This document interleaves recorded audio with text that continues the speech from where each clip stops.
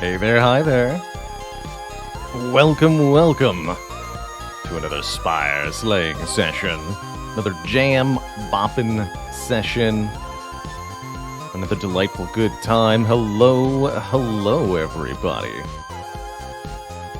Good to see you, Peanut Wrinkle, Fire Drawn, Who is Noah, Donis Incarnate, Haligonian, Clove Hitch, Geranoi, French Fry Apocalypse, Carabola Streams, and LL.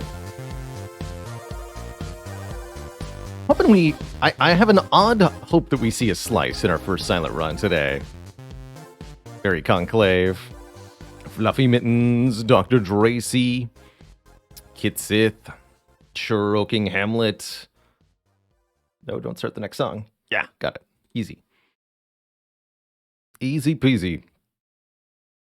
Yeah, the soundtrack to Curse to Golf slaps, I think, way more than it had any right to for a game based on golfing. Not just genuinely good jams, but truly long, impressively varied, like electronic beat tracks in 8-bit style.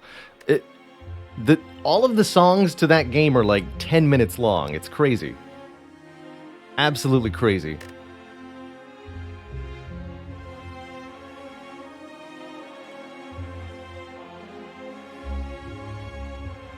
Over there.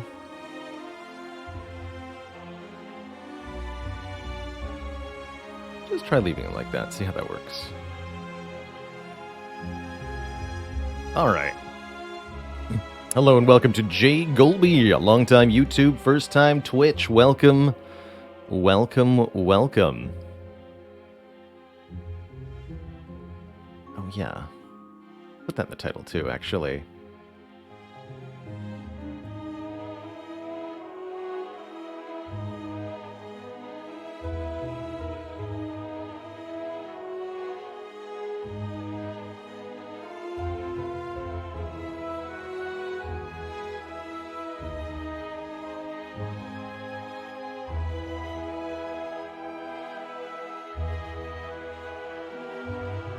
An oldie but a goodie for real Napster lives. When is a door not a door? When it's ajar. Hoping to see a poison run. Well, don't necessarily need to have Slice and Poison be mutually exclusive. Where's that library of cards? Kev Decky, thanks for the Prime sub. Vincent Nevin says, is there a way to see how many hours you've watched my stream? Yes. I believe somewhere within your profile on Twitch you can find that. I know that at end of year, Twitch will usually inform you of your top viewed channels, but that should be something that you have access to at any given time.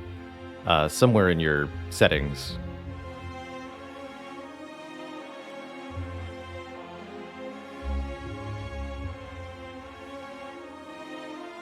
It's getting logged somewhere, I can assure you.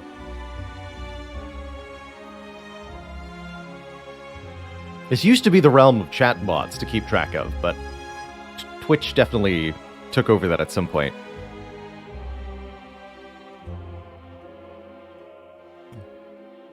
Did you hear about the criminal who kept removing people's doors? Reports say he was unhinged.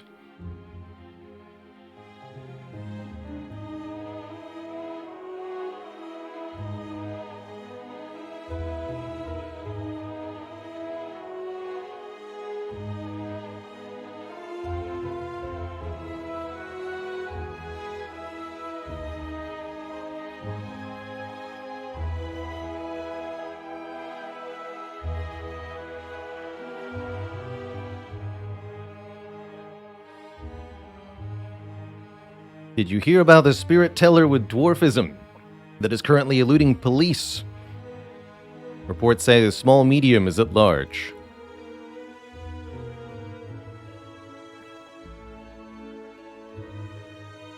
How much of my decks would I say are devoted to card/energy manipulation? Oh, great question, hippity hip hooray. The ideal answer is almost as much as possible. Let's see if we can get some examples of that. We had back-to-back Corrupt Heart losses on Silent. That was tough. Although I have to say, getting both of these runs to Heart was pretty good. And I feel like this was winnable here. I think both of these Heart fights might have been winnable.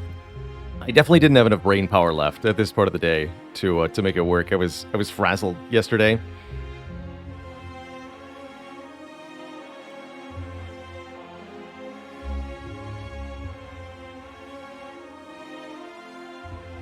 What is this real life you're talking about, anyway?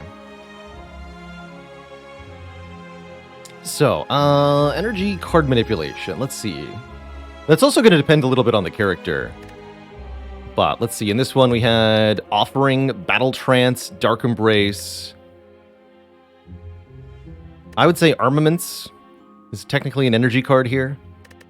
Not that much, but you don't often get offered that much.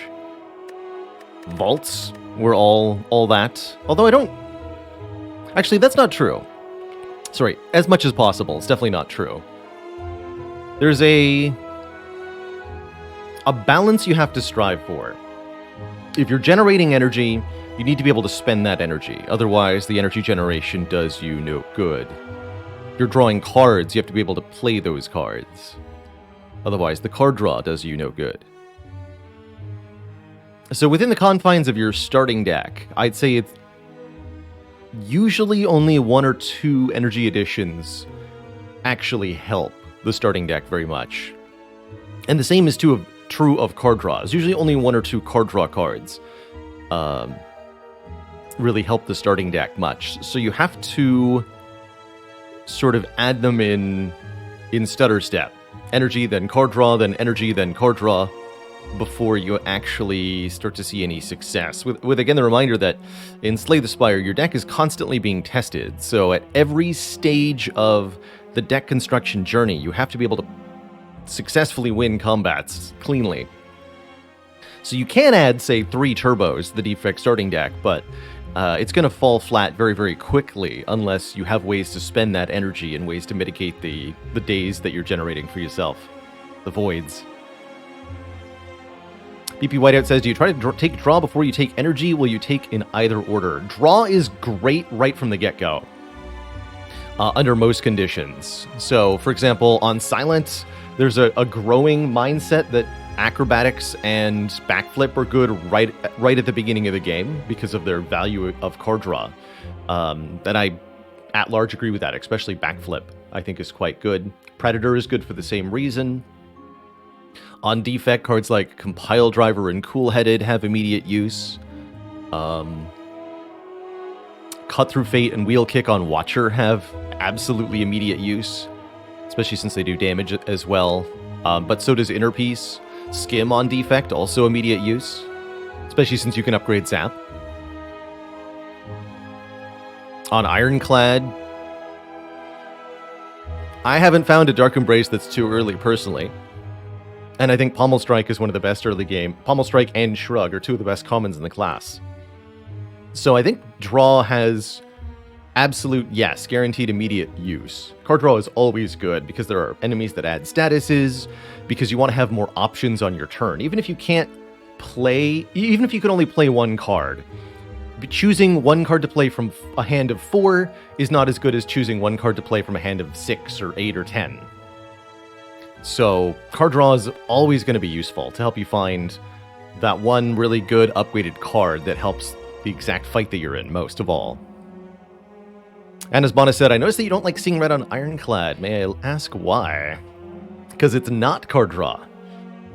Seeing red is... There's a couple problems with seeing red. One, seeing red is an energy generating card with an energy cost, which means that you can't draw into it with your last energy. You can't use Battle Trance with 0 energy or Pommel Strike with your last energy, draw a Seeing Red, and then play it, unless it's upgraded. And upgraded Seeing Red is pretty good. But the other thing is that you're trading 1 draw for 1 energy And Ironclad doesn't have a lot of draws to trade in the first place.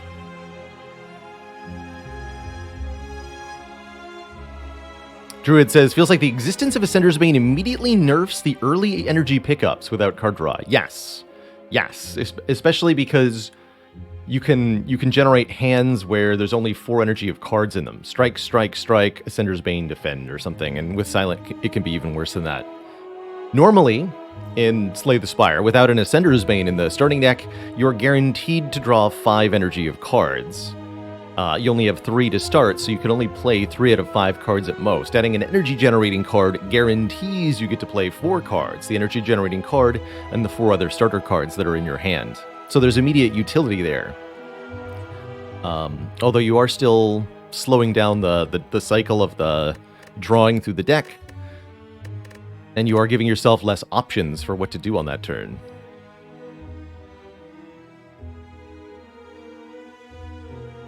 BP Whiteout says, I always thought I was foolish for taking Acro floor 1 to 5 before Grum the Knob. I guess not. Well, as always, it depends on what it's up against. If you're taking Acrobatics over, like, Setup and Infinite Blades, I'd say that's probably a correct choice. You're taking Acrobatics over Predator and Terror, I think you might be making a poor choice. But as with everything in Spire, it's really up to the 3 cards you get to look at. You can argue all day about what are the top 10 commons to pick with Silent in Act 1, but you get into a run, you only get to look at 3 cards, and if the card you want isn't one of those 3, you're out of luck. You have to take what you are offered. Speaking of, what are we offered here? Elite? Oh no, not... This is spooky looking. Slime boss at the end. All the elites in the act are like right at the front. This is the opposite of what Silent usually wants, but that doesn't mean it's impossible by any means.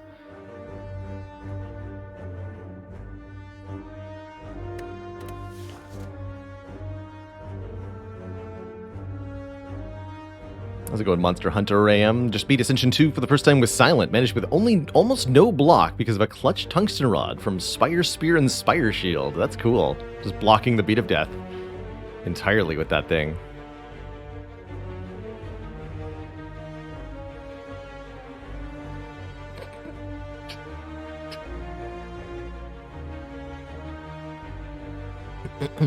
Yeah, we could trust this in Relic Swap here. I don't mind a common relic start at all. Again, I think that is one of the better starts on Silent. This is actually not the world's worst time to buy 12 hit points. Although notably 12 hit points doesn't help us that much against the Elite Gauntlet. It will indubitably help us against Slime Boss and in the later game. I'm gonna give that a try, actually. This is not usually a start I opt for, but I think it can be quite good here. Let's see how this goes. I'm not planning on using the gold immediately. So buying 12 hit points for myself here in Act 1 could end up being quite useful. And then having 12 more max HP for the late game could be extra useful as well. First floor Sneaky Strike is the only damage card. Let's do it. Let's absolutely do it. Now we can pick up a Dagger Throw or an Acrobatics, and at worst, Sneaky Strike 12 for 2 ain't too bad.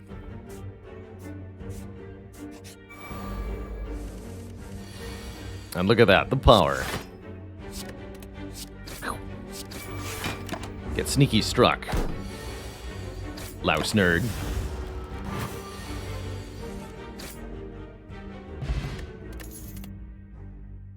I'm not taking the choke again, but I will take an Endless Agony again. Endless Agonies, I like to think of this as 0 cost, deal 8. It is rarely worth it to intentionally not play the Endless Agony to make it duplicate itself more. Think of it this way, you're declining the ability to do 4 damage now in order to draw 8 damage later for 1 draw. So you're spending a card draw to deal 4 damage if you let Endless Agony cycle. It's exactly the same thing as cycling a Shiv intentionally, essentially.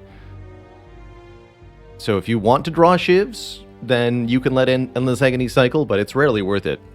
However, it can be worth it if you are getting something out of discarding the Endless Agony, and that's mostly true with Calculated Gamble or the Gambling Chip. If you're getting an extra card draw out of letting the Endless Agony go, then it's a totally different story. Let's see, we can deal 12, 20, 22, 26, leaving you at 5. Okay, let's do it this way.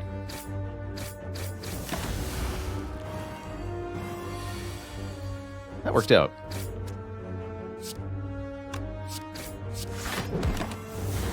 Every hit point preserved.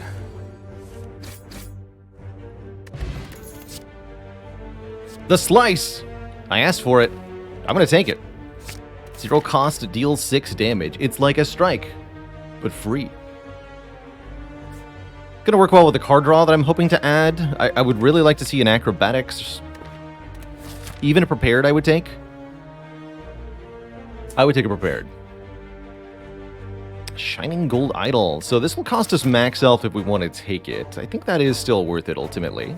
Although it's going to undo our starting bonus a little bit here. It's only lose 7, so we'll go to 71 and a 71. That means taking the Golden Idol is a full heal. Writer Geek 84, thank you so much for the 5 gifted subs. Welcome to the Cozy Sub Club, everybody. Till the end of the month, the end of September, gift subs are 25% off, I think. So, if you've wanted to buy your favorite streamer a little something special, now's the perfect time. I'll wait while you go to their channel and do that.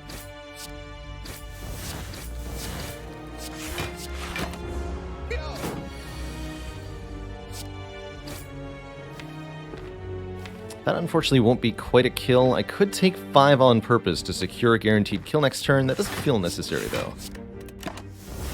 I don't think we need to do that. I think I'm just going to consistently draw the necessary blunking, such that there is no danger to our hit points. Do I still get full commission? To my knowledge, I do.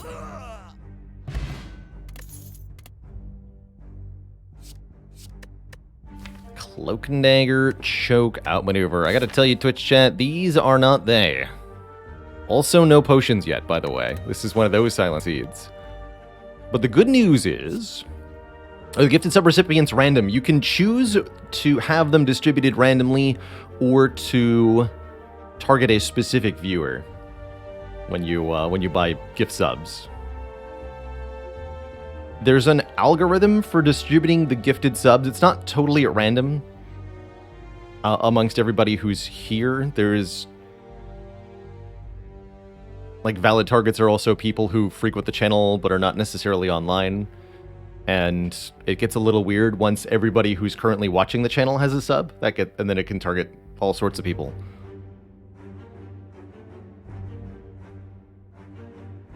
But yeah, more or less random amongst people who are here, usually. How's it going, see-through Shifu?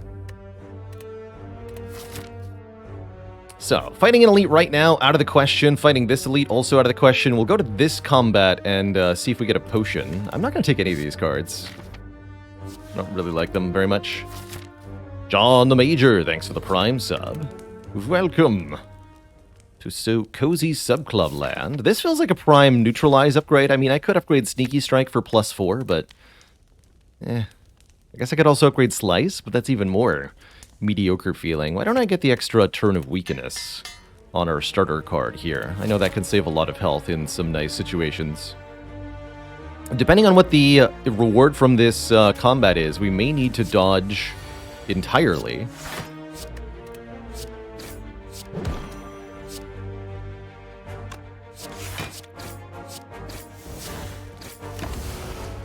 The elite. Half of 72 is 36, which is exactly what you would go to if I struck you. So draw this hand with weak next turn, or draw it without weak, and there's 2 slimes next turn. Rather be weak.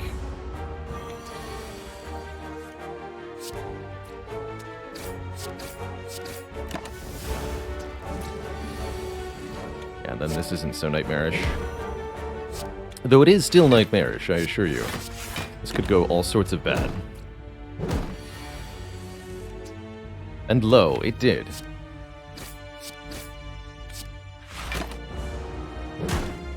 John the Major says, long-time YouTube, got silent to Ascension 8 last night. Thanks for all the insights. Heck yes. You are so very welcome. Okay, well, this could have gone worse. Let's just say that. This could have gone worse, and I'm glad we're alive. Together.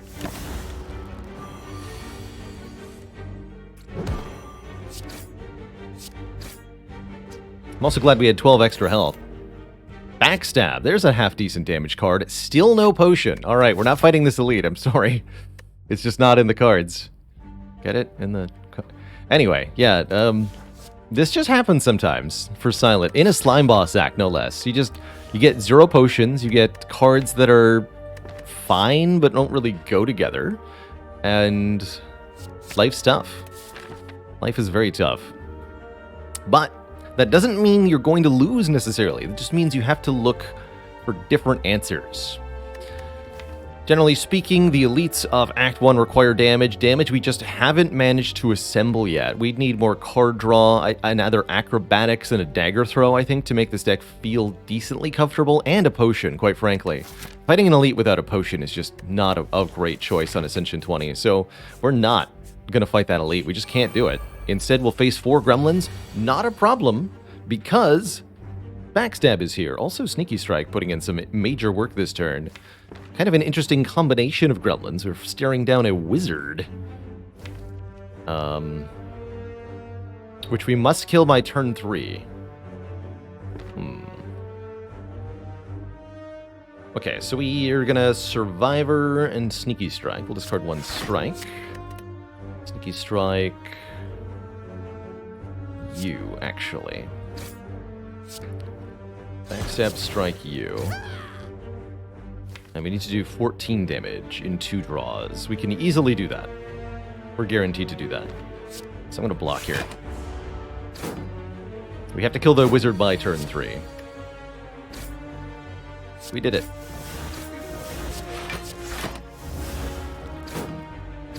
Not too bad as a set of gremlins, quite frankly. That could have been quite a bit worse.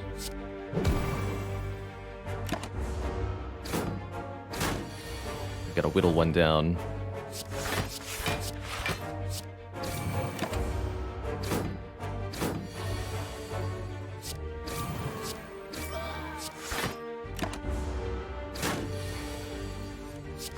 Get him.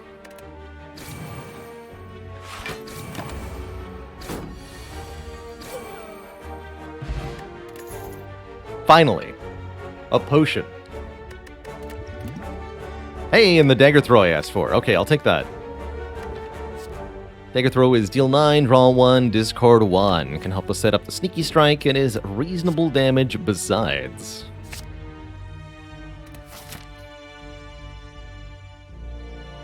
It's so funny. Let's look in the chest. There's a bottled flame. Well, let it not be said that we did not find a good relic. So that relic was the blue key. I could bottle a backstab here, TwitchChat. And then we would always draw it on turn 1. And we wouldn't be able to lose it to the falling event. I mean, come on. That's a mere 2 acts from now. That's almost an immediate payoff. I would like to fight 1 elite successfully. Can we make that happen, game? Do you believe that we can make that happen together? Let me go this way. We'll take 1 event later on. 11 health Blouse. Excellent. Be gone via the backstab. The power. Not able to kill 1, huh? No.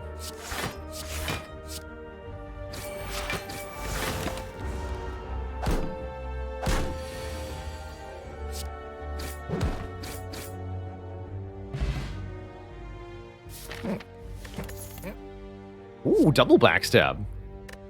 Not the world's worst finisher either.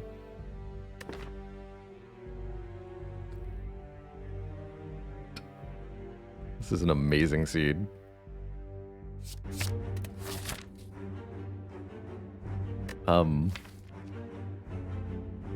You were back up to 90% potion chance. That's great. That's what I wanted. That's exactly what I wanted. Okay, this fight wasn't too bad. Thankfully, double backstab is going to be destroying most shorter fights, like, instantly. Hey, a good potion. Okay. And another sneaky strike? Yo, I'm in. It's actually not a bad expertise either with this deck. A double sneaky strike. Keep adding attack cards. Don't stop adding attack cards. In fact, upgrade those sneaky strikes. Too sneaky for me. Build 17 or remove a card. Actually, this is a really good card remove because we definitely don't like strikes anymore. Got double sneaky strike. Regular strikes, they're just not it. Just not it. Alright, our first elite, and only elite, in fact, will be these three nerds, and boy, am I going to destroy them. Just absolutely obliterated.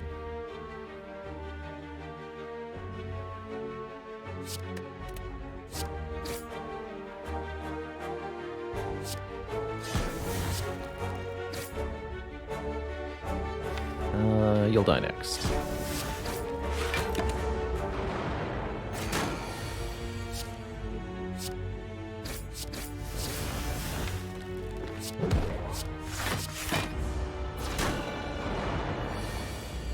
Well, at least we can say this went pretty well.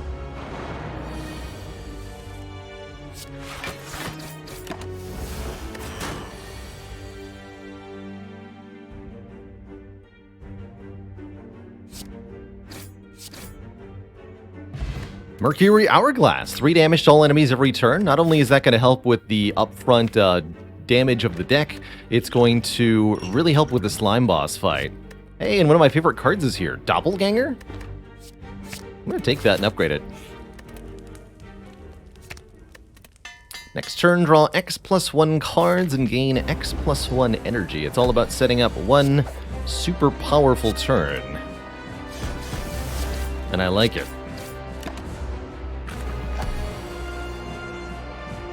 Okay, we need to bring you as close. Could just split now?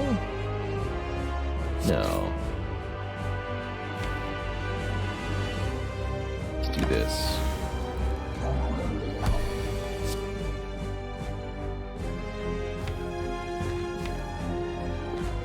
So I double for +4? Okay, let's see how this goes.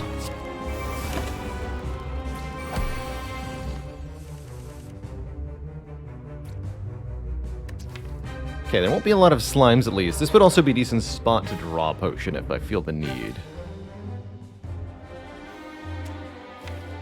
This would be a very good time to do it. I'm gonna do it. We're very likely to get a potion after the slime boss here. After all. I want to distribute the damage here.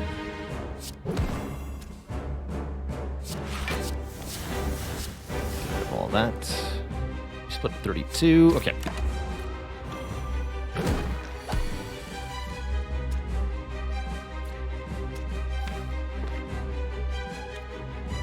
Just gonna take this hit.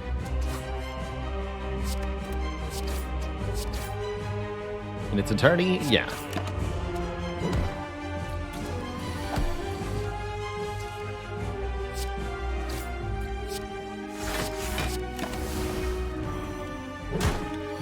Alright, that feels like a comfortable way to get through the slime boss fight.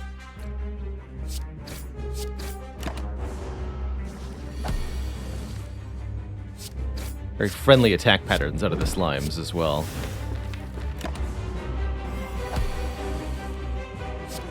Not bad, not bad. So we kind of panicked in Act 1, but we come out of it actually pretty strong. We've got what I consider a pretty good set of damage cards added to the Silent Surtur deck. We're down a strike. We're reasonably flush with cash, and we are being offered a Wraith form here in a deck that has no defense plan otherwise. That's a pretty dang good Wraith form. Could consider Die alternately for massive area damage. But feels like a pretty good Wraith form to me. I'll take it. Collar, Dome, or Bell? That's an interesting... That's an interesting dilemma. Difficult to give up the ghost. So Runic Dome makes it hard to know if I should use Wraith form. That's a bit awkward.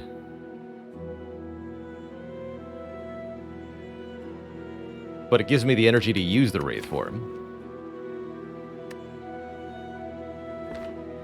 Velvet Choker is definitely awkward in a deck that's got Endless Agony and Doppelganger. We really don't want to limit ourselves to 6 cards per turn. Could just go with 3 relics. Adding the extra curse is definitely a bad thing, but the extra relics could really help us catch up. I'll do it. Let's see what the Calling Bell has for us today. Dong. Nunchaku, which is basically a boss relic. White Beast statue, which ensures that we will never be cursed by potion shortages again. And a Prayer Wheel, which is certainly a better earlier than later relic. And that's a huge deal to be getting here at the beginning of Act 2. Prayer Wheel is going to let us hunt for upgraded cards, going to let us hunt for acrobatics. That's actually a very fantastic Calling Bell, all things considered. Alright, there is an easily accessible shop. Oh, I like this path a lot. Look at this. We get to... You know what? I'll even take 4 combats. With White Beast statue, potion, Prayer Wheel. Combats are very, very valuable for us. Hit a shop with our money, upgrade, elite, upgrade, elite. Fight Thwack, get 2 more relics. I'm sure it'll happen. Let's do it. Have no fear, Block Potion is here. Way less health. Gonna go defend, double. Enjoy. Caw.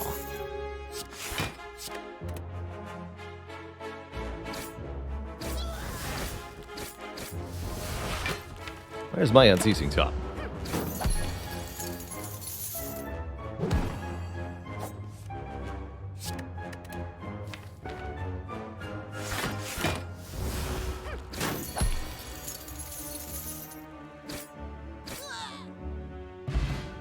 Fruit juice.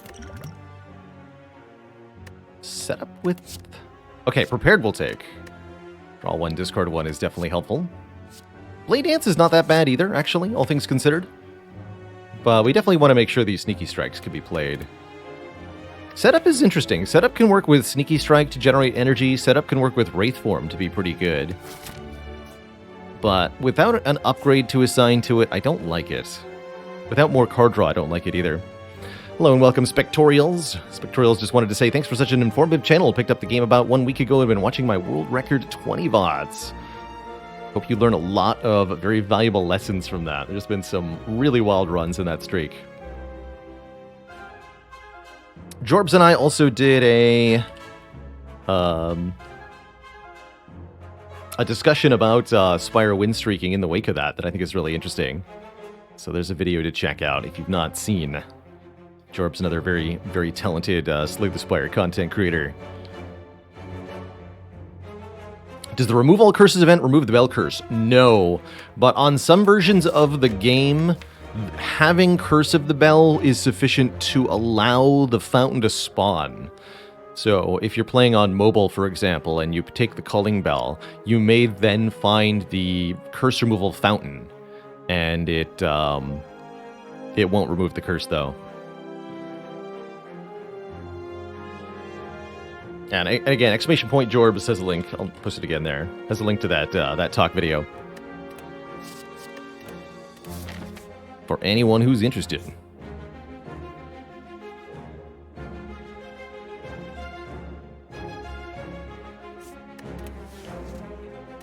It was a lengthy chat, but it was fun to make. Chosen one. How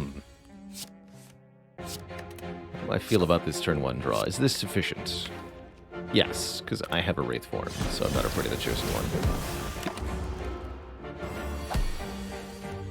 Chosen always follows this attack pattern on Ascension 20. Hex on turn 1, then a debuffing move on turn 2, and then a attacking move on turn 3. And the debuffing move can be an attack at the same time, so attack and debuff, or pure debuff this turn. Always attack for a lot of damage next turn. And then that'll continue to alternate. Debuff, attack, debuff, attack. It's the Chosen's attack pattern. So I think we just defend Doppel so I can draw the Wraith form here. Can always gamble into it. Could have also gambled to activate the Sneaky Strikes this turn. Didn't feel it overly necessary, though.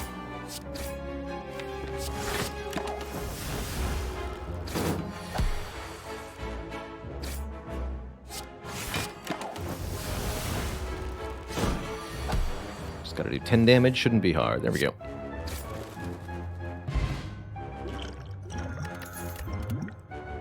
Masterful Stab. Loose.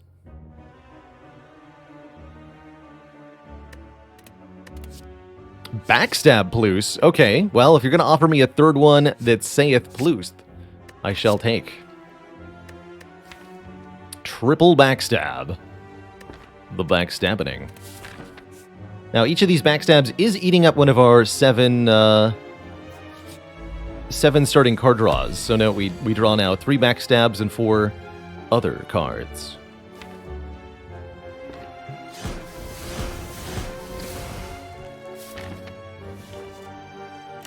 Probably use the Gambler's Brew in this fight if I have to. So far, I wouldn't say I have to.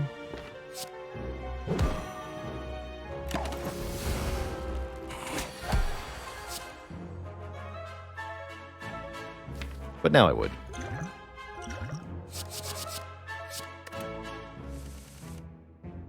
The biggest doppelganger of all time. Twitch chat. Next turn, draw 9 additional cards and gained 9 additional energy.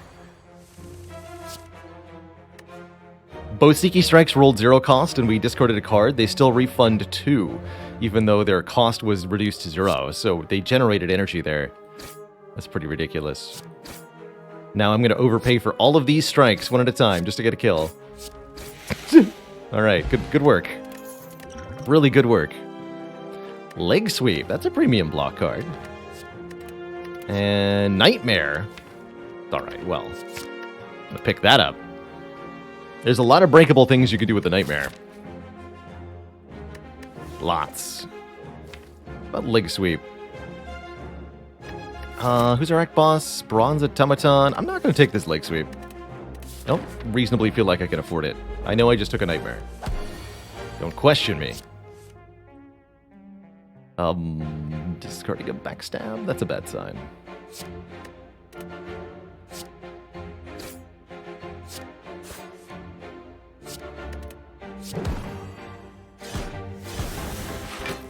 Unspent energy on turn 1. It's not great.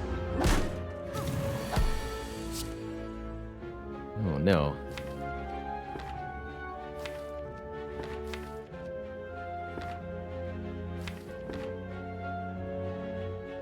Actually, I should just, if I'm going to Liquid Memories, I should do it to just kill you. Or I can Poison Potion to just kill you, yeah? Oh, that's way better. Use the worst potion.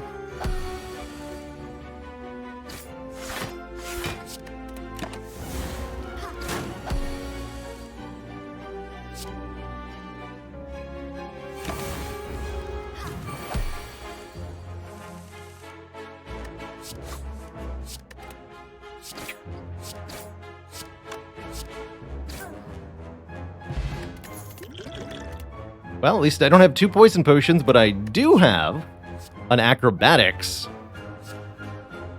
Actually, expertise is pretty good too. I'm gonna take the acrobatics and another backstab plus. I mean, how could I say no? Really, Twitch chat. How could I say no? Had a ninja scroll.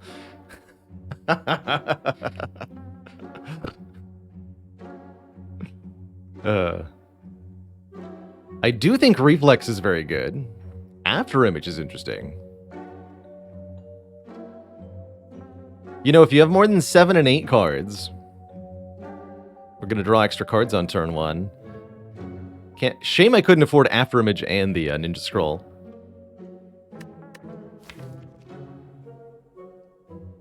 I could also Nightmare the After Image. Ooh. Oh, I like that. Definitely got to cut some cards. I'm going to cut a Defend here, actually. Can I afford Concentrate? I could. I'd rather buy Impatience, but I'm unable to afford that one. So Nana says, what happens if you have 8 or more in 8 cards? You start with all of them in your hand.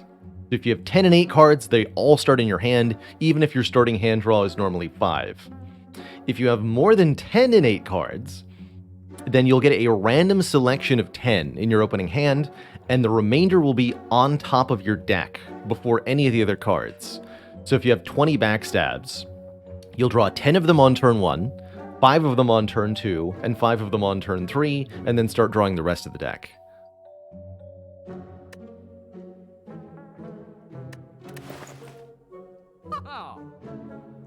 Which would actually be really amazing with Unceasing Top. I've never thought of that, but now I want that to be my build. 30 backstabs and an Unceasing Top.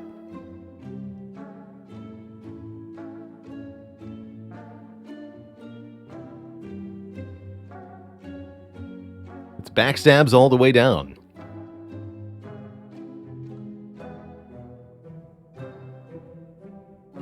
So for example, if you had a deck that was 100 backstabs and Unceasing Top and Ascender's Bane, the Ascender's Bane would always be the bottom card. That's pretty cool.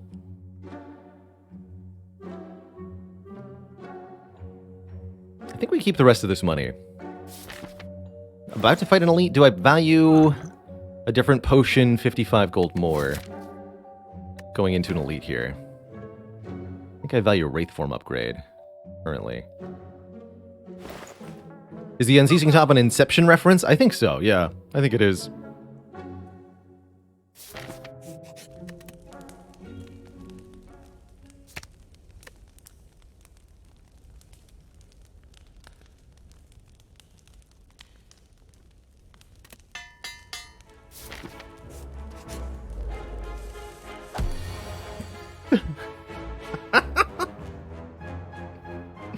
The perfect hand?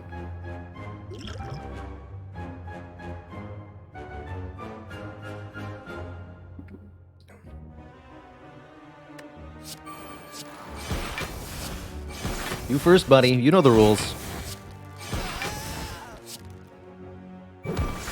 We actually don't even take that much damage. Do I want a poison potion here? Yeah, let's speed this up a bit. Feels like I won't be using the liquid memories. Oof. It's a bummer of a draw. Liquid memories doesn't even help me here. Even more of a bummer. Can't fight the slavers again though, so I'm okay going into an elite fight, especially if I keep the liquid memories. I'm okay going into another elite fight with less than optimal health.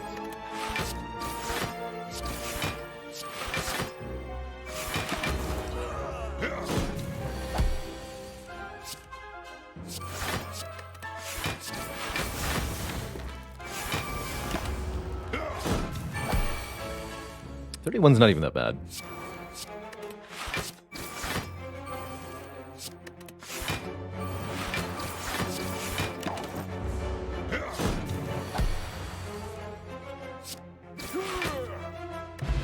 Calipers. Intriguing. How do I feel about a Piercing Whale? Piercing Whale would be pretty good against the next elite. But we're going to start to run into issues.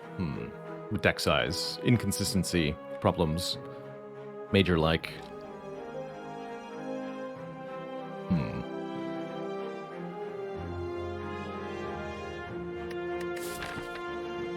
Really just want more card draw.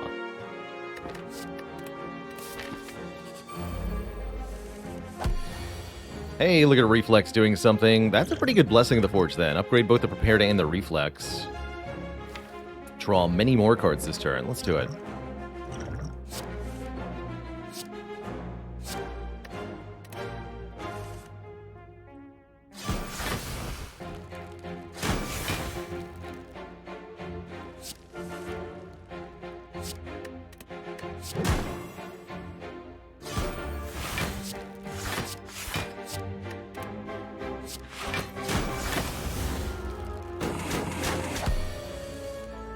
Good talk, snake plants.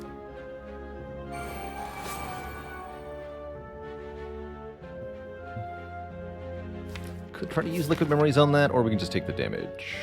Bummer. I'm just gonna take the damage. So close, yet so far.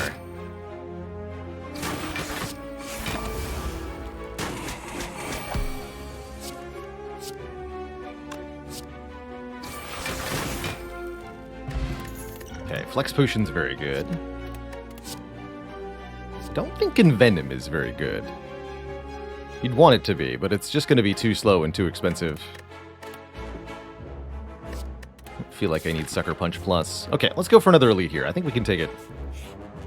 Famous last words. I think Guri is going to be good, though. Add strength to all these backstabs? Well, in lieu of upgrades, I'm not sure, actually. Good lord, what is happening here? Help! I'm being accosted on turn 1 in a manner most foul.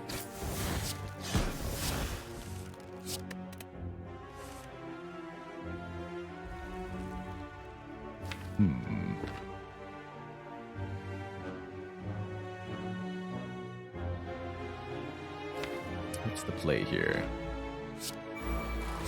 Like this.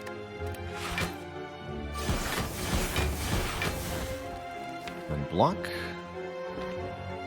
We're not perishing here, that's fine. Liquid memories available for next turn. Yeah, because if this happens, we're SOL, unless I have memories for acrobatics here. Actually, what's the damage total? 28 plus 12, an even 40. So Dagger Throw won't do it.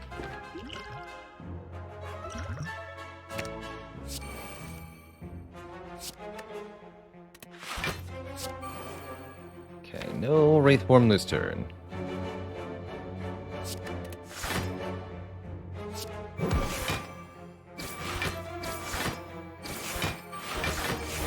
Just a mere full block. We'll have to do. No.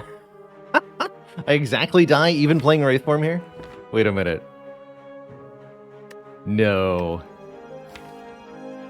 Not like this. If only I'd drawn the Doppelganger. Not like this. Anything but this. My quadruple backstabber run. How could you? How could you? Man, I really thought we were going to be able to handle that elite. This is 6 plus 9, 15, still die. So we die either way. My backstab deck, no. Killed by the bell. Literally killed by the bell. Although the relics we got immediately were good, predictably, that minus draw really hurt us there. Unfortunate, unfortunate.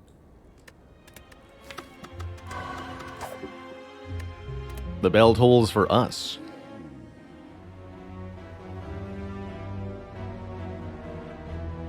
We're out backstabbed.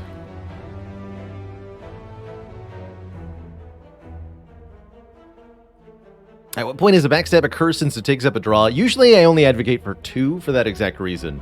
4 was definitely too many. 4 was definitely too many, but that's okay. Wow, there's a 4 elite path, huh? What would it take to take that on? 100 gold into Sling of Courage, maybe. I do like this path, actually, with here. So 100 gold into the shop is reasonable. I'm also thinking about random rare relic here. Who's a rack boss? Slime boss? Take the rare relic. Oh, that's even better than 100 gold. All right, I'm in. Let's do it. Lose 99 gold to gain 300 gold. 201 free gold. I'll take it.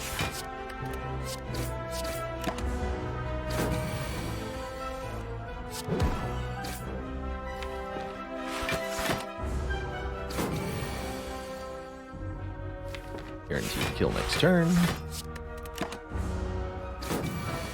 A caw. Caw.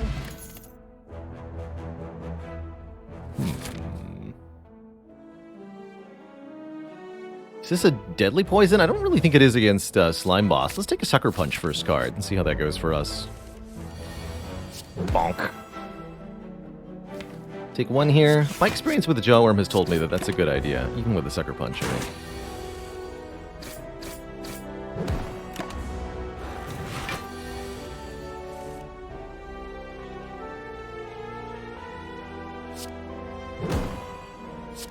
Bummer.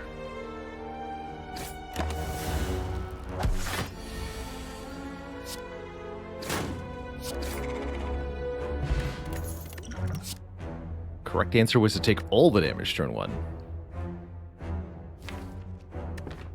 The gamble I took was calculated, but man, my bad at math.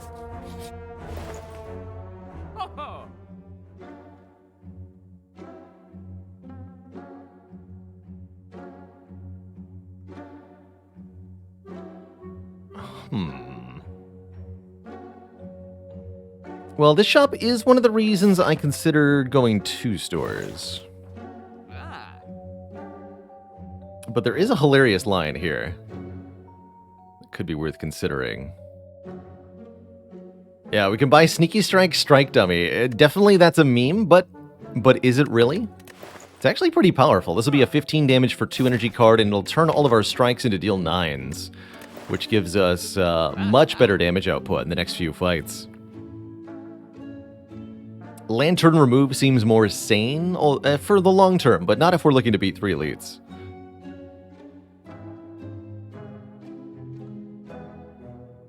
Also, we've got Slime Boss, and Strike Dummy will be huge against Slime Boss.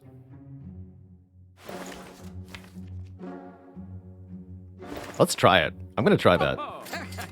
Definitely don't know that that's the correct choice here, but I really feel motivated to try it. I'm feeling very experimental right now in my play.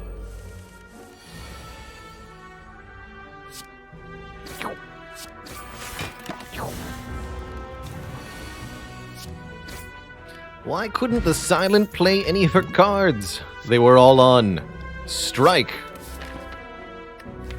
Alright, well, double Sneaky Strike Dummy actually seems kind of hype now. I think I am going to go for the upgrade over this elite and the Dead Shop. But I am going to go for 3 elites after that. Especially now that we have a Ghost in a Jar. Especially now that we have a Ghost in a Jar. More strikes. Strike them from the records.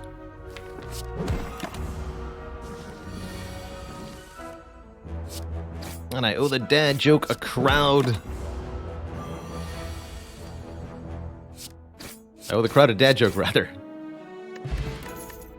Oh, the dad joke a crowd? Alright, I already took my slice. I don't need another one. Does Silent have other strike cards too? No. Just Sneaky Strike.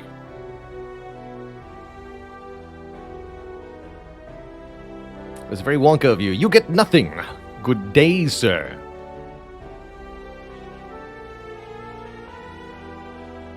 Good day.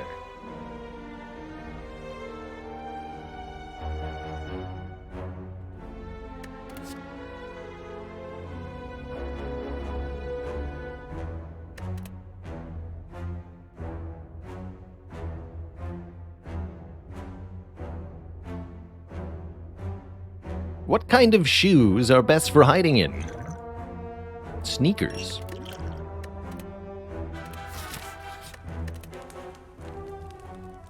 I think I just upgrade the gamble here. So that we can use it again and again.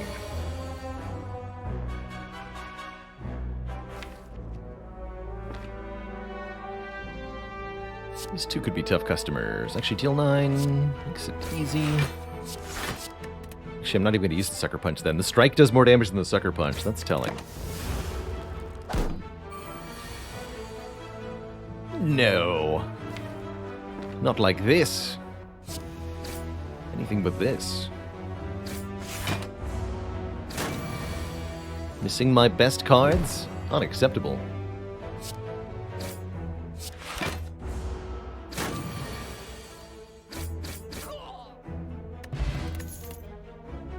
Bouncing Flask. No. Prepared. With 2 Sneaky Strikes, we take a Prepared, and that's at our upgrade, too.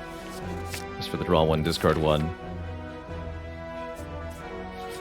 Swift Strike.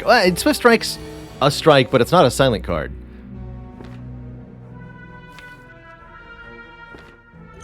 What do you got? 1,000 cuts. Caltrops Accuracy. Alright, we'll take cuts for this fight.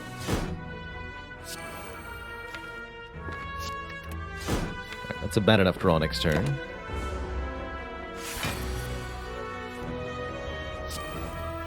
It's a good draw. Begin the assault.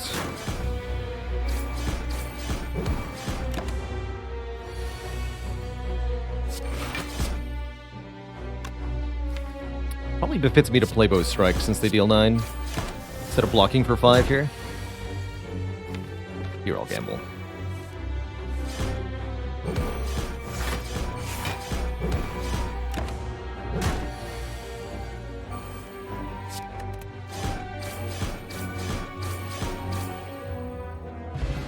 Preserved Insect will mean the next few elites are even easier to kill, including that Burning Elite we're about to face.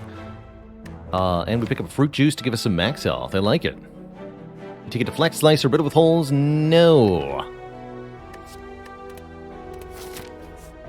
No, we don't.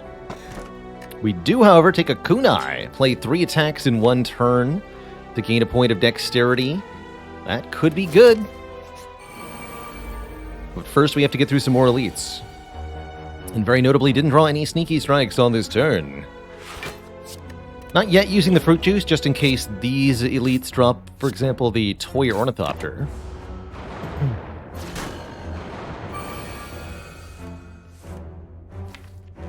Either Sneaky Strike perfectly kills you, so now's the perfect time to gamble.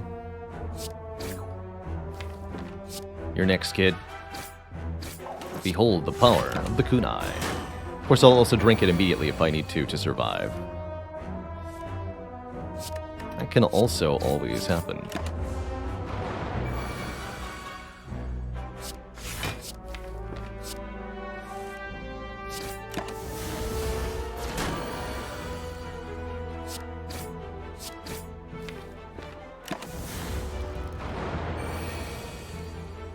Good. Not a bad fight. Not a bad fight at all. This strike dummy really helped out, and now we get to upgrade some of the strikes? How could you say no? And we're offered another Wraith form. I'm going to say yes to this one, just like I did. Actually, what about Deflect with Kunai? Is that a simpler and more reasonable choice than a Wraith form? It's pretty hard to turn down a Wraith form. And I have Ghost in a Jar? I'll take the Wraith form.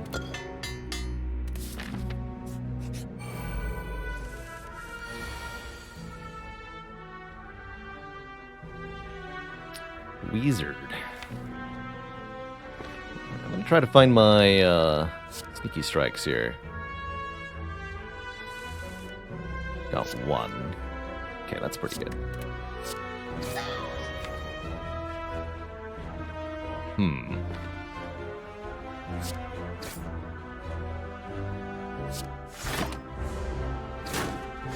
was afraid you might do that.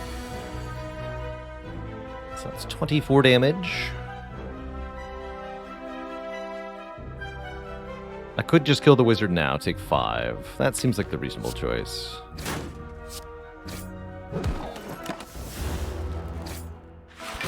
Otherwise, I have to do something silly. Let's not go there.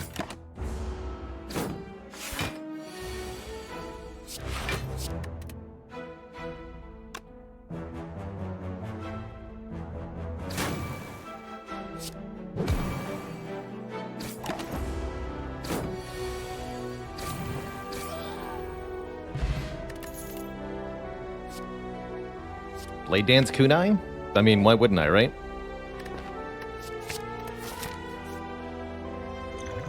I've got 14 health and a Ghost in a Jar to face down the small Lagavulin.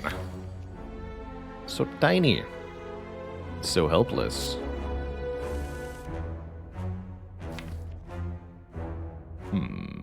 not good enough. Although, do I want to create some shivs and just cycle them? I don't think so.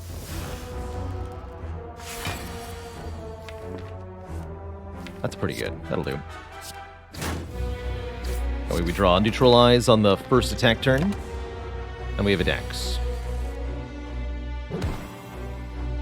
Perfect. Probably just full block that, not getting another Dexterity.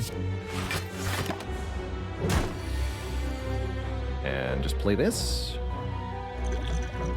Seems like the very reasonable choice.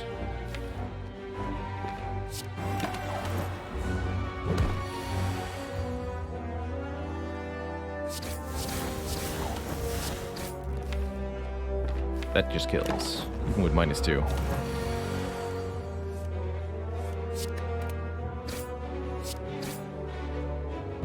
One damage Lagavulin. We get an Incense Burner, giving us even more intangibility, as well as the Distilled Chaos to play the top 3 cards of the deck, and an important question, do we take another Sneaky Strike? Do we take a Blade Dance? Or do we take a Dodge and Roll? Or none of the above, even, is an option.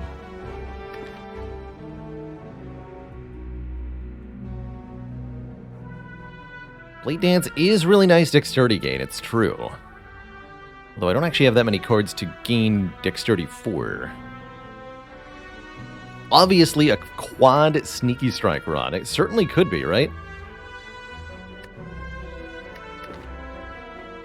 With the Kunai, though, the dodge roll is very nice. I honestly don't know that I like any of them.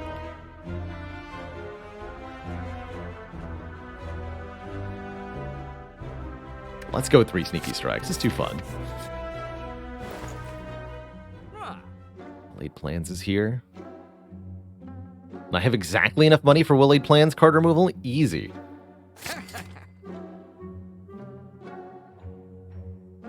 Alright, I'll still remove regular strikes, because the Sneaky Strikes are even better. I know it might be tempting to take Tactician, but what are we actually discarding the Tactician with? I guess just Prepared, right?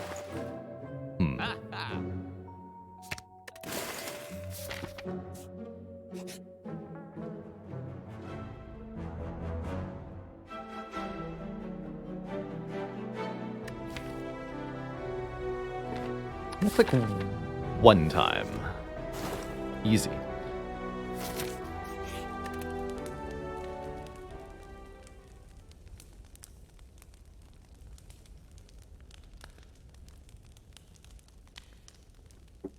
think with the Ghost Jar, I want to upgrade this.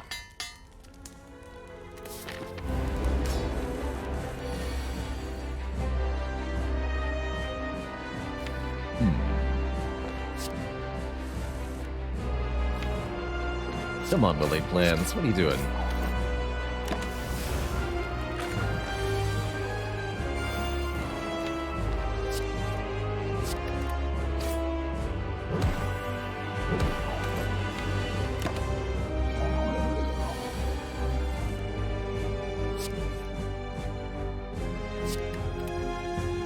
Alright, so we can either split in a pretty underwhelming way, or I can use a potion now.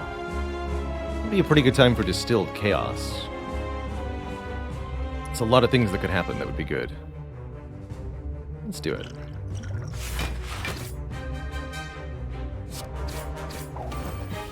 Ooh, I like, could have done that differently. Let's keep the Pendib. Could have Pendib to strike there. But now we get to Pendib a Sneaky Strike. And that might even be better. Get Sneaky struck from the record. Fool. Probably just play Wraithform next turn. We'll have Incense Burner to support us, so we have 3 turns of Intangible coming up.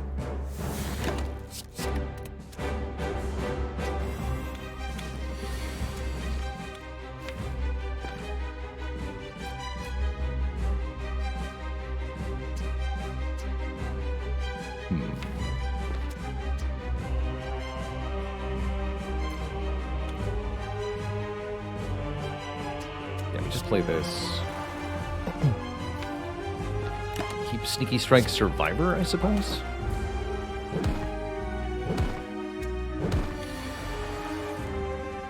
Kind of glad they're all attacking, although I don't like the number of slimes going into the discard pile. That's terrifying.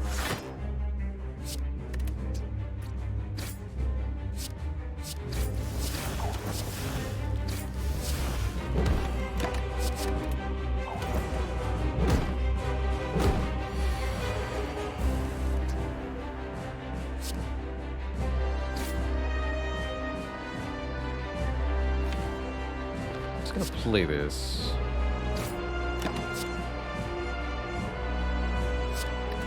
I think I need to defend.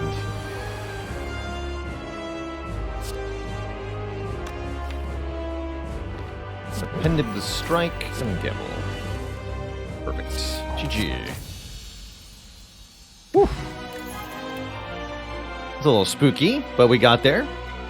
Doppelganger's back. I'm not sure I trust it, but actually it's kind of nice with Kunai. What do you call it when this character gives you the silent treatment? Speaking strike. Oh my goodness. Brutal. Simply brutal. There's maybe some argument for Storm of Steel with Kunai. Not much to burst in this deck. This deck definitely operates better with larger hands of cards, so I am somewhat inclined to take and again upgrade the Doppelganger. Problem is, there's many other upgrades we want. Wraith Form, Prepared. I guess that's not that many.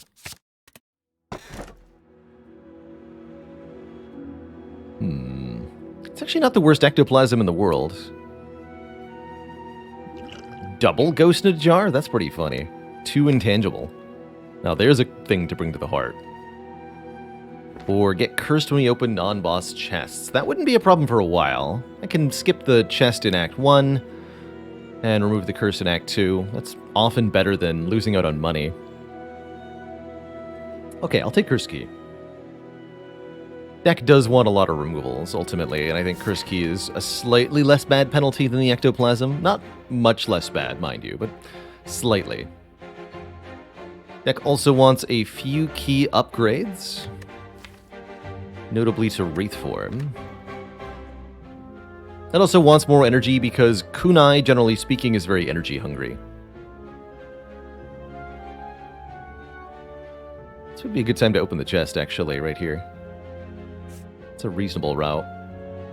Get 2 elites. Get an extra upgrade compared to the 3 elite path. Yeah, okay, I like that. Enough. Could also opt for this elite instead of the first fire, but gotta upgrade Wraith Form. Seems important.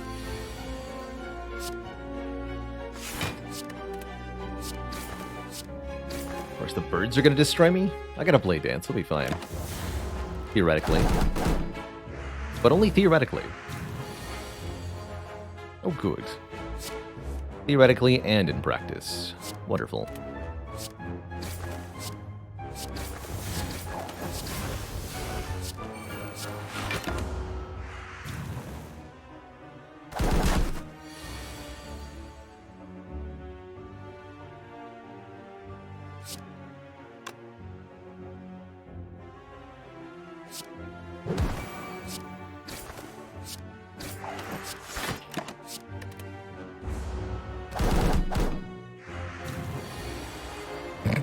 Got him.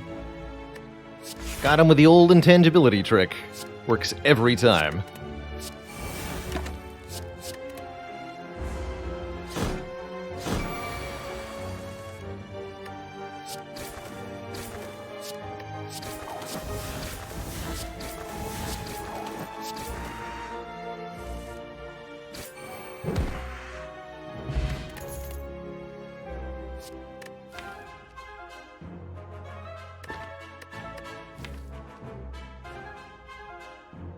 Now I'll take a deflect? I don't know.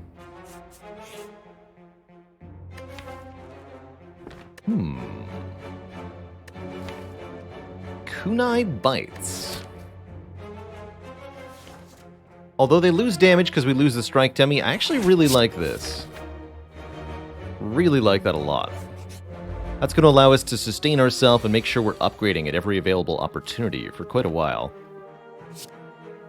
The sneakiest vampire there ever was. I'd like to draw towards that Will-Aid plans, actually.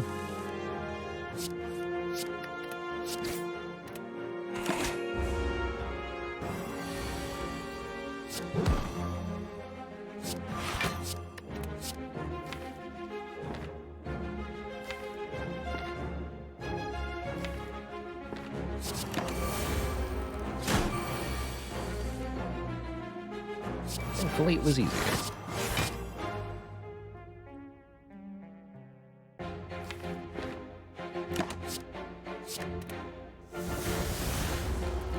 Keep these in hand rather than playing them. Now I can play them for a kunai.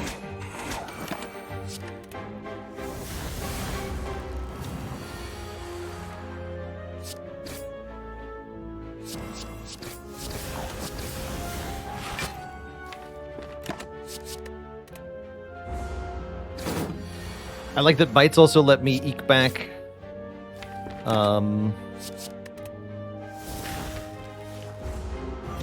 health that I lose to being intangible. Like I could stall the incense burner here. Let's do it.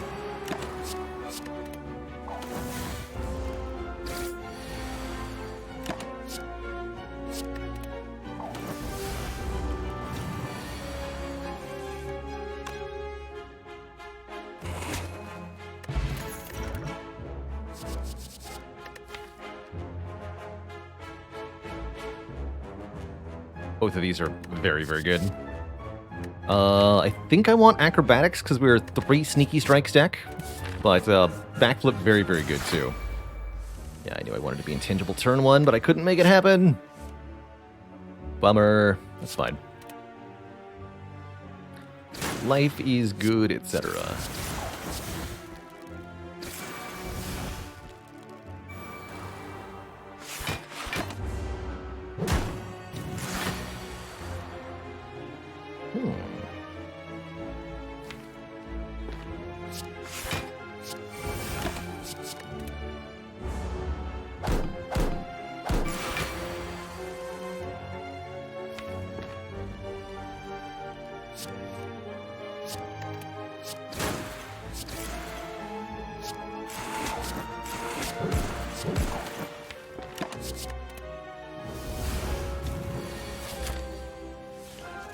Not for a while yet is the elite.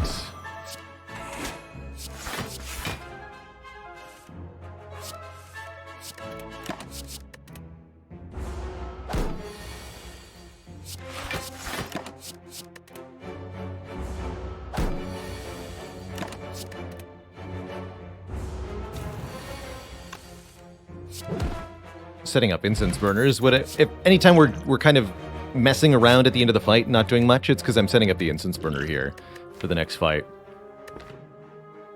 Gambler's Brew versus Energy Potion. I like the Energy Potion.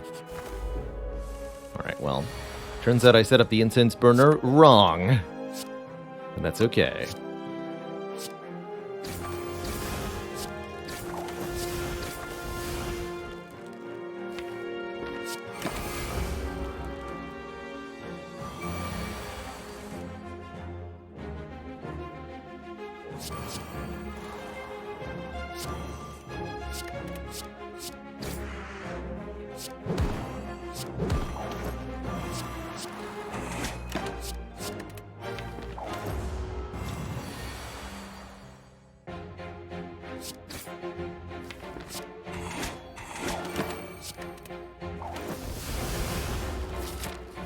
2 more fights till the elite.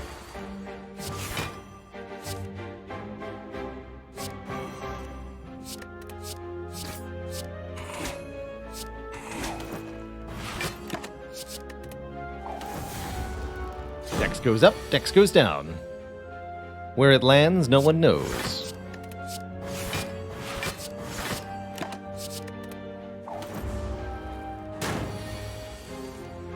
Uh-oh. If these were strikes, we'd win. Bummer. Alright, I'll get the health back then.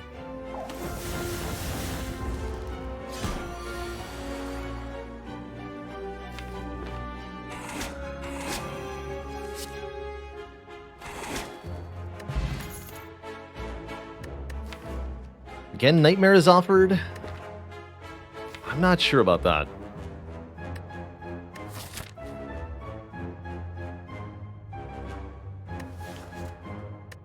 It could duplicate Wraith Form. It could duplicate Calculated Gamble. There's definitely a lot of things it can dupe later to become a win con, but I feel like we already have the core pieces of such a thing. I think it's too heavy at the moment. Too unwieldy. Too unworthy to be included.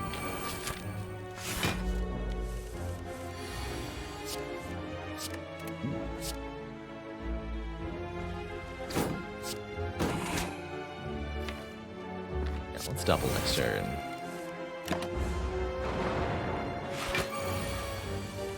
Draw a bajillion things.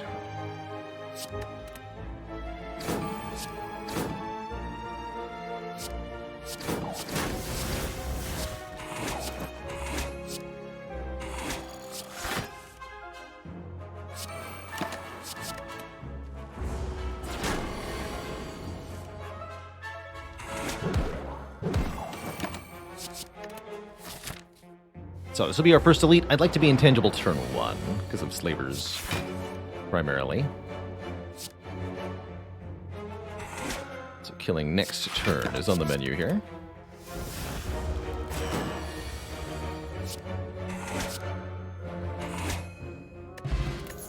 Back to full HP, no problem. Do we want an upgraded quick slash? It's fine, but I wouldn't call it particularly good by any stretch of the imagination. A mere deal 12 for 1. I don't think so. Alright. To be tiny elites, we're intangible turn 1. It is these nerds. So all is well here.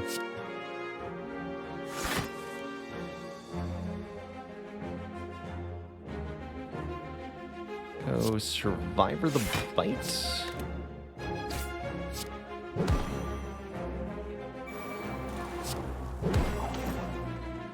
What's that?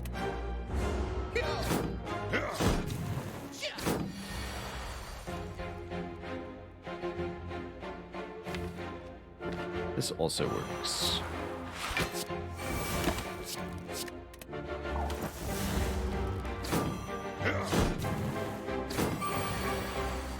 Doesn't matter if I'm intangible. Getting vulnerable, that is. Doesn't matter at all.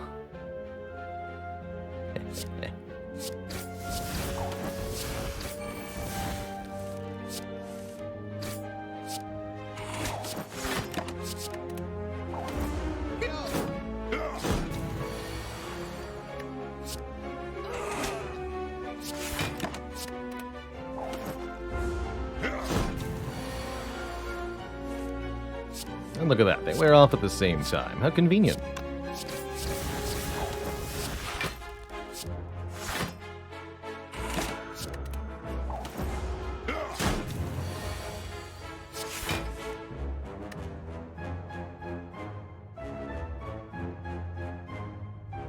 Can't quite kill.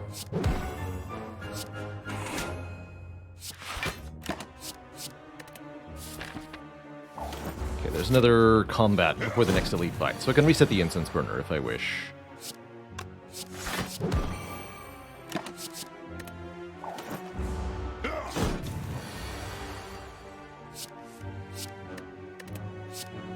I do wish. Okay, get me out of here. Sundial! Every 3 times we shuffle the draw pile, gain 2 energy, and here, what a choice. Adrenaline for instant card draw and energy, or Terror to make all of our physical attacks do substantially more damage. Tough choice. Backflip's good too. Really like Adrenaline, because this sort of deck does thrive on draw consistency. But it's hard to ignore the first Terror that we see.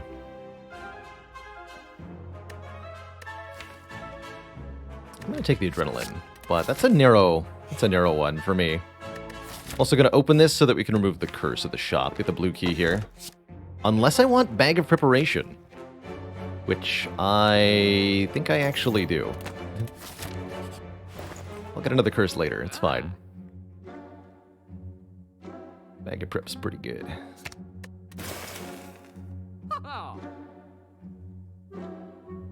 Alright, that's all we need to do here. There's nothing amazing relic-wise. Cauldron. Happy Flower's okay, but we don't need it. We don't need it. Not as much as we want the upgrade on, like, Prepared or Doppel or Acro.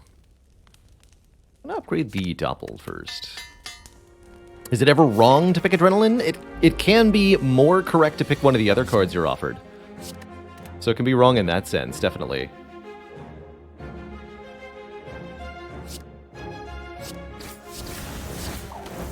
For example, it may have been wrong to pick Adrenaline in the sense that the Terror was actually the better pick. but it's definitely very rarely wrong to take adrenaline over, say, skipping. Very, very rarely. Not that it doesn't ever happen, just rarely.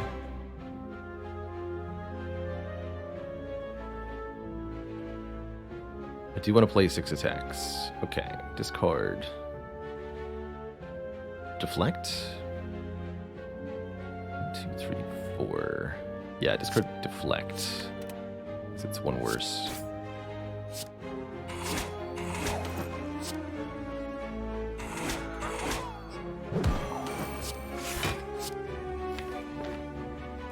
Keep this, take the 2. Can always bite it back, after all.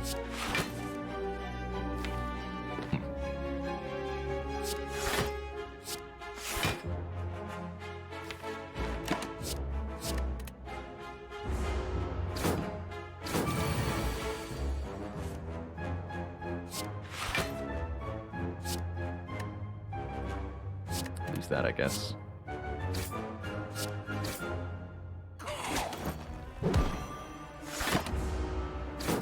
Tangible here. And here. That way we can set up the burner to whatever I want it to be with 4 intangible now, and I want it to be turn 2. So incense to 4.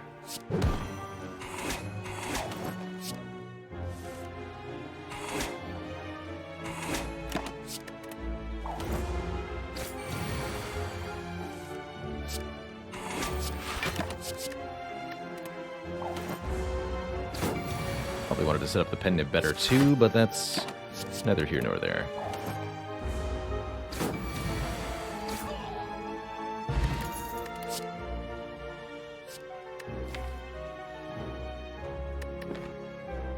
It says plus on it? It's actually really good. This lets me reduce Wraith Form to 0 cost or generate 2 energy from the sneaky strikes. Comes with a free upgrade. It's actually shockingly good.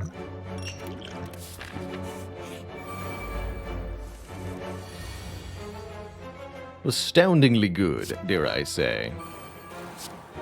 Here, you nerds are free to attack me as you see fit. Good luck. Oh, it's that you're all attacking and I'm invincible. How unfortunate. If only you'd thought about that beforehand. Such a bummer for you.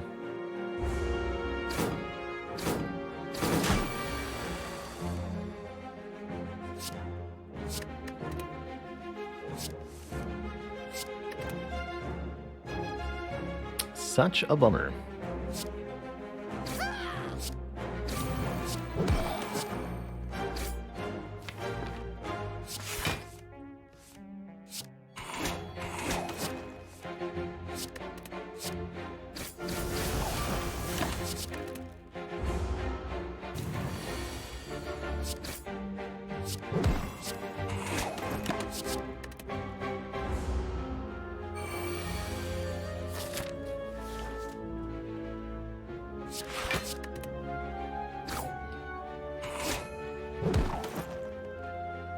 Good fight.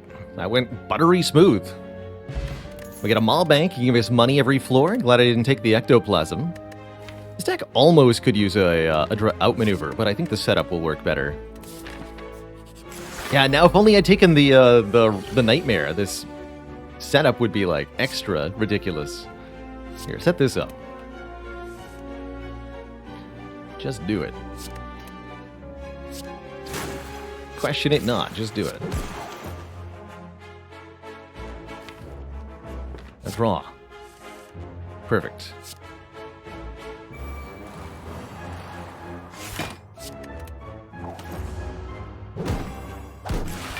So we want incense on 0 for Bronze Automaton, right?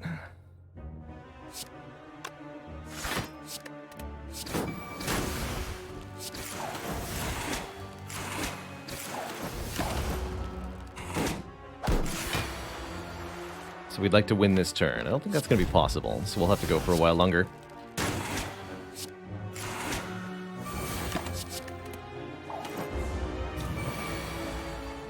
For quite a while longer, actually.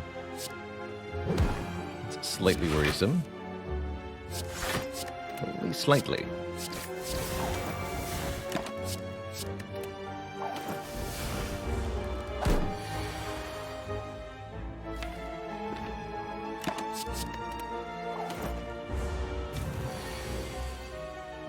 $16. How do you expect me to block 16? Well, 12's not so bad, huh? We did it.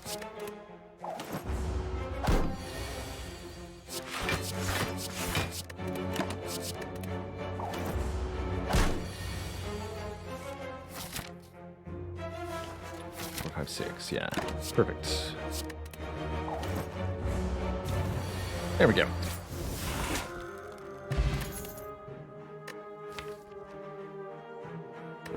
Fumes, unupgraded, prepared. Neither of those speak to me. I guess Cloak and Dagger's iffy with a kunai, but without an upgrade and without the ability to upgrade it, I don't think it's a good addition. I think upgrading our card draw is now one of the best things we can do, so I'm going to upgrade Acro first, probably Prepared next, and get more copies of Acro and Backflip if possible here. You want to bust through your artifact? No, let's just gamble here. Perfect. The double now.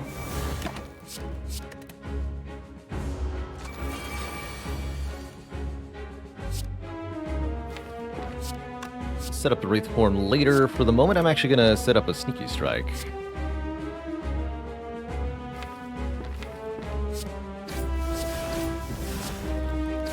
These orbs are going to have to die in this fight.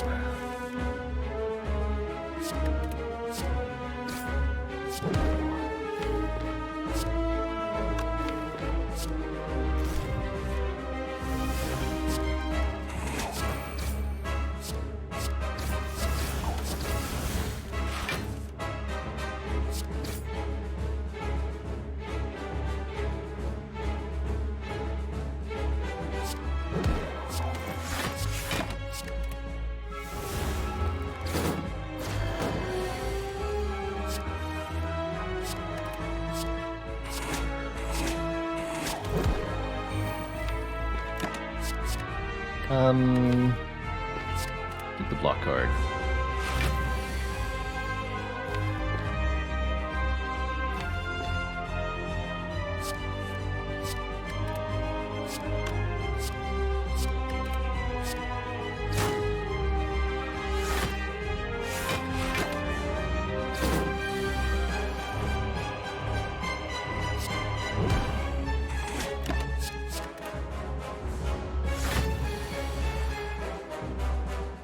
Not exactly able to do a lot of damage, though, you know?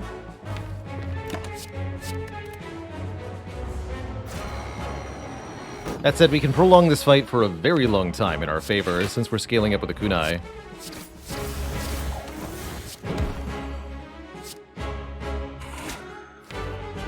Shouldn't be too much of a problem. Don't even need that Wraithform right now. It's nice, but it's not actually necessary nor helpful. Oops. I've misoptimized my damage. Truly unfortunate.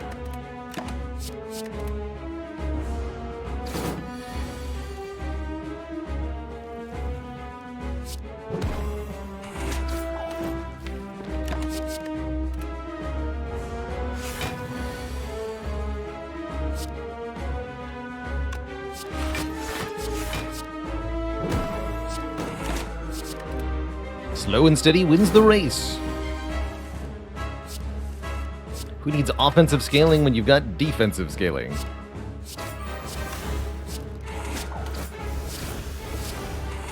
Also, we're intangible for every Hyper Beam. Fun fact. It's just how the Incense Burner do.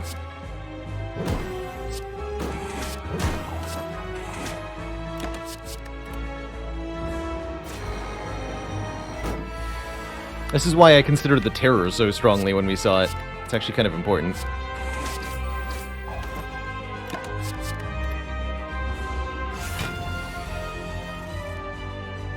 Hey there, little by little. I have never been to GDQ personally. So I have not been the announcer there, although who knows, maybe someday.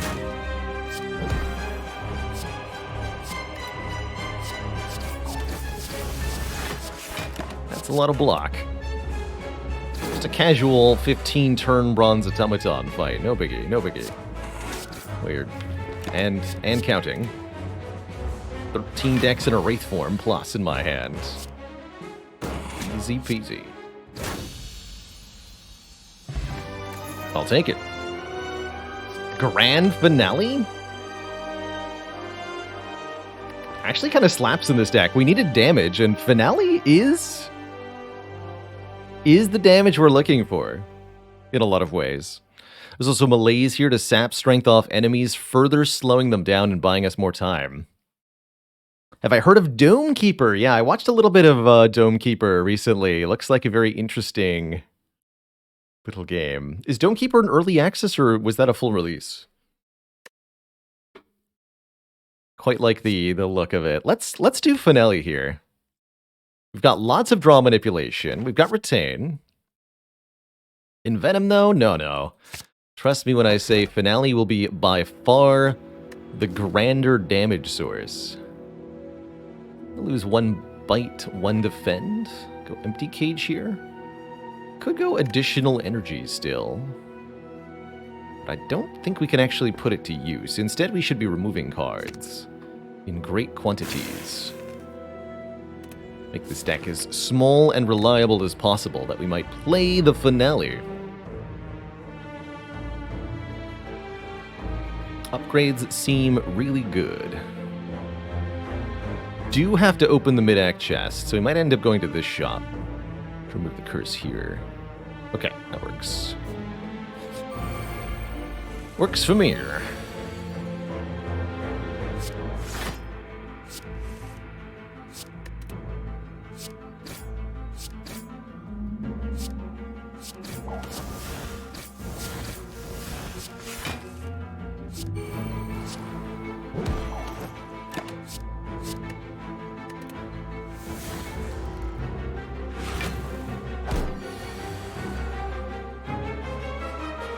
So I want to draw 8 cards.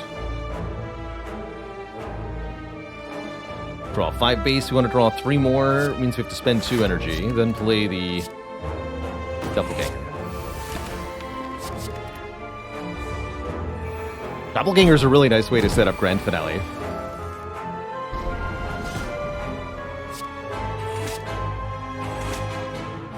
Beautiful.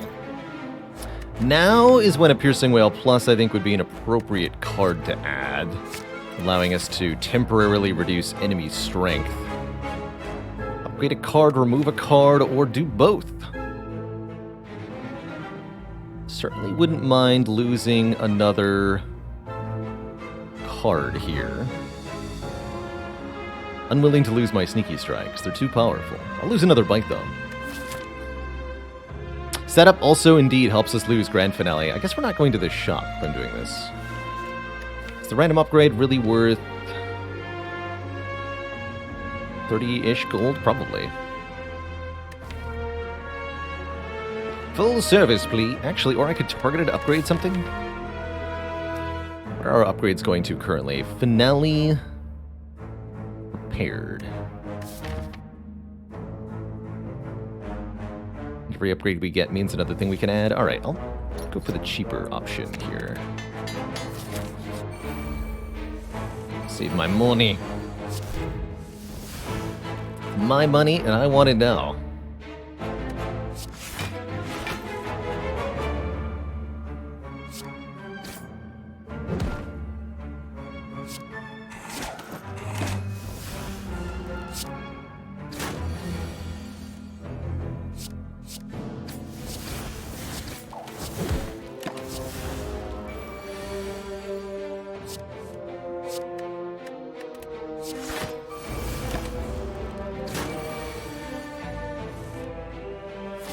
Waveform is a pretty good Spiker's solution.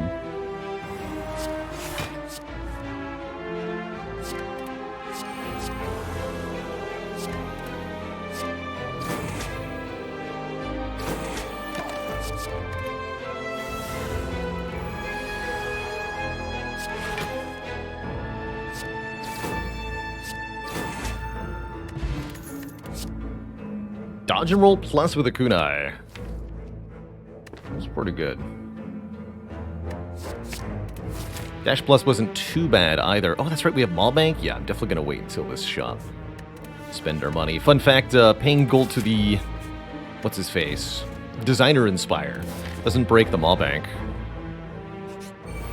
Gotta love the green cards, right? Can't believe this... strike dummy run has turned out so well. Pretty absurd. Not that one, please. I'll reroll one more time. Perfect. Thank you.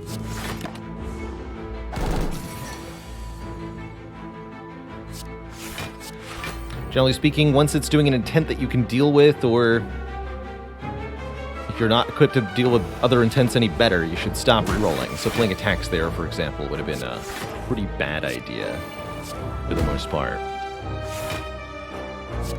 Here, you be weak forever, thanks. Grand finale. Also, set up that Wraith for. Just do it.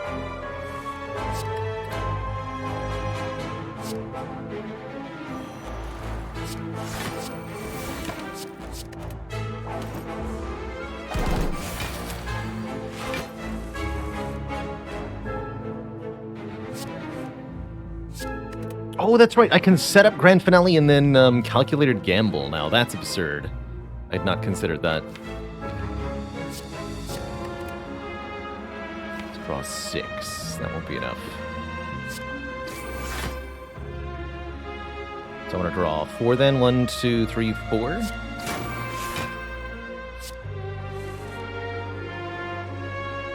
And stop. And then Pendant Grand Finale. You'd love to see it. Unupgraded prepared?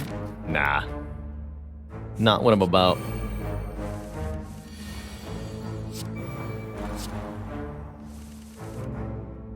Alright, I'll play Piercing Well. You guys are gonna be like that. 2 can play that game.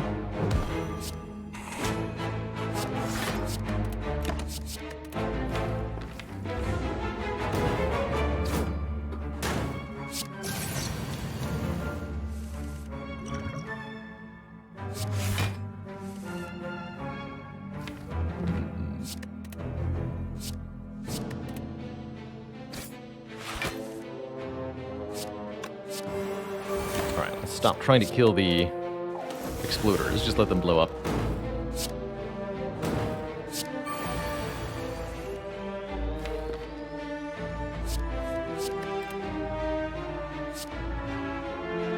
Kill these things instead.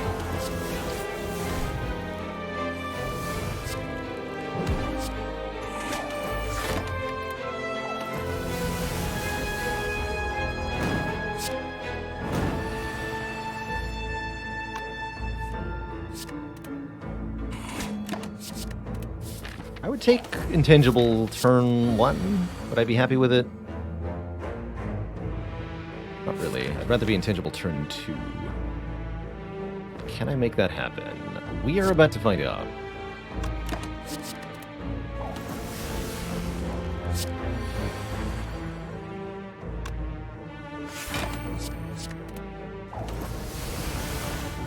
These things rarely attack, so it should be a simple matter to stall against this foe.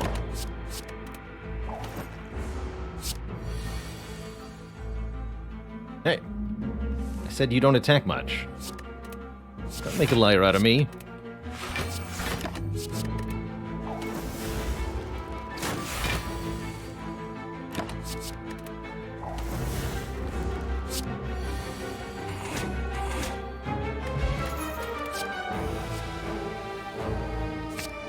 Terror plus. Finally, our damage. Our damage is at a maximum now. We knew it would return to us. Blessed Terror. Blessed Terror.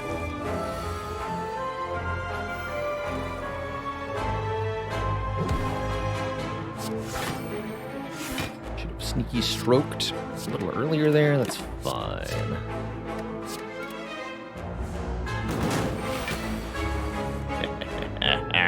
Got him.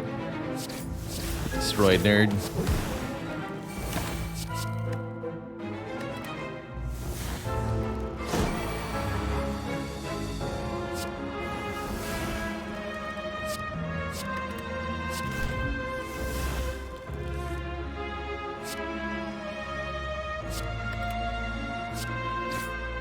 Bad news for you, kid.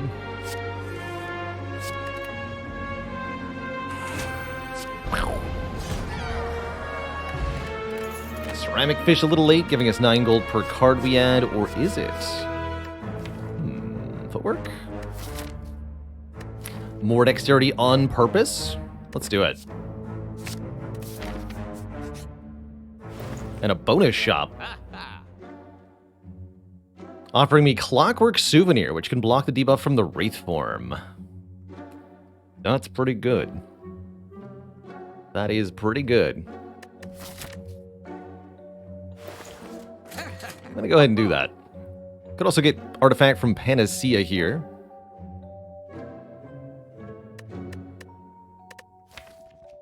But I like not adding an extra card as we do that. I'm also going to save our cash for this shop, since I'm going to be removing the curse from this chest momentarily. Okay. Decay, and the relic was Snecko's skull. That's not too bad. We'll fight another elite here. Don't even necessarily have to remove this curse immediately, but I probably will.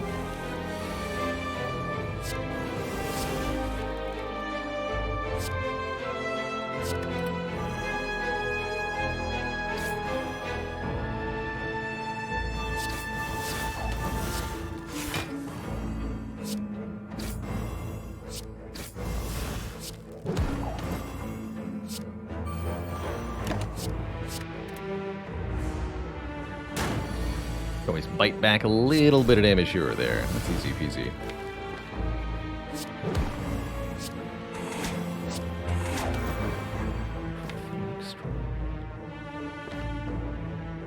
So I draw 5, then I draw 4 more.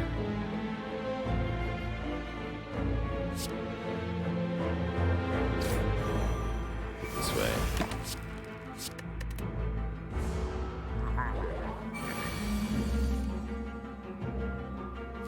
Works for me.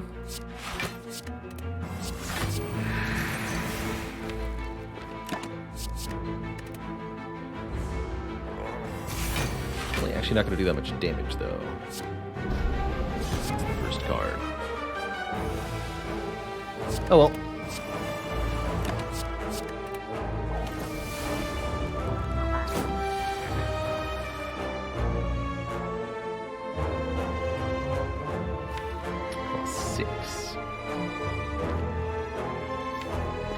Don't want to draw 6 necessarily. Draw 5, yes.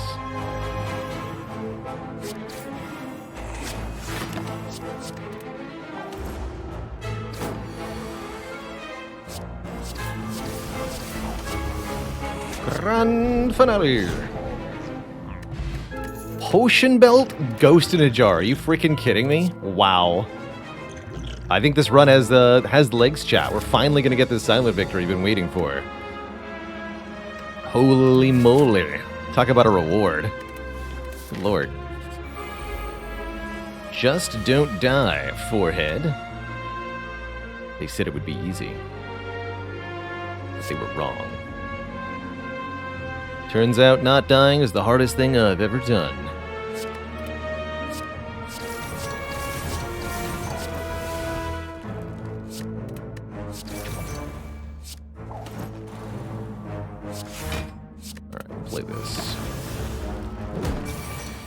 Pretty hard to die with 2 Ghost in Jars, though, you know?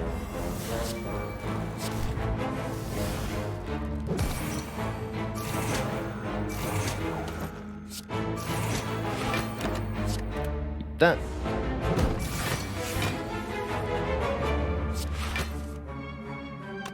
Cards in the draw pile. Unfortunately, I cannot finale under these conditions, but that's okay.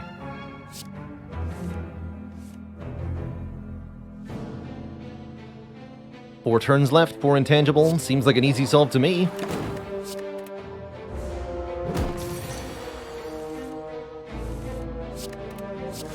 Now we just wait.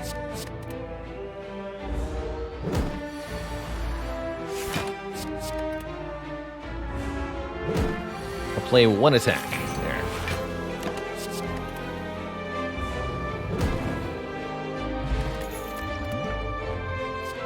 Sneaky strike number 4. For the memes. Ooh, pocket watch. Interesting. Escape plan and finesse are both decent. With kunai in separate ways. I like the finesse more than the escape plan. It's non-conditional, right? If I was going to buy one of those 2 things. I like the draw 1 for finale as well. Let's take it. Gain 2 block, draw 1.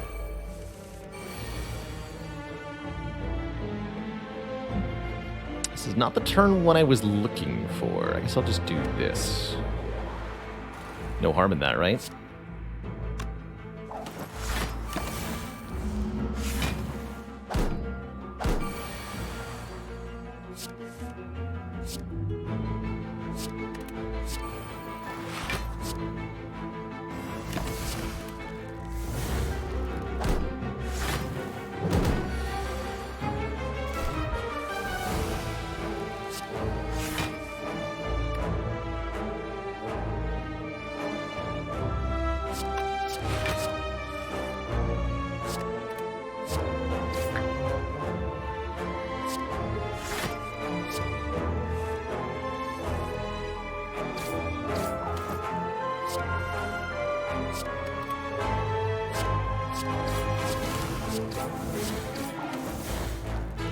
Setup finesse is also really nice, so I can immediately draw into something at the appropriate cost.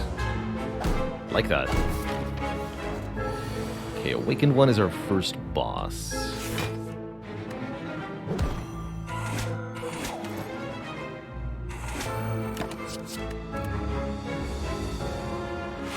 Don't really care what the incense burner is on for Awakened 1. It should be more or less fine either way. Oh, check this out. I've got 4 draw in hand. There's 3 draws to get finale. Normally, this doesn't work. But if I set up a card, now there's 4 cards in the draw pile. And we can do it. Grand finale. The power of setup, Twitch chat. Expertise looking mighty fine.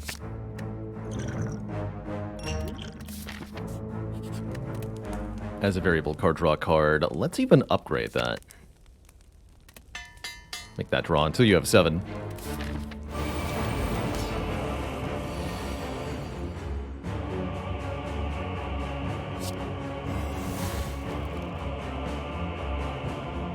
It is acceptable to play Wraithform turn 1 of this fight.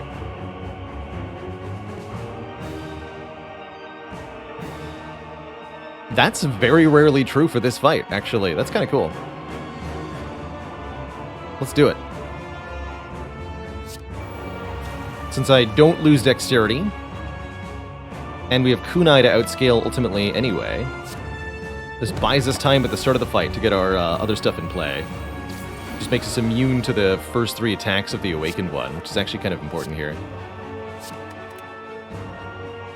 So I can focus on the little guys. The bird nerds. See, like, this turn would be, well, not that bad, I suppose. I'm gonna do setup on the Sneaky Strike here, so that the Doppelganger is worth more. I want to doppel for plus 4 cards, so that Finale works, right? That's right, and Finale will kill both of them, so start attacking here. If I want a finale for Doppel for +4, I need to spend 3 energy on it. So if I Blade Dance Bite, that'll be perfect.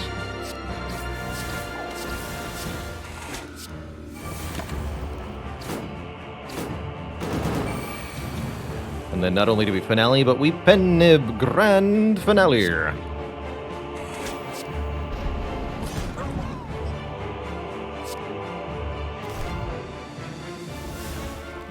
That's a lot of sneaky strikes, kid.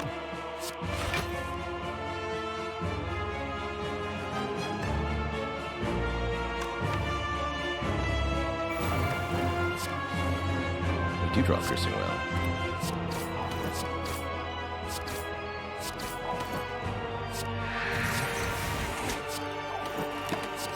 Got him. Just destroyed.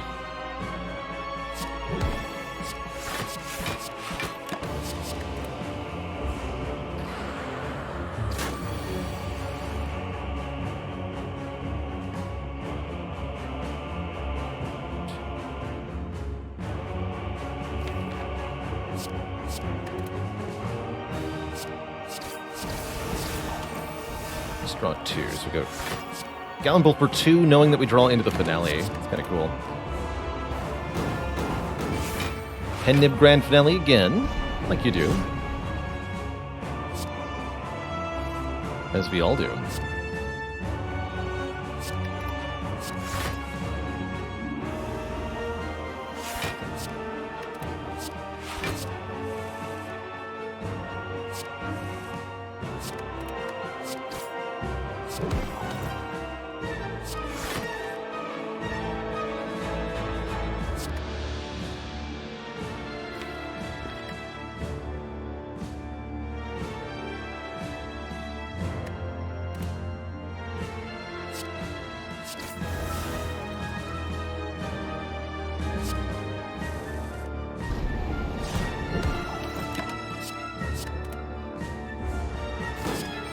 Kerblam.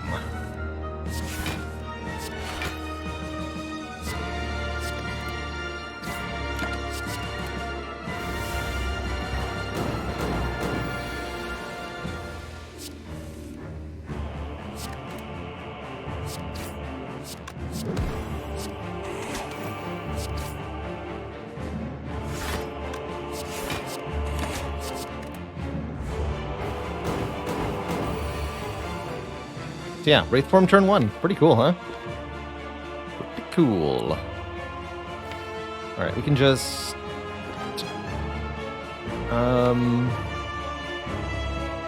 maybe Expertise gets me the finale next turn? It's gonna be a bit weird, actually. Oh, and we're getting a Void added. Actually, that's helpful, I think.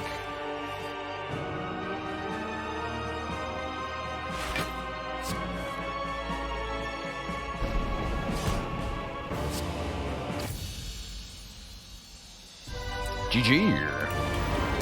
Time Eater's up next. Will we play Wraithform on turn 1? Seems like probably no. Currently, the artifact is going to block the drawdown from this attack, which may or may not be a good thing.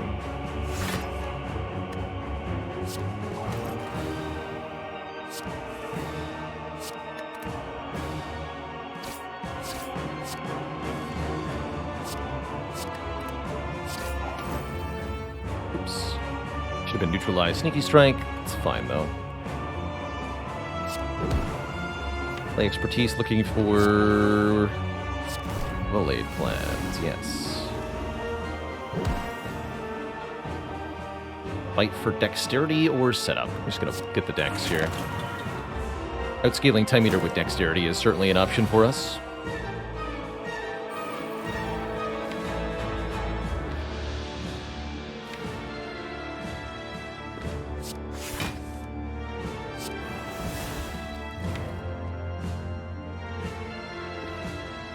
Next turn looks a little awkward.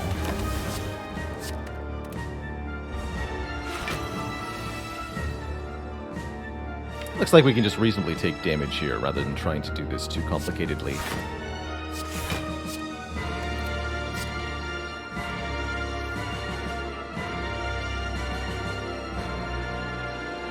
Doppelin setup? Let's do that.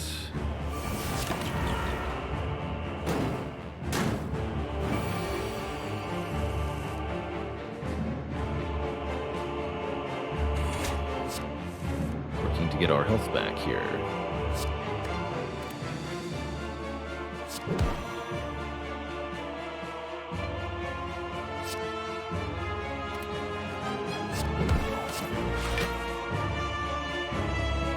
There's Finale.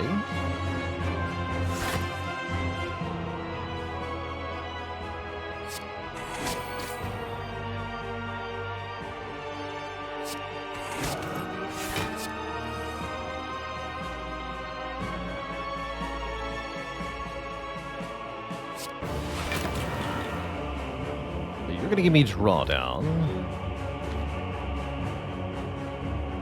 Means I draw 4 and then 4, which means prepared lets me land the finale here.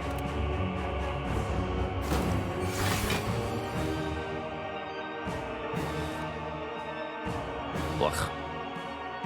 Lots of cards we gotta get rid of here. I guess I'm gonna use this Piercing Whale. Get rid of all these cards.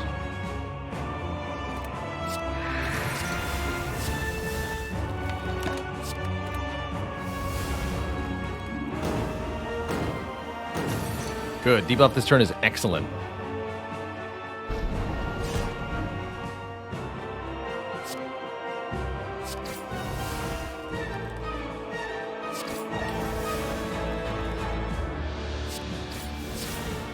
Won't be attacked next turn.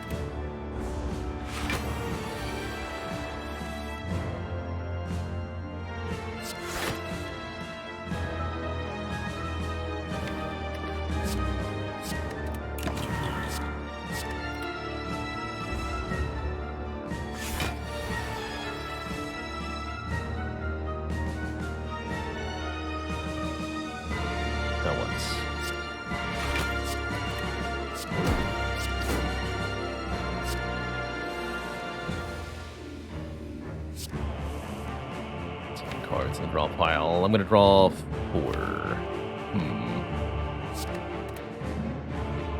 Slightly troubling.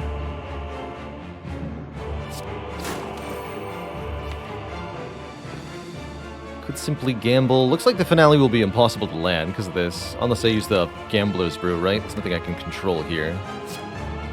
So heck it all is my answer. Just all of it can go.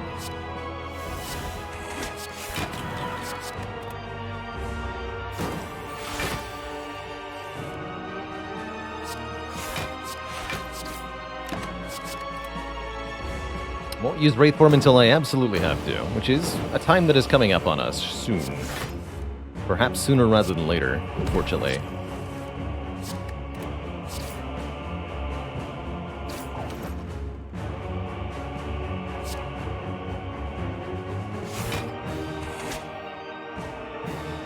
Gotta be careful of card count here. Might have to play Wraith Form if we get attacked for a large number.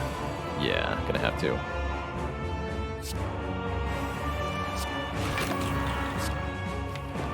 Finales in the draw pile, good.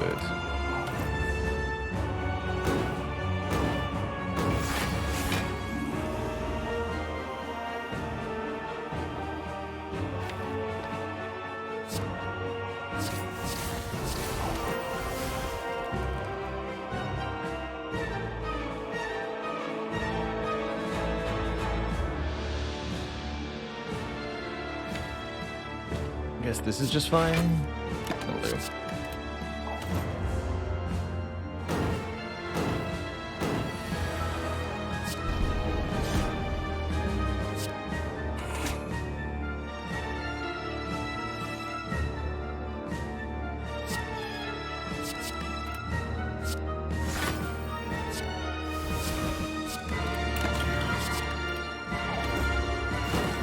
So we're just going to increment the incense burner as we can. Doesn't need to be perfect.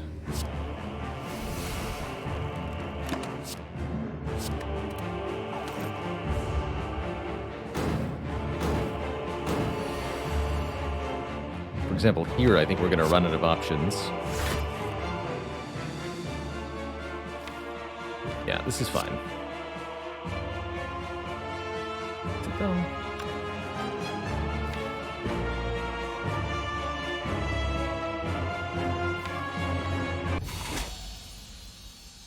That'll do. Got Wraith Form after all. And 2 Ghost in Jars, so what's the worst that can happen, really?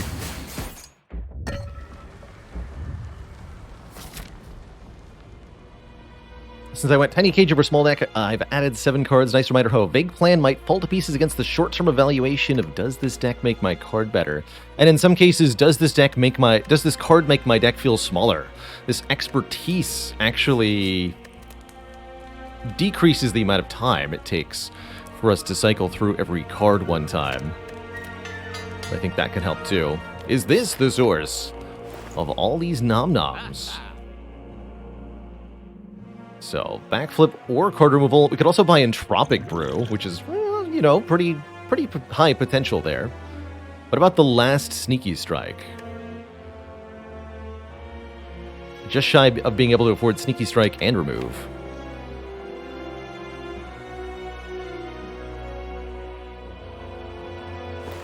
Sneaky Strikes is pretty hilarious. Entropic Brew backflip. Yes, we can afford that.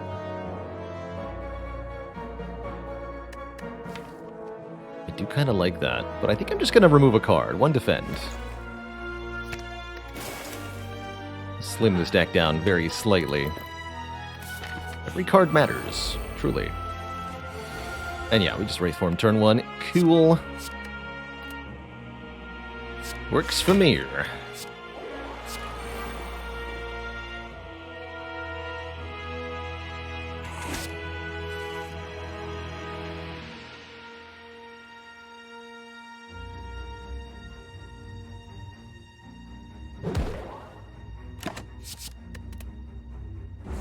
Maybe we actually want to go be... we're intangible for both, so again, it does not matter. Kill the one-hitting burns first, I suppose.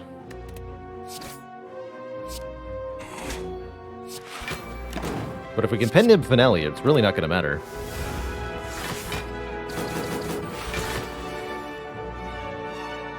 Okay, just need to topple for +3.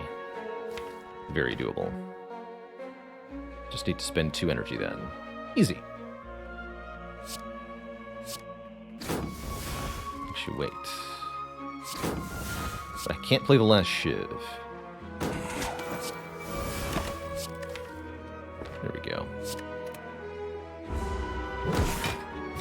Grand Finale!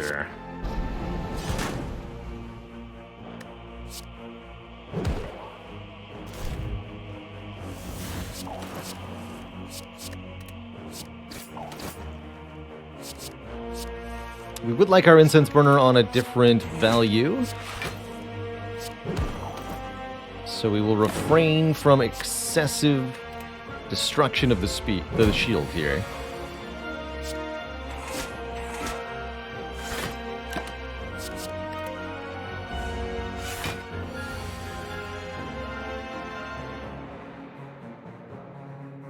But know that I could destroy you at any moment.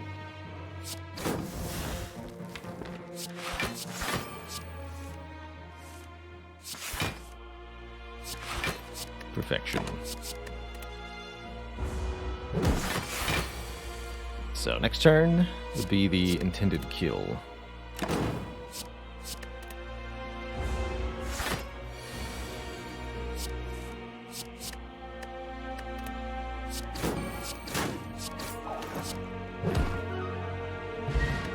Blood Vial!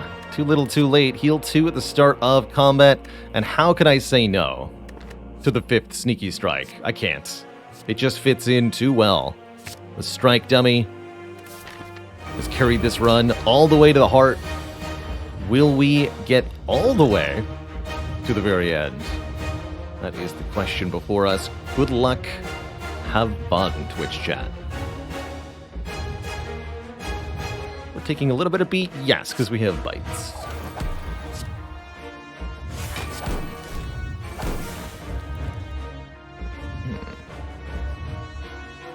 That looks like a pretty good gambler's brew, actually. Keep the Sucker Punch and the Neutralize. Discard everything else.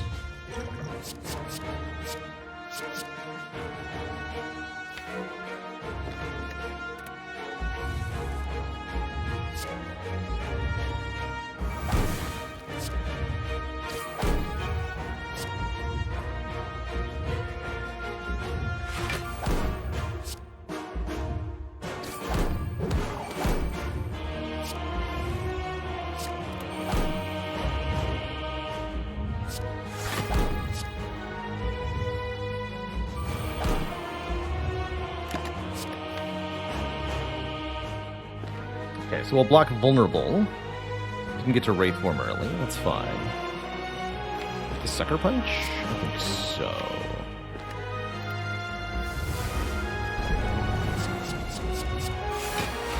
We're tangible for that anyway. Perfect. I think that means we just double.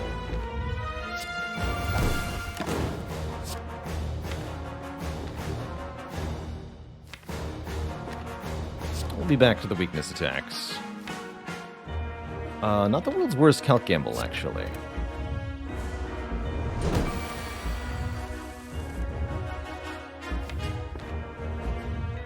This is my only conventional block? How distressing.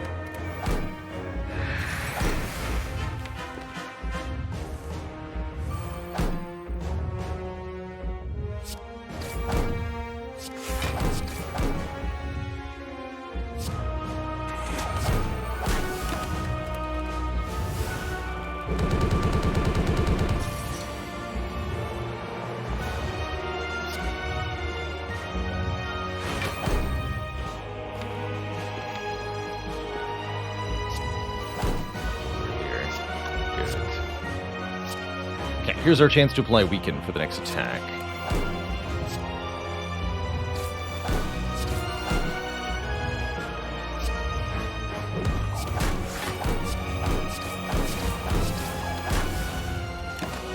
That. But we have Ghost in a Jar if we ever need it. We also have Wraith Form now if we want it.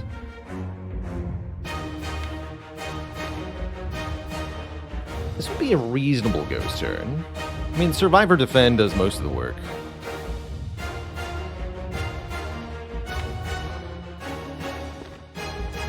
Realistically, I'll have to use Ghost either now or next turn. Let's make it now. Use one of them now. Keep Survivor Finale. Should have played Survivor Kept Defend Finale. We draw the Acro. We don't.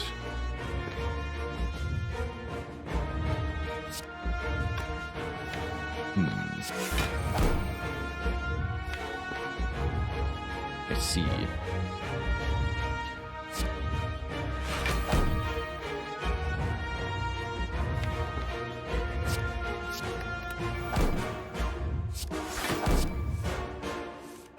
That's too much energy, actually. Whoops.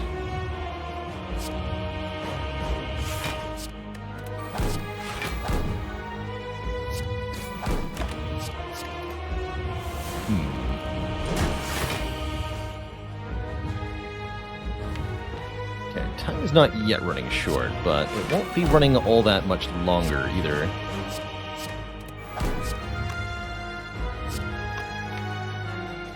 Really nice to be able to pen nib this finale. I'm gonna pen nib the Sneaky Strike though. Not sure I can keep doing damage here.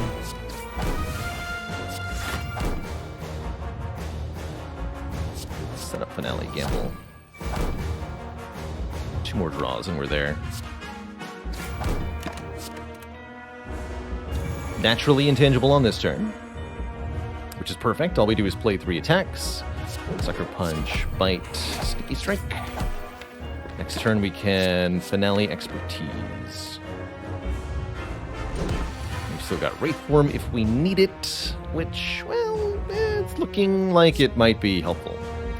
Just gonna put that out there. It's looking like it might be helpful. Let's do it.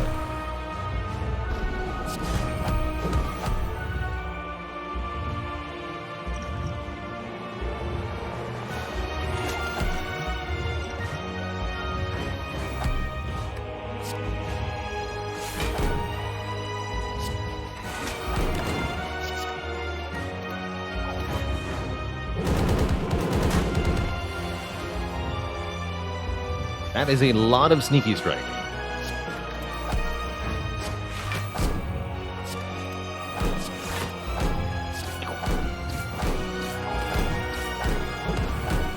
Dang. 142 damage. The power. Get him, Grand Finale.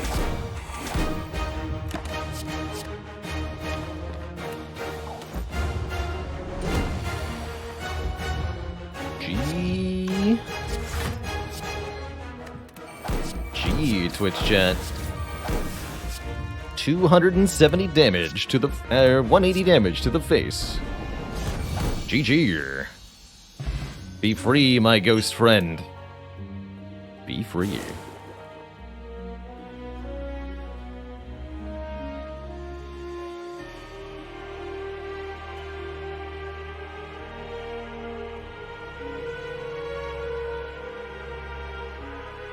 GG, everybody.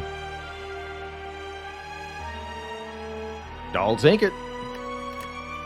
I will take it. There was something really sneaky about this run. It sure was sneaky how I managed to get a victory there, wasn't it?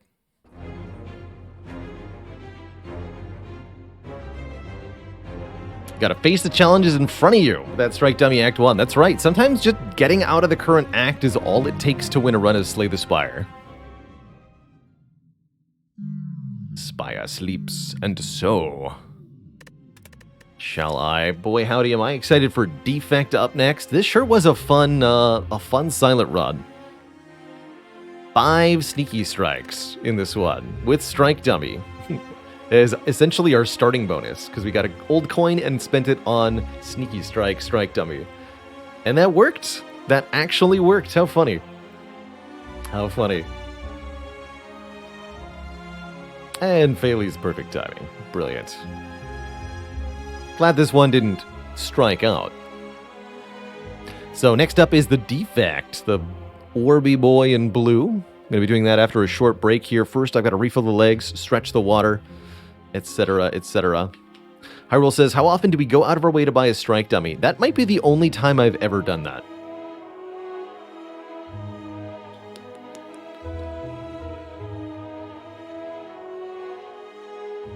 Truly.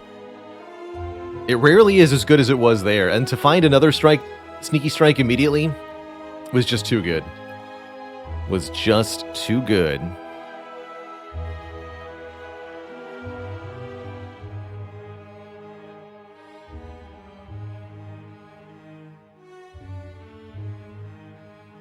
Cricket, what do you call it when the silent discards a card and then attacks the snake plant? A snaky strike. All right, folks, I'll be back in a couple of minutes. When I return, there'll be more Spire. BRB.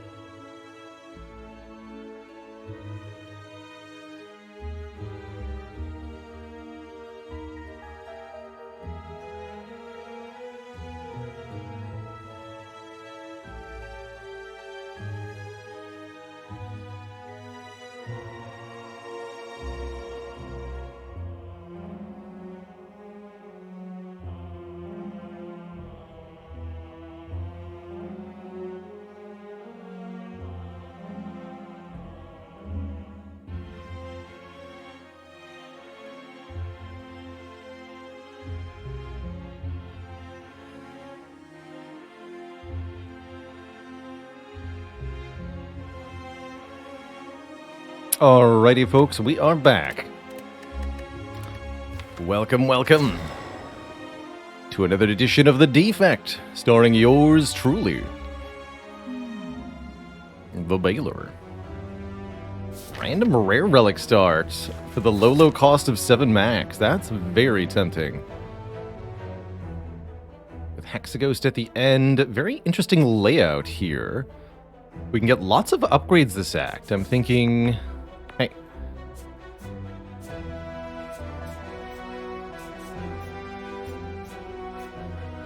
Something like that. There's also a 3 elite path that's kind of appealing. In either case, I think a rare relic could help a lot, although that's not the one. That said, calipers can definitely be a relic that really pays off later for the defect. We can get our hands on something like Genetic Algorithm, or Glacier, or anything like that.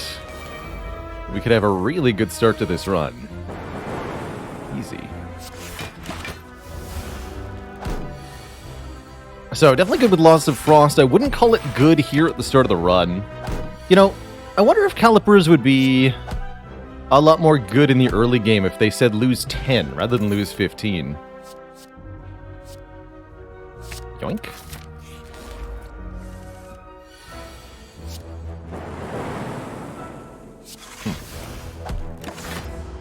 Guess I should have chilled first. There was no reason not to. And it's costing me health. Well, that was silly of me.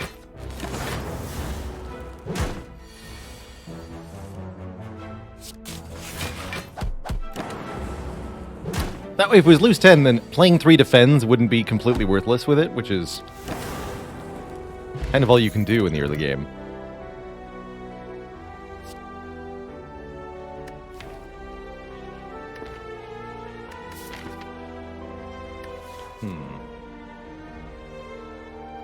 Claw Turbo Chill. What a strange second card reward.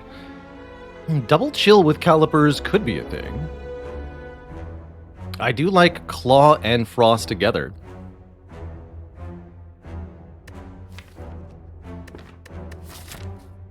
I like Chill in an early deck. It's a one-time use, 0-cost orb generator, which is so valuable on Defect.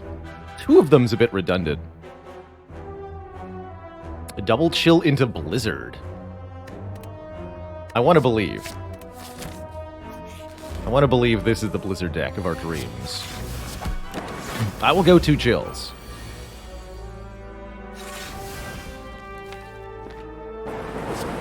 I understand this might be a chilling development. See me skip Claw like that. But rest assured, I'm doing everything I can to something.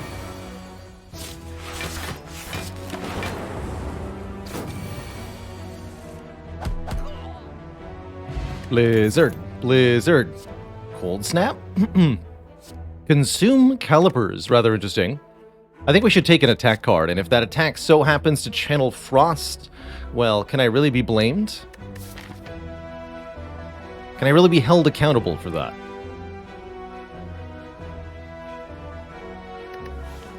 In an international triumvirate court of law.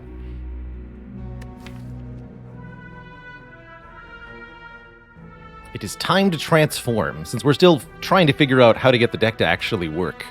I think getting a new random card added as we remove a starter card is probably for the best. Probably want to transform a defend, even though calipers is a thing. We want to make sure we're able to kill Knob and Hexaghost, potentially. So I'm going to turn a defend into a leap. It got better. It definitely got better. It's like I upgraded it, but more.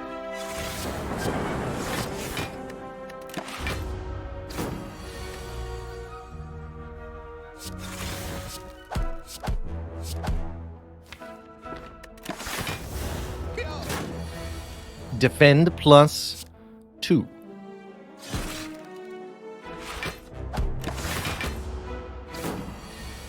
Note that we've still yet to actually successfully retain any block, because even though we're blocking a lot, we're not blocking 15 excess.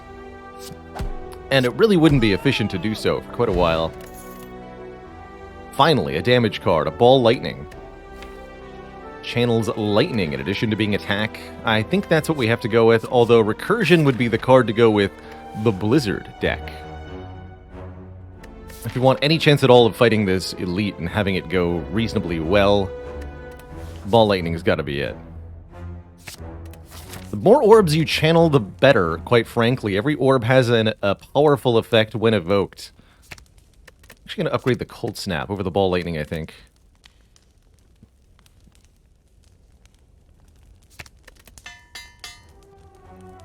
Although, realistically, they'll both get upgraded here. Ooh. Another remove. Let's lose a strike now. Now that I have a Ball Lightning and upgraded attacks, I'm actually quite happy with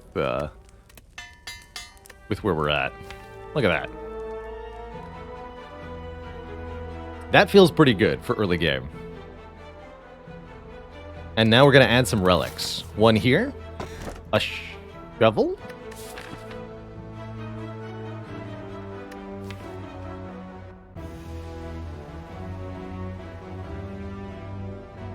I don't think so.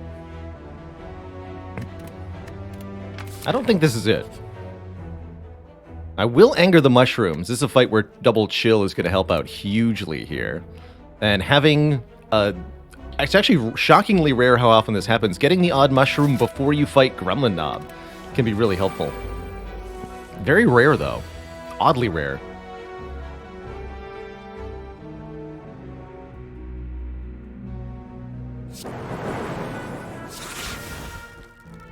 Strike the one that's buffing. Take one. It's not enough to kill. So we should strike this one. This is the only one that's guaranteed to attack next turn. Ball Lightning, defend, defend.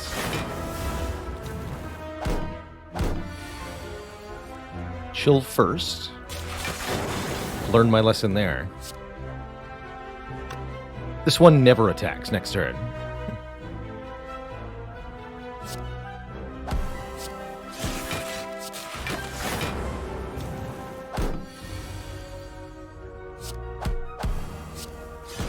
Okay, that went really smoothly. Get the odd mushroom and a weak potion, and a biased cognition.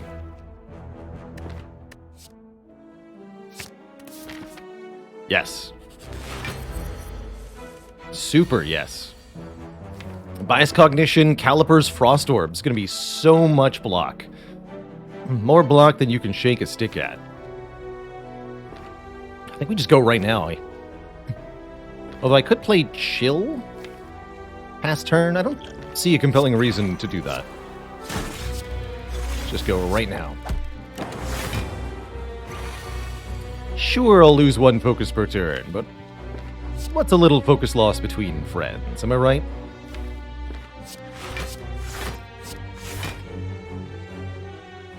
Even if I use the weak potion, we don't get to retain any block. Sensing a theme here, despite the fact that we're consistently overblocking, we're getting no use out of calipers. Telling. Very telling.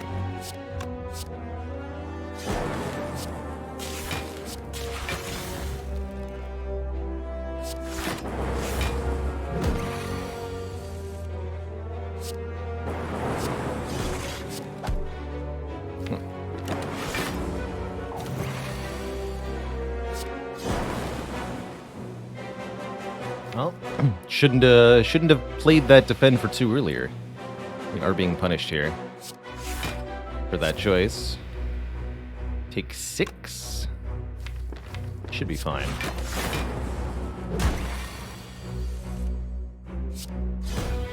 Not bad. So we lost 4 health for the choice. Not a very big deal. Could take a hyper beam for some area damage here. It'd be useful in certain fights, but dead weight in others. Doesn't help us against Hexaghost, notably. Bit worrisome. But we might be fighting Super Sentries. I don't think I care, actually, about Super Sentries. I'm not going to bother taking this. I will take the Fire Potion, though, over the Weak Potion, which we probably should have used. Perish, foul beast.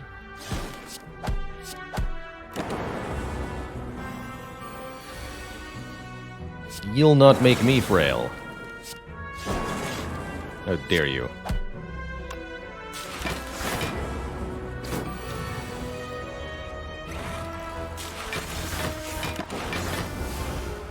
Calipers did something. The power. Now, note that the something didn't actually matter, but it did do something. Attack potion. Let's go attack potion over energy potion here in the early game. Upgrade biased, and assuming no other... Oof. Well, that's not the draw we want on turn 1. Not going to play the dual cast because of biased. I want this lightning orb to get focus boosted.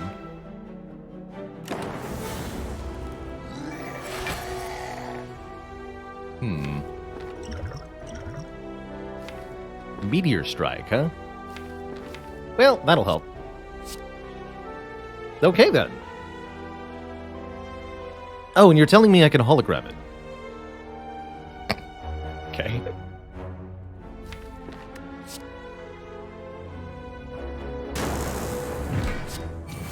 Should be able to play it too, right? We gotta go chill, then cold snap. Yes, then we can meteor strike.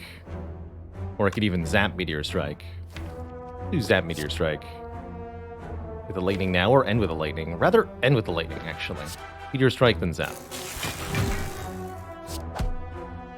Or I could just fire potion and kill, but that seems like overkill. And I might need the 20 damage for Hexaghost, although the stone calendar will definitely make the difference.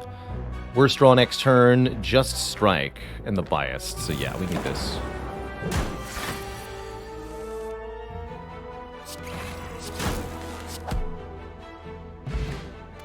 Vajra, +1 strength will make all these attacks hit just a little bit harder. That's very good. And there it is, the Blizzard! Oh my goodness, Twitch chat, I'm doing it.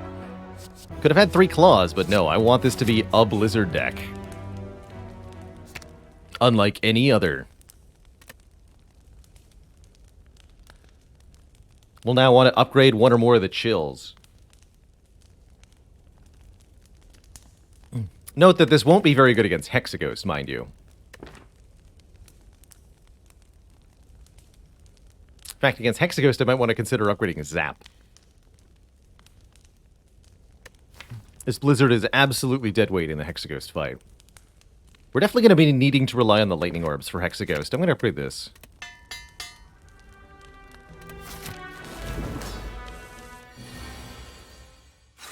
Behold the power!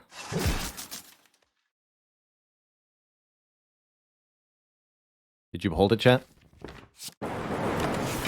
We won't be playing Bias Cog immediately in this fight. This is too early. Can't have my focus drop to 0. We want to play it closer to turn later. Turn later. And here's probably where I hologram... Actually, Ball Lightning's better than Zap. It is. Telling.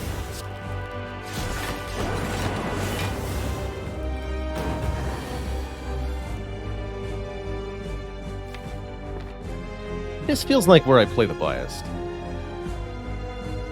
Yeah. If I don't play it there, it's going to be a long time until we see it again. Too long. 3 Frost Orbs is not what I want, but with the lightning in the draw pile, this should be okay. Could keep this. It's better to just evoke it now. You don't want to not scale Blizzard, right? Oh, heck. It's not good. Thank goodness we have Stone Calendar. Otherwise, I'd actually say we're in a great deal of trouble here. Still might be. And I am forgetting my own calipers, which could have made a difference, too. Don't forget the calipers.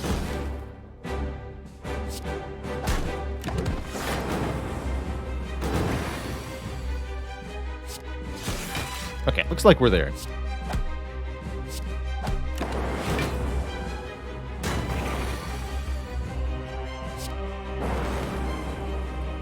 So remember how I said that fire potion might make a critical difference, and I didn't use it against Gremlin Knob?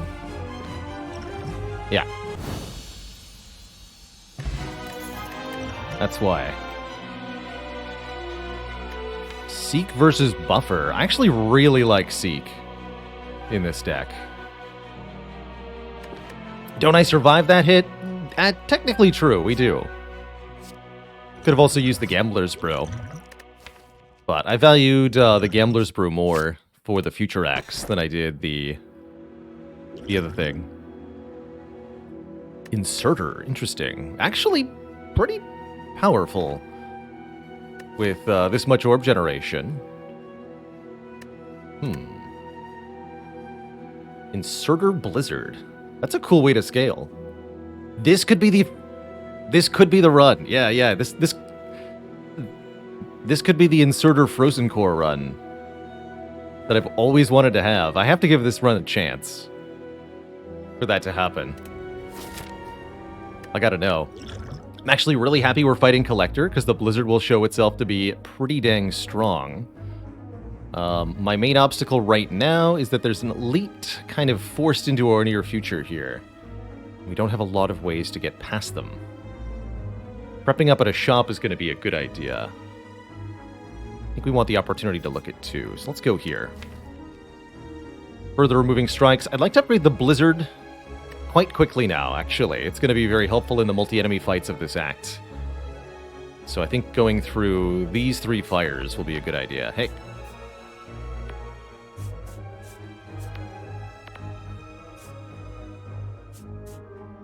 Something like that. Boop, boop, boop. And it's okay if we have to rest at one of those. We just need to get through that first elite. Could do this instead. Get the upgrade first, but then there's no shop. I want there to be a shop.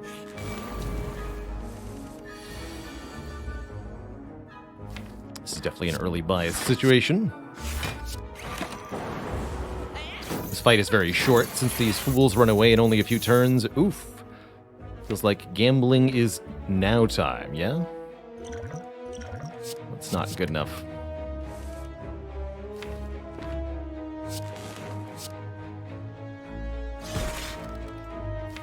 Still didn't quite work out, huh? Seek, chill at the very bottom. Bummer. Hologram Leap is pretty good block this turn. But I don't play the Ball Lightning. Hologram Zap? Take a bunch more? I don't like taking a bunch more. I don't feel like I need to take a bunch more.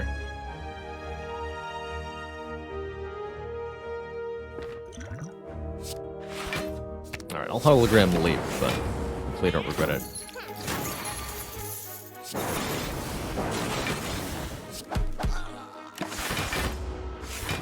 You get away. You stinky.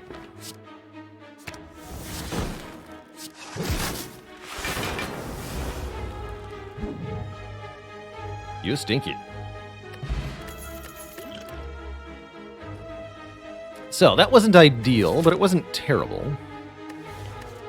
We add a Doom and Gloom to the mix for better AoE. I want to lean into Blizzard as the central mechanic of this. I think we're fine, actually. We just need to enshronkify the deck a little bit. Give it a cool-headed, I think is exceptional. And I'm actually not opposed to Waffle, quite frankly. Just a nice heal. 27 hit point heal.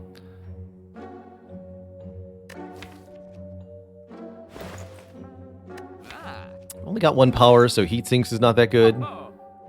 Extra energy sure would be nice. We don't have a whole lot of it currently. That poor aggregate wasn't quite good enough. Strike remove, yes. Good potions already. I'm thinking remove strike, cool-headed, waffle? No, I can't do all of that, can I? Yes, I can. Yeah, I can afford that. That's what I'm going to do then. Take the big heal. Delicious! Delicious waffles. My goodness, Twitch chat. That is a lot of waffles.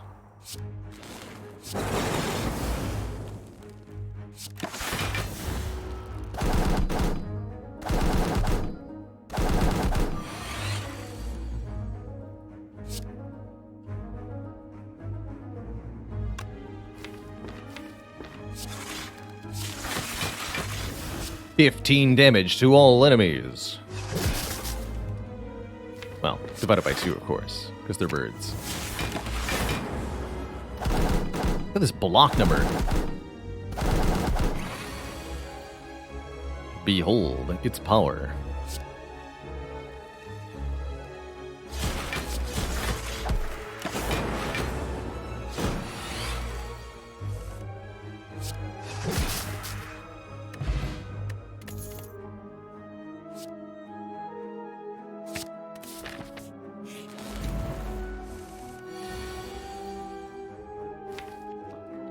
That seems good. This seems bad, though. This fight seems very bad. I'm not gonna gamble yet, but maybe I should be. Okay, this looks good. We seek for biased consume and then, like, play chill zap zap. Yeah, we do. Or no, right. I can only pick one. Excuse me. Just bias, then. That's chill chill.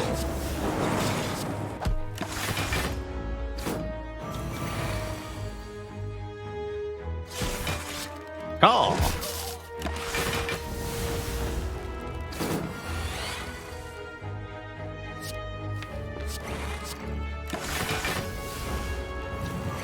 I'll be taking that focus back, thank you.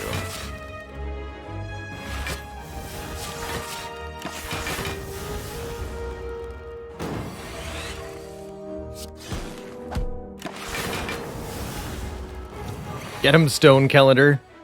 It's not a Blizzard deck, it's a Stone Calendar deck. The power. Reinforced is nice. Wait, Recursion! Recursion needs an upgrade, but it's actually amazing. Because generating a new Frost Orb scales the Blizzard. I'm taking this Recursion over Reinforced Body of all things. Finally, I think starting to recognize some of the really cool opportunities to take cards that I don't usually do. I think I'll be taking an event over the shop here, too. Apparitions? Apparitions with calipers sure are a thing.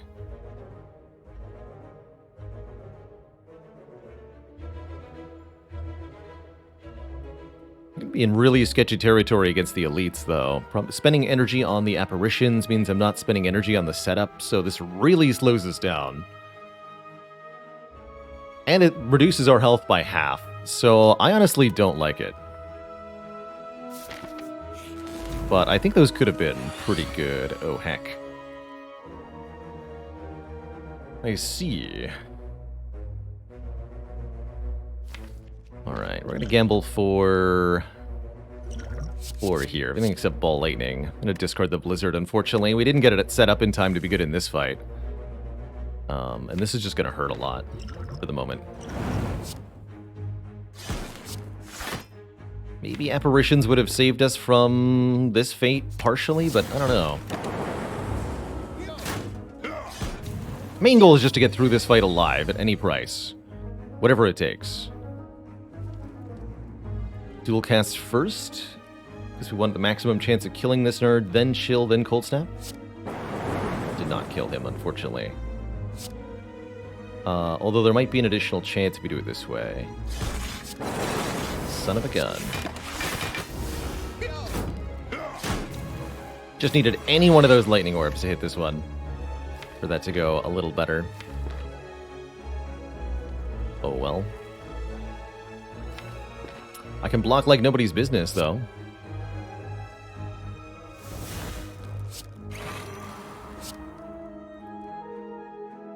So, try and stop me, fools. That's what I thought. That is what I thought.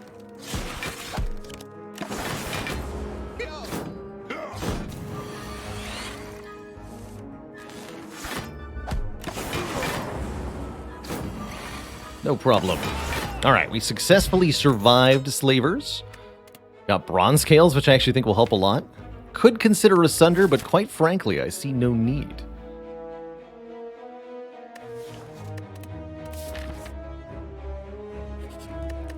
Alright, I'll be probably resting in this fire. I'll go to one event first. Let's get... There's so many good upgrades right now.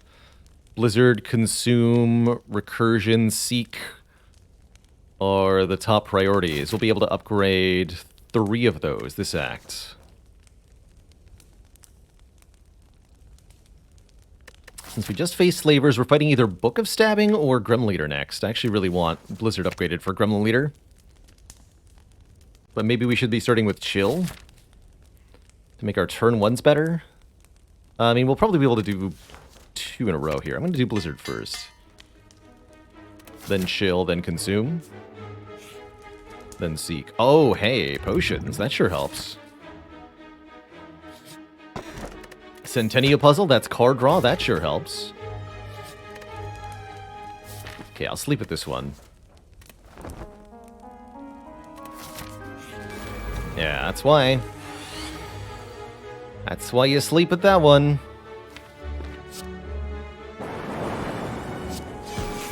Stinky plant.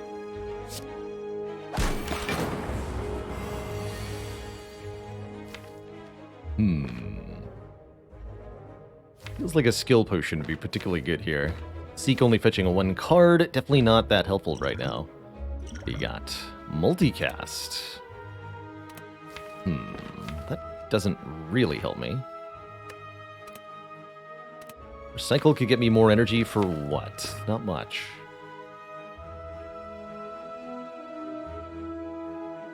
Stack is at least reasonable. Stack will block for 6 or so with Braille. Kind of depends on the cards that I fetch. We could do Consume, Cold Snap, Seek for a Chill.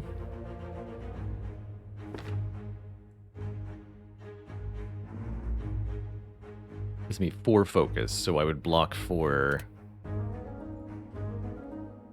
4 plus 4 plus whatever stack gives me. That's mediocre. Could use the upgrade potion here. Would much more strongly prefer to keep that for the next elite possible. We should be fine next turn. Pretty sure stack saves me the most health this turn. Is there any other thing that I could seek that would maybe be really good? We could seek for Leap. Seek for Hologram. No.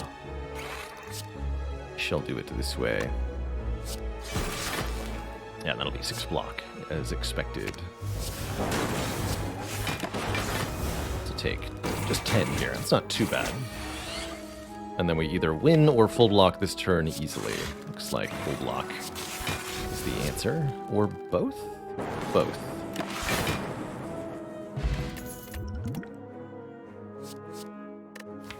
Scrape Plus is kind of cute for fetching chills, but I'll happily take another Cool-Headed in this deck. It's a Blizzard deck, after all. Alright, let's get a Chill upgraded, because not drawing these immediately is really hurtful.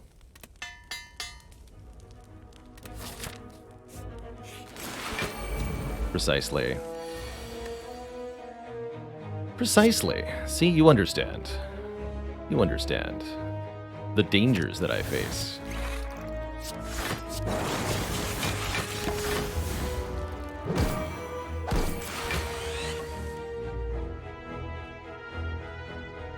$13 to all enemies, you say? Well then. That sure is convenient. Actually, might have wanted to take damage on purpose there, just in case this was a big, super scary turn, but turns out it's not.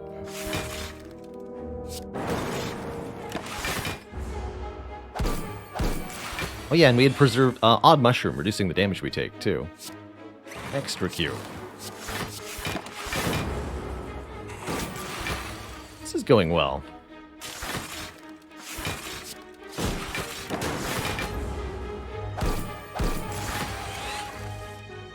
Blizzard does 31 damage. Get him, Blizzard.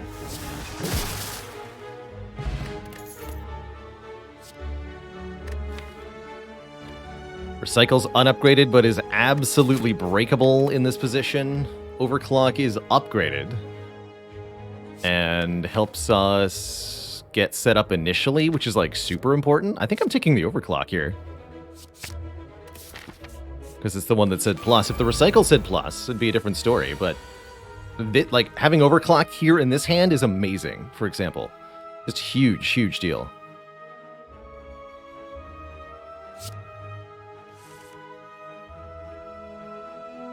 And this is the power of Blizzard.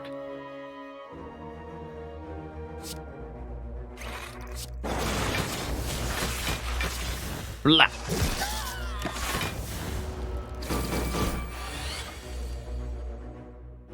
And you thought it was only useful late in the fight, huh? Not so. Not so. Alright, focus now? Yeah, this fight won't last that long. We've got Stone Calendar too? Okay, cool. Stone Calendar will also force an end to this confrontation. Thought you might do that. Just had a hunch.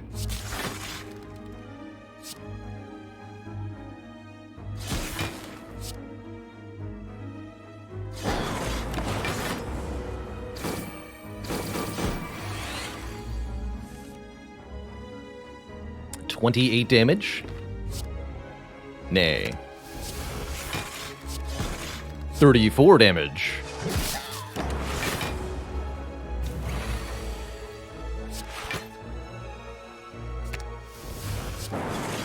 $37 damage. Extra block is absolutely going to be super helpful with the calipers. Could take another Cold Snap or Recursion here. Quite frankly, since they're unupgraded, I don't think they really help that much. We'd rather just upgrade the cards that we do have. And boy, do we have many good upgrades to do. I think Consume is probably the upgrade for the Collector fight. Yeah, deck just wants to cycle and cycle. Is a Capacity Potion actually better than a Focus Potion? I think it is. Wow, that's weird.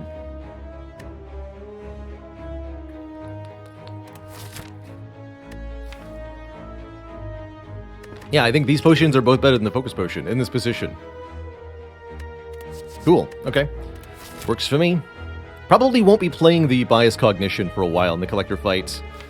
We're going to upgrade Consume, and we might use the Blessing of the Forge on Recursion or Hologram, if we feel like we need it.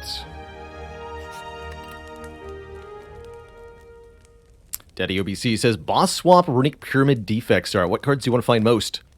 Turbo. Otherwise, zero cost or energy conserving block cards. Steam Barrier and Charge Battery are both very good. Cards that can be upgraded to be zero cost, like Recursion. Consider upgrading your Zap or Dual Cast as well.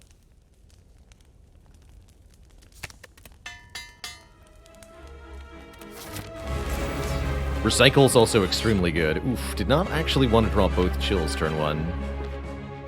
I did want to draw Consume turn 1 though, so that's nice. I'll play this one. This one I'm going to try to Hologram, I think. Maybe should have dual casted the Lightning? Maybe.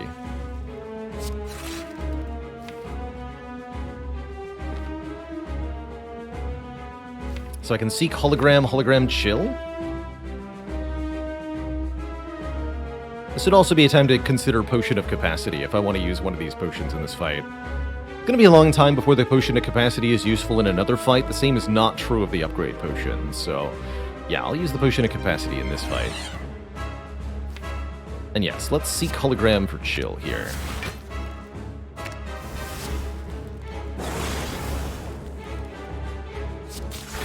Just keep frosting.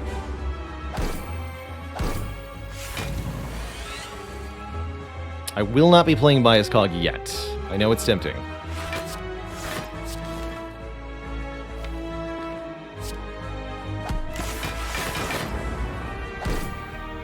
Easy full block.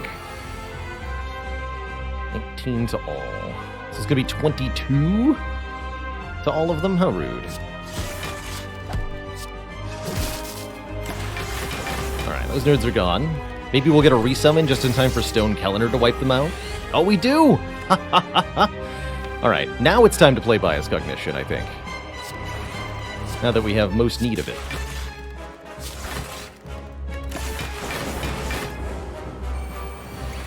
Get absolutely destroyed, you newfangled nerds.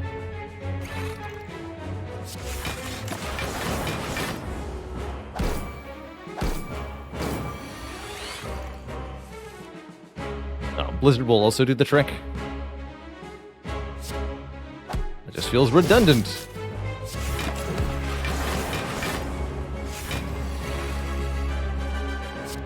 And they're back again. Well.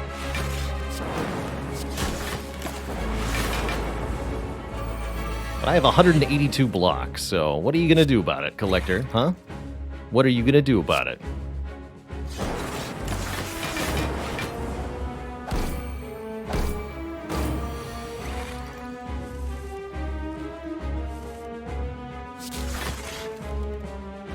$43 to all.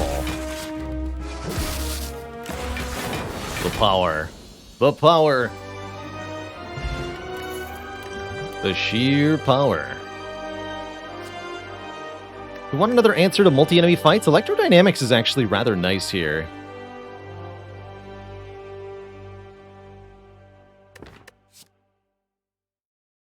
Multicast could be okay too. I don't think we want Meteor Strike. Is multicast good here? Probably not unless we get the thing. If we get the thing, it's the best. But I don't think we're going to see it. It is nice to have an X-Cost card that can, like, evoke a Frost Orb multiple times. Especially with Calipers, though. Electro would be, by and large, for Reptomancer. That's correct. Just to have an extra answer to her. Although she might not even be that big of an issue, because we can potentially chill for 5 Frost Orbs.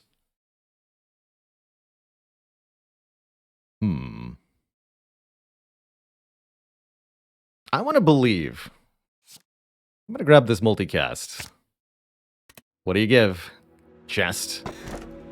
We do not get the thing. There is no frozen core here to automatically generate Frost Orbs for us, alas. But there is Busted Crown, Coffee Dripper, and Tiny House. I wouldn't be opposed to a Coffee Dripper. More base energy per turn. The downside of no rest can be problematic, but not too problematic. Otherwise, Busted Crown is limiting me from a rich future of card rewards. I really don't want to do that. Take the Dripper here. Awakened one, no risk whatsoever. So, what do I want to do this act? Mostly I would just like to upgrade cards. I would like to upgrade the Cool-Headeds. I would like to upgrade the Recursion. I would like to upgrade the Seek. It's a lot of upgrades I'd like to get, actually. Could maybe consider taking an upgrade all with this deck. Apotheosis from a shop would also be nice. But I'm also completely content simply visiting a bunch of rest sites, like so.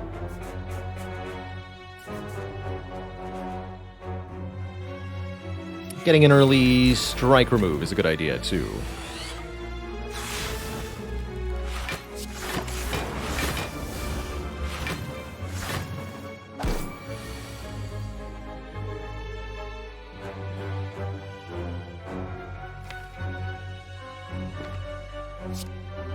Three free orbs, please.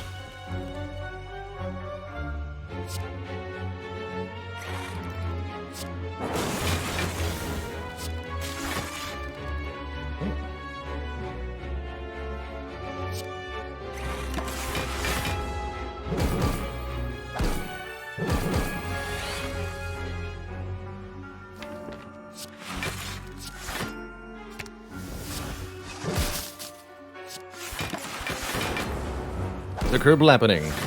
Why did we take multicast? To evoke Frost Orbs multiple times and then retain the block thereof. Is the short answer to that. Ooh, Barrage. Actually, Static Discharge is like huge here, and with a free upgrade, it's even better. Whenever we receive unblocked attack damage, channel to lightning. If we get into a situation where we are not making enough block, static discharge can save our butt. Also, here's Glacier. And Striker Move. Two of our favorites. If I was worried about Reptomancer, I could pick up Sunder here. Am I worried about Repto? Not actually. Maybe I should be, but I'm not.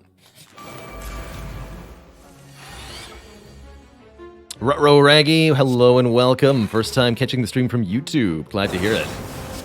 Please sit back, relax, enjoy. Be not afraid to ask questions, if you've got any. Got one of the most question-friendly Twitch chats out there, I tend to think.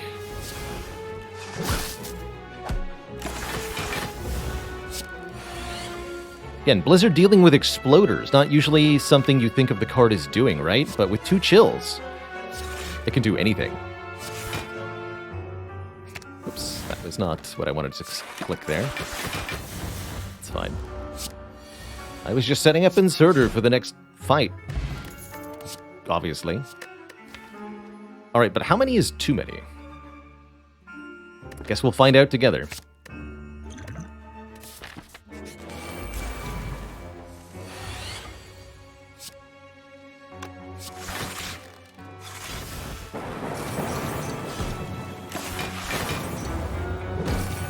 Transient can be a bit of a fun opponent, but with Calipers I'm not too worried here.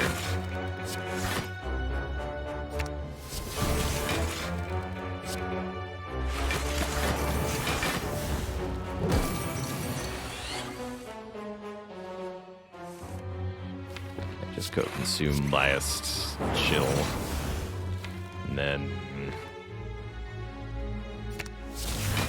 Seeketh the Zap. Now we can start building up block, and everything will be good.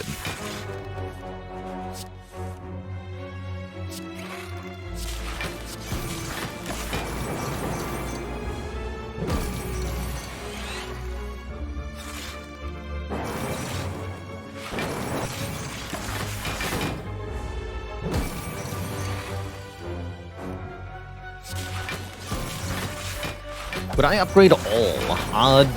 Potentially. Depends on where exactly I'm offered the upgrade all, but I would certainly consider it if it were to appear, for example, here. It's not an upgrade all, but I will look at more potions, sure. Those are definitely better. Yep, those are definitely better. Against Reptomancer with Liquid Memories, I'm way less afraid. I do think we should upgrade our Seek, though, to improve Reptomancer matchup. Seek being not Plus has been a bit of a downside. Still would like to upgrade Recursion, too. I think that one's crucial. Gotta make sure both of those get upgraded. Seek first, then Recursion.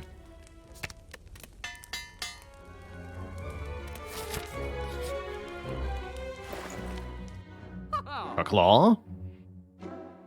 Can't buy Smoke Bomb. Don't want a Storm. No, we're out of here. Alright, it's Giant Head. Giant Head's super easy for this deck.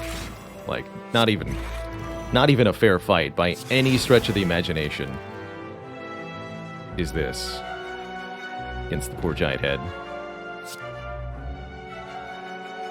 Give me Chill Ascender's... no, not Chill. Zap Ascender's Bane. Just get rid of this. Essentially, Insert or Consume rocks this guy's world so hard that he'll wish we hadn't rocked his world so hard. Especially with Calipers involved. Just keep consuming. But don't want to play Bias, not yet.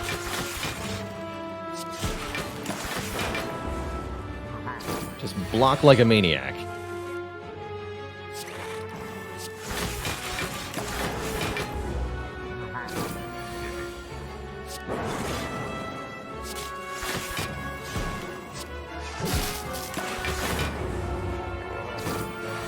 I think now we can stop.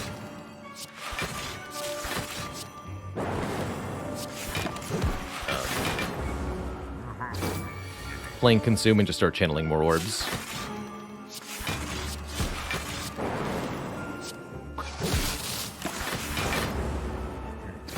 Giant Head's damage increases by 5 every turn, but there's a cap of 70. 70 damage per turn is the max the Giant Head can try to inflict upon you.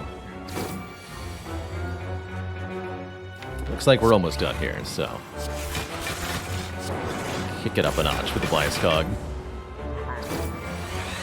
Slow and steady wins the race, they say. Give me that boat thingy.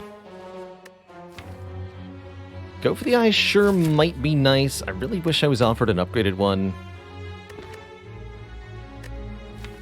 I can't get through artifacts. I'm not convinced that it would be correct. Now I'm more convinced that it would be correct. Alright, this reusable energy reduction upgrade is too good to ignore here. Get one more upgrade this act. It'll have to do.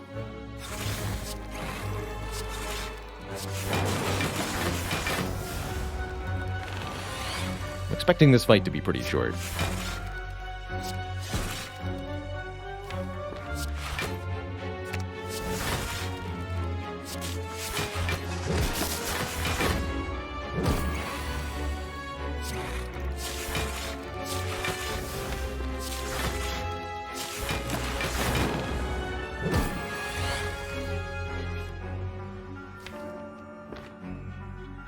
Give me consume and zap. Keep going. Get him.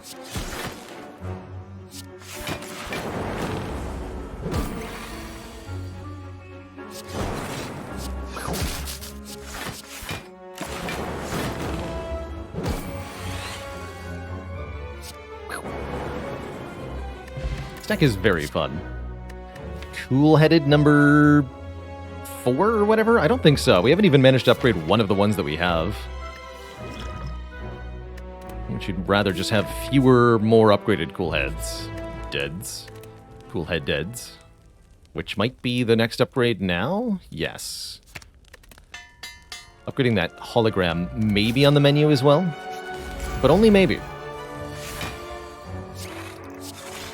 Only maybe, I tell you.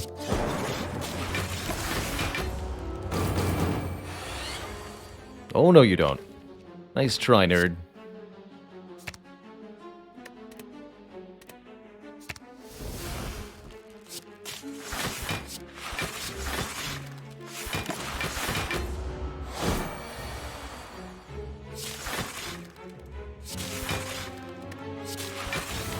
Like Blizzard.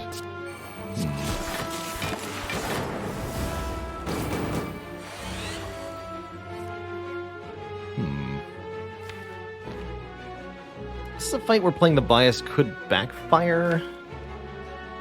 Not gonna last that much longer though. No, we're fine.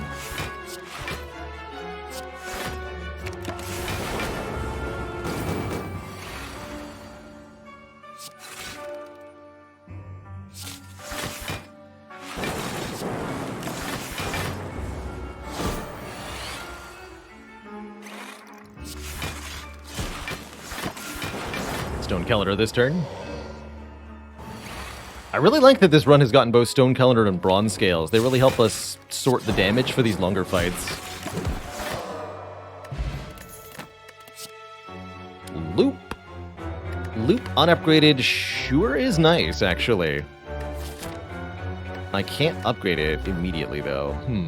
I would upgrade it for Act 4, and it'd be really good. Okay, we'll take it. That'll be my Act 4 upgrade. With very little question, that'll be my Act 4 upgrade. Go zap, recursion, chill.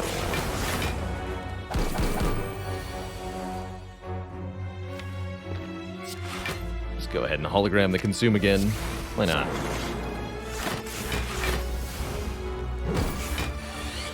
Getting a whole bunch of focus really quickly is sort of the name of the game here. And I love that we got Art of War, too, for the extra energy. That's really going to help with all these cool headeds. Although, again, a shame that they're not more upgraded on average.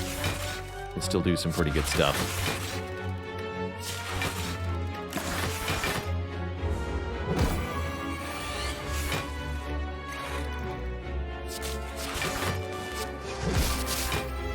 I could have gotten cursed there. That was kind of a mistake. To play that Blizzard.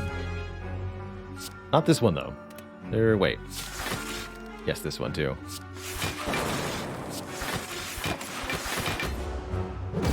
Is this a Blizzard run? It sure is, Enrique K. Someone stole my nick. Says, what is my current favorite card? I want to say that it is Dark Embrace, currently.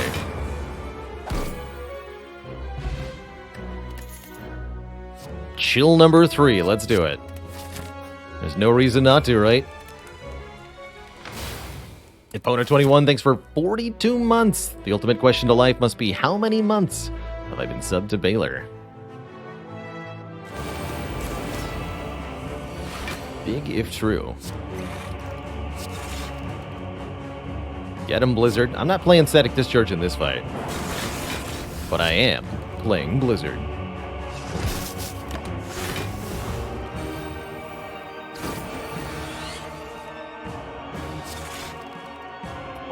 Also not playing the Biased, at least not this early on. This is very much a fight that is won for us by using the Inserter and the Consume together. Figured I might need extra energy on this turn. I feel like I was probably correct.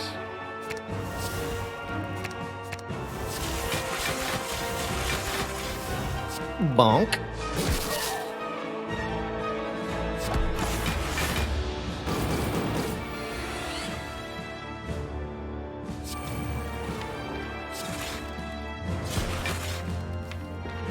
You're a Blizzard, Harry.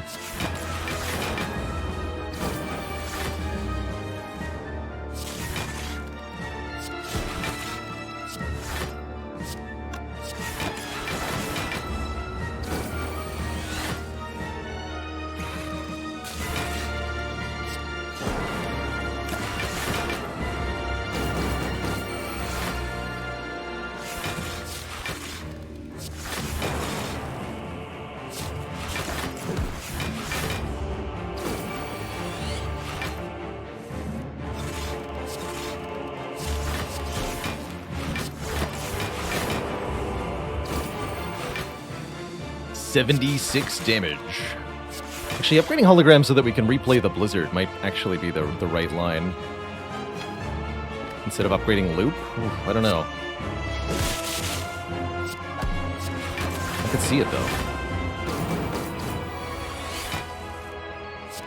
Challenge me to one-shot Awaken One's second form with Blizzard. Says Zonard Stark.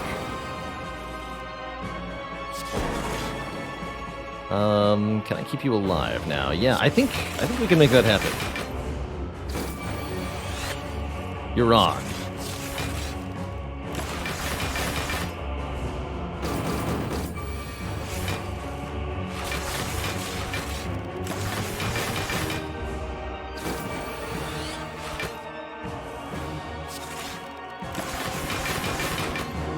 Might end up with 999 block in the pursuit of this.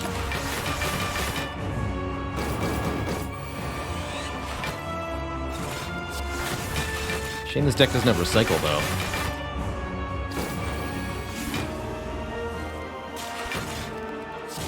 Alright, now we can play this.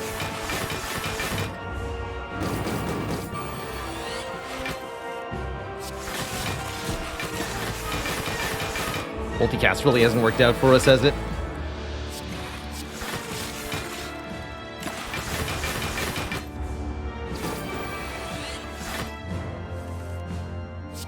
$148, we're halfway there.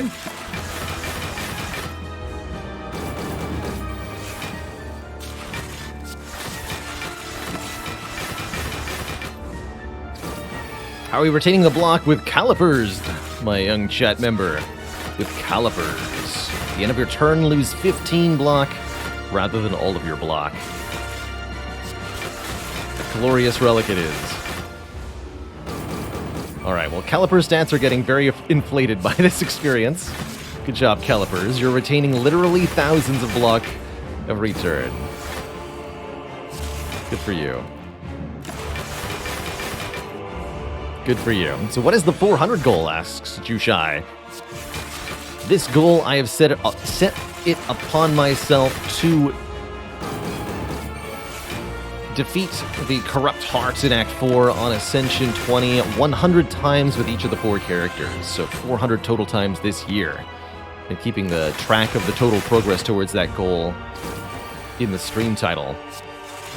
Currently closing in on 3/4 of the way done. As we get through 3/4 of the way through the year. So timing has been perfect. Our caliper's a boat thingy. They sure work with the boat thingies exceptionally well. Upgrading multicast would be pretty good too, actually.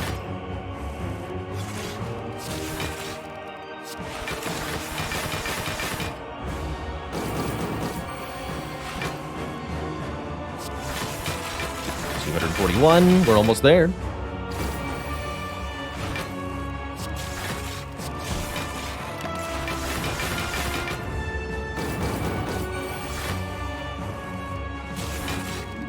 Let's make things spicy. I play bias cognition. Oh no, Twitch chat, we're on a timer. What will we do?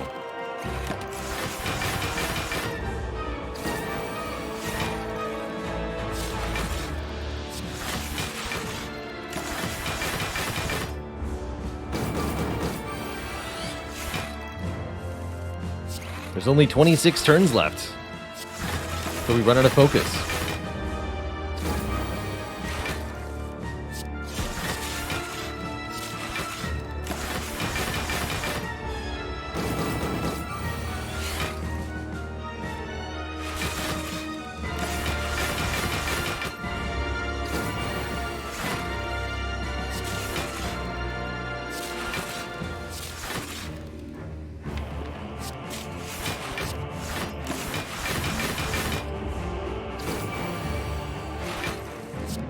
And now there's only 25 turns.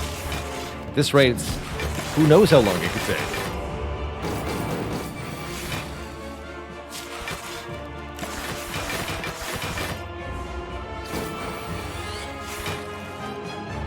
It is time. Perish. Look at that big icy shower. Did you know, by the way, that the animation of the blizzard scales? Bronze scales. With the amount of frost orbs you channel. Back up to full. You gotta be at full health for it to really count. Alright, GG Awaken Nerd. Get iced on. Kerblam. Crunchy. Who's next? Oh, Time Eater. Time Eater could meet a similar fate, actually. Are you down for a similar fate, Time Eater?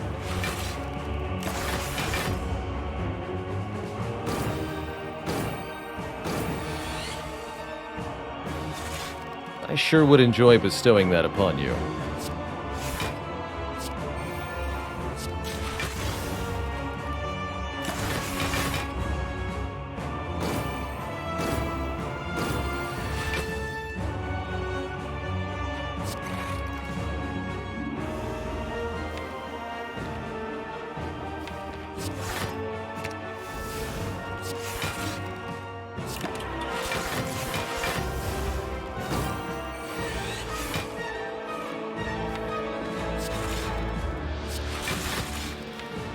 So Time Eater only scales with the cards that we play. Time Eater will never get stronger on their own. So once we start out blocking Time Eater, then there's really nothing the slug can do.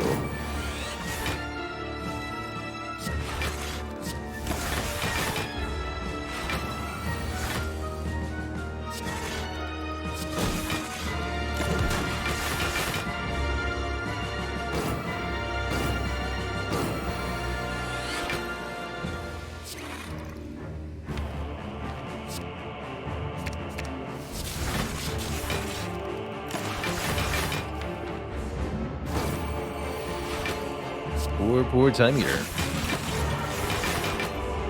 Secret to Tangent, thank you so much for the very generous 5 gifted subs. Welcome to the Cozy Sub Club, everybody. Genji says, I did my first IE20 Ironclad run thanks to the stream. Congrats. May there be more.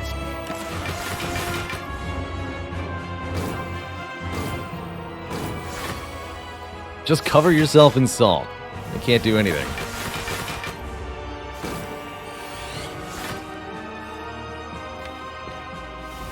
No lightning orbs will take part in this.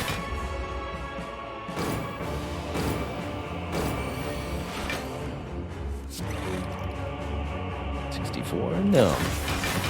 You will wait longer.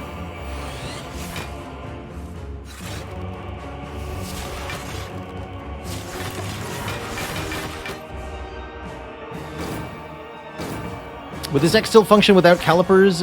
Yes, but it'd be a lot worse. But it could still do stuff.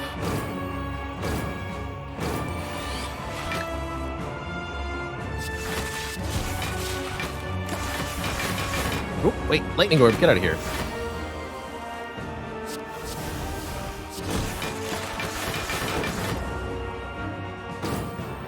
We're doing a timer here. We're at an hour as of this moment. It's actually still not that slow.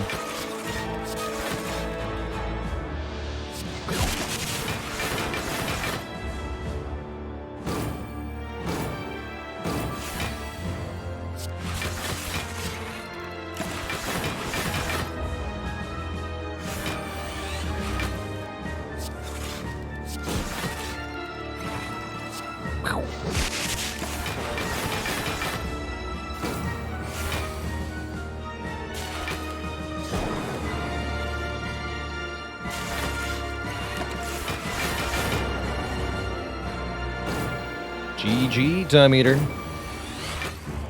I'm off to Act 4. Bye-bye. To thump, a deep pulsing dread can be felt out the room. Is this the heart of the Spire, the source of all these frost orbs? You deal 2420. Blaze it.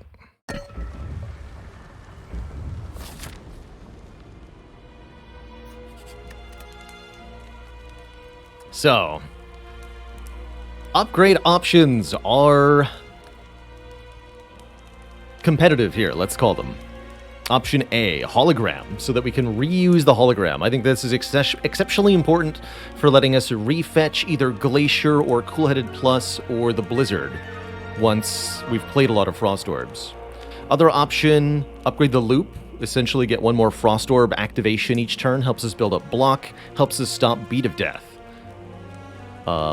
Or we can upgrade Cool-Headed for more draw, but upgrading hologram might be functionally similar. Valor Desert Fox, thanks for the 190 bits. Imagine Time Eater saying, I never liked the Watcher, but dang for you, Mr. Defect, I hope you have a special place in the scrapyard.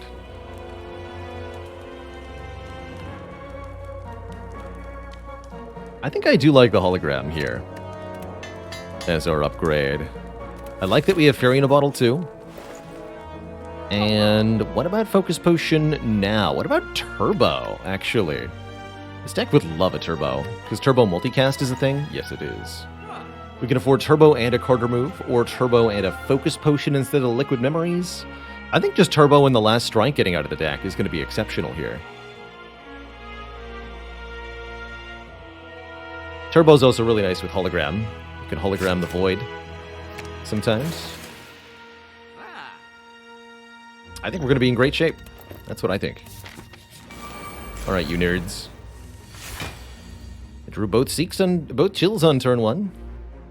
This part leaves a bit much to be desired, but we'll see how we do. Can at least retain some block for next turn.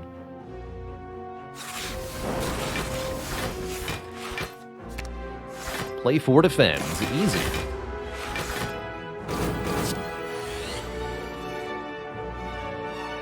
So, how about that Overclock Plus? Good card, yay or nay? A turn like this. I'm gonna go with yay.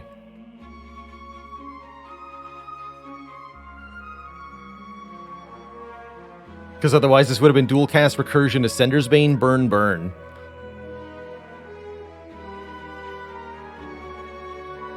Jaberson! Wonderful to have you.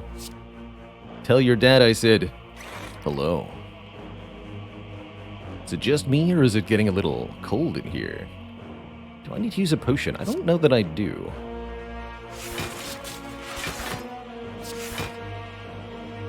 Block 47 plus a bunch. I think we take just a little bit here, activating Centennial Puzzle, which is a good thing. Yeah. Take 4.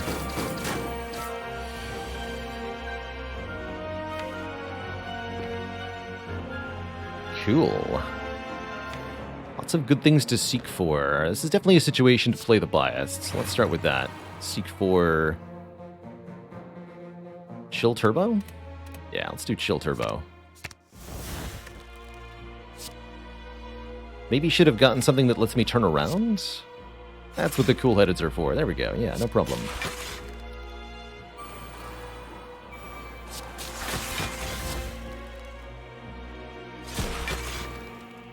$31 damage to both. I'm not going to turn down the opportunity to do that.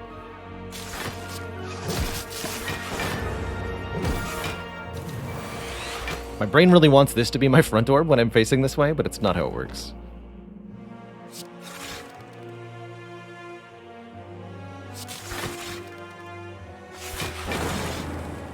Let's go Turbo Cold Snap Ball Lightning. Yeah. Gotta do some damage here.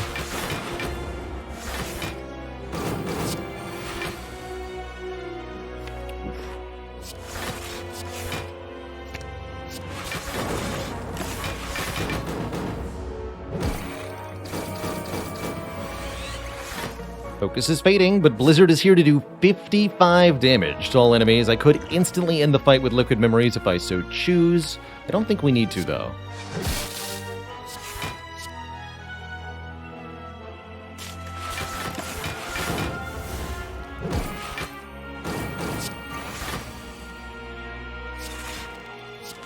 Well, maybe we did. Oh, Stone Calendar, never mind. Yeah, we're good. That's right. Stone Calendar says hello. Mr. Calendar sends his regards.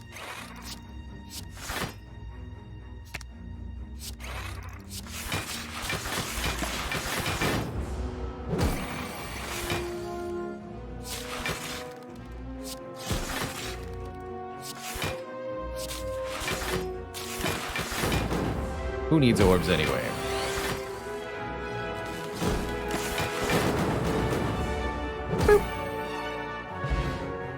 Bottled Seek? Apparently upgrading Hologram was the wrong choice.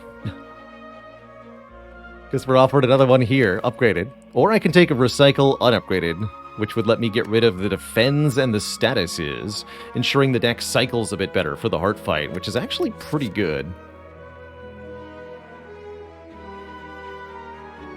Might use Liquid Memories turn 1 to double play Consume.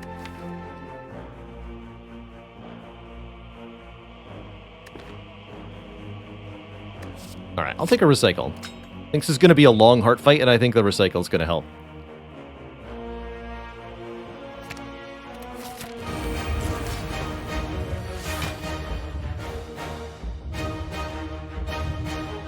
And we got Hologram too, huh?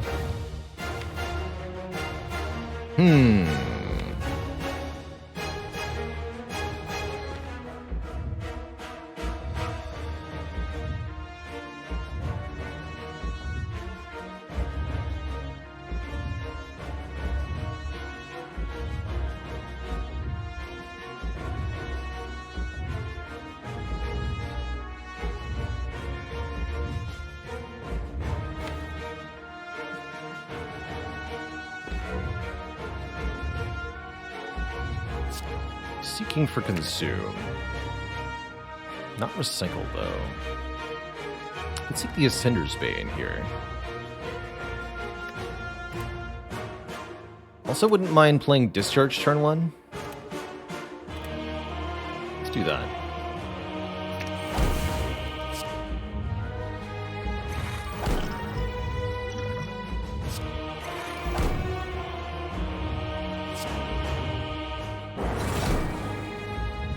do get a recycle, but I don't want to recycle any of these things. No! That's fine. And I will get to retain block if I play this. Yes. Not much, but a little bit. Behold the orb. Behold the orb.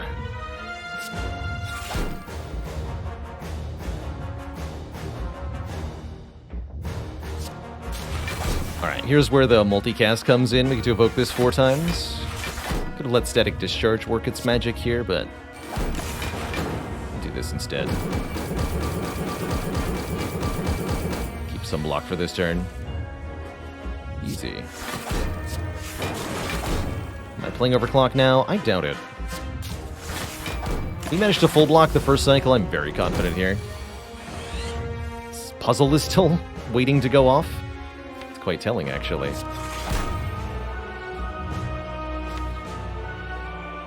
I would like to draw those cards now, actually. Not so thrilled about Biased, though. Get some damage in here.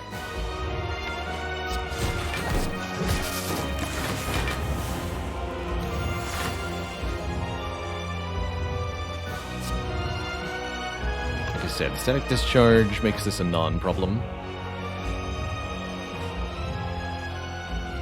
Although I could take a lot of damage next turn. Actually okay with that. Dual casting is a bad thing because of static.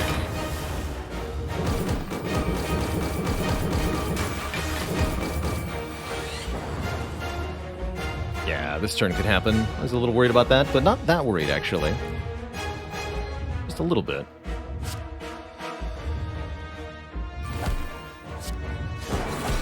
Might as well deliver the damage here, too. With that Frost Orb in front. Perfect.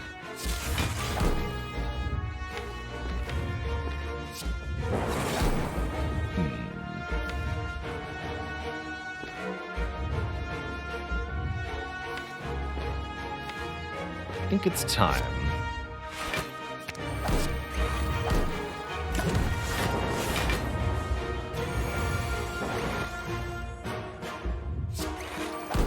Stupid burn.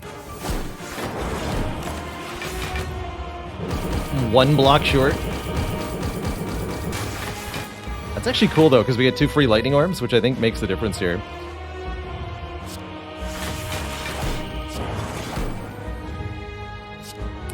Recursion the lightning, actually, for more damage. There's Blizzard. Deal 55. Blizzard. Good work. And here's a good multicast turn as well.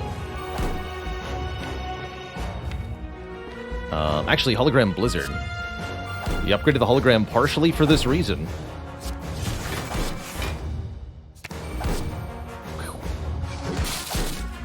And then loop the lightning orb at the start of the next turn. Sounds great. 8/15 here, but guess what? I'm full blocking it already, you stinky nerd. GG, Mr. Hart. GG.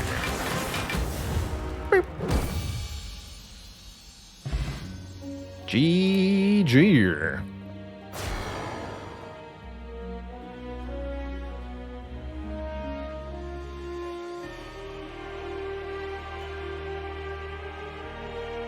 Be free, my fairy friend. Be free.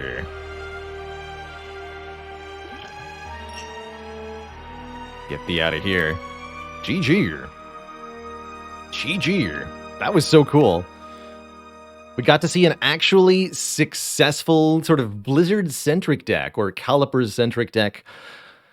Calipers, by the way, retained a mere 36,619 block, an average of 1,307 per combat. So remember that first Jawworm fight where we retained 1,000 block? No? Oh. That's not what average means? Dang. Anyway, good run. Really, really good run. Simply absurd run. How much of that was in Act 1? I think 5. We got 5 block from calipers in Act 1.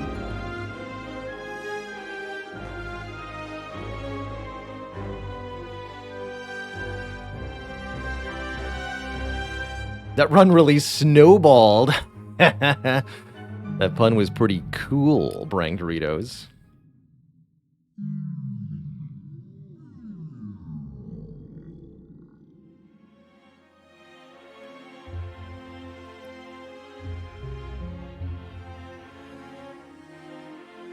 Why blunk when you can bonk? So what was essential to having this? Oh yeah, so this run started with double chill. That's right. Because it was chill barrage turbo. Barrage is the first card, isn't that reliable. If I'd known I was about to get a second copy of chill though, I would have taken the barrage here first. Barrage would have been really good in this run with Vajra Inserter, but we never ended up needing it, partially because of Bronze Scales. Look at that, 830 damage from Bronze Scales, 441 from Stone Calendar. Calendar went off quite a few times. 2 of, quite frankly, the best damage relics, at least when it comes to defeating Corrupt Heart. So that helped a lot. Hey, Verf Jig, you sure did miss a Blizzard run. Triple chill, triple cool-headed, Cold Snap, Glacier, Consume, Inserter, Blizzard. And it was so good.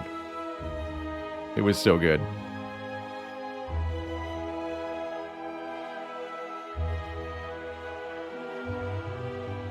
You know what we never saw this run that I was really hoping would actually become the centerpiece of the run is Genetic Algorithm. The eternally scaling block card of the Defect.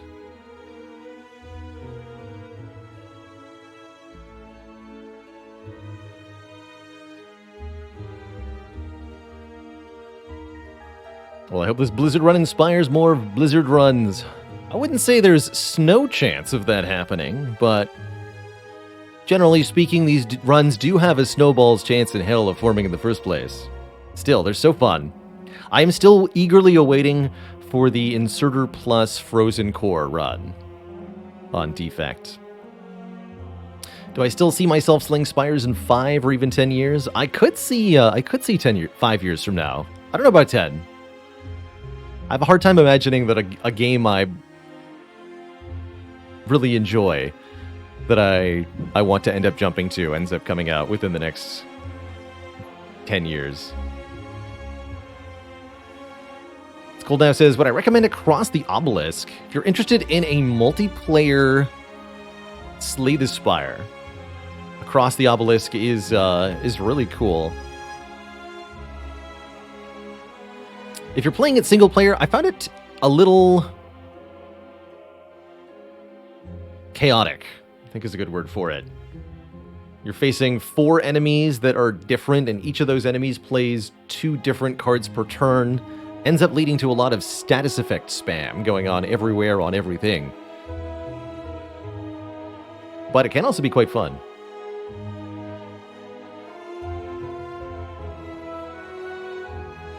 Anyway, I will take a quick break here before we jump into a Watcher run. Maybe a little bit of a faster-paced Watcher run. I don't know. I definitely want to get at least 3 kills today.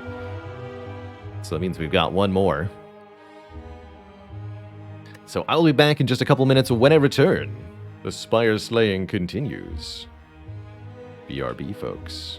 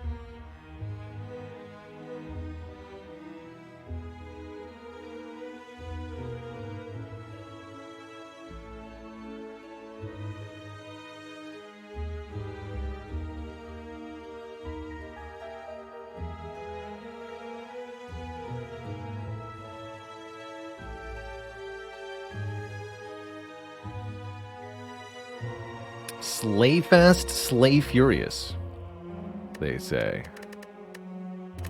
Well, slay at your own pace, perhaps. I wasn't too slow as far as defect runs. Thoughts on the Slay the Spire board game? Kickstarter for it coming soon. I eagerly await the launch of the Kickstarter campaign for that. It sounds like, to me, I've heard a few rumors of the STS board game, and it sounds to me like they're doing the most Slay the Spire appropriate thing ever, and doing significant playtesting and altering the game based on that playtesting. That's how Slay the Spire got to be the game it is, after all. And so to do the same thing for the board game, I think that will help ensure a quality product. I'm quite excited for it. I've heard it's cooperative. You're working together to slay the Spire.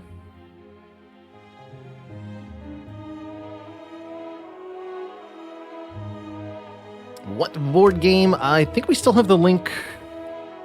Exclamation point board game. That one. That one right there. 2 hours of that was the Awaken one fight, it's true.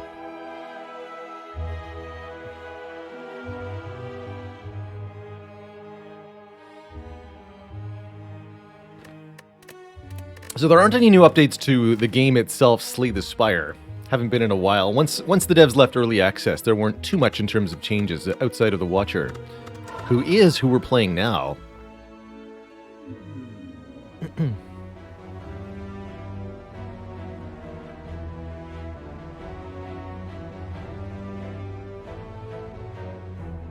This is either a colorless card or a boss swap for me, probably. I'm down for a boss swap on Watcher. I think boss swap on Watcher is very reliable. What is this weird 5 rest site path? That's odd. Yeah, I'm down. Give me something weird. Yeah. Yeah. 4 Elite, Black Star, Act 1. Let's go.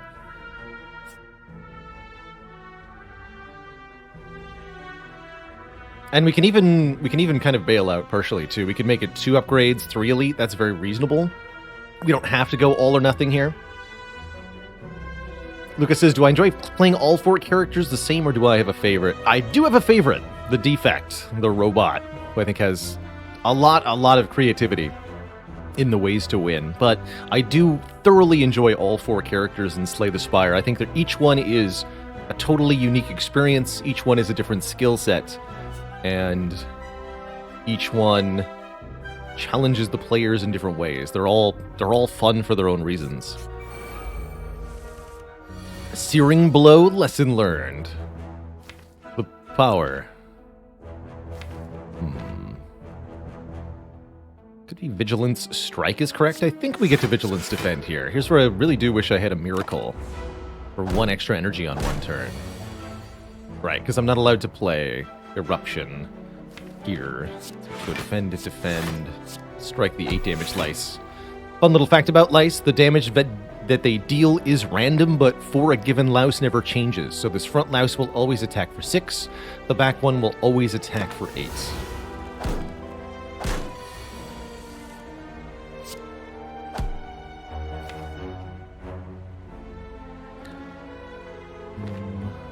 That exact hand, we just do this.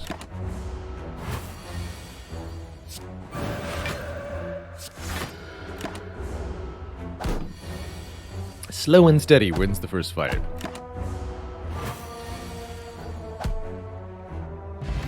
Okay, that's a good potion to find. That can help us against the first elite. And I think we would really like a 0-cost card to go with our current deck. Consecrate deals damage to all enemies for 0 cost. A very valuable card, especially if you can upgrade it. And one of my favorite commons to see early on Watcher. Pretty happily take that. Like the Cultist next. It's not too bad, assuming draw order is even remotely favorable. This is where I would normally go Vigilance, Miracle, Eruption, Defend, but I'm not allowed to do that because we took the Black Star. So I think I just go Vigilance, Consecrate.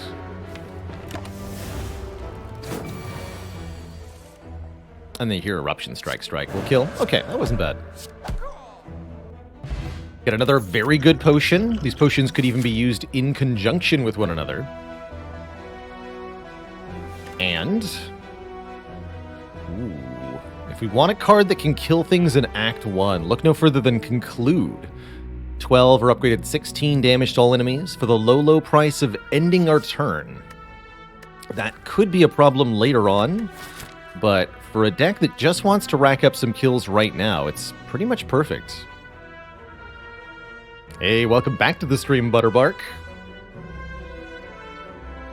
Glad you found your way here. I think it's much too early for a Prostrate to be of much use. I do like this card as a part of a late-game energy engine, but right now we need to think about what will kill elites, specifically what will kill 4 of them for us. And I think we need not look further than Conclude. Took our 3rd easy pool fight. I actually could go events now, because we have potions and cards that are good, so we should actually take less combats at the moment. Gear up for this elite. Okay, let's go here then. Card removal, perfect. I was thinking, doing these elites with 4 defends is going to be really tricky, because we can't guarantee damage draws. But with 1 defend down, we're going to be in really good shape here. Even maybe consider the Burning Elite. How fun that would be.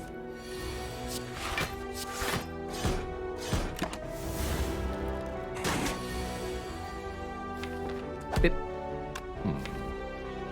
2 energy next turn is probably what I need, right? Rather than 12 damage.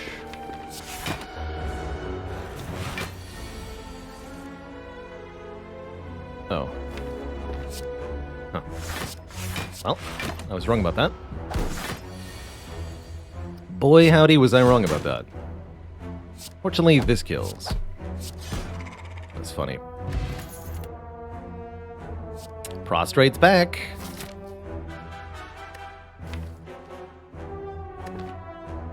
If I had 1 more defender move, I'd actually like it quite a bit. So, can we consider fighting the Burning Elite here? With a Blessing of the Forge?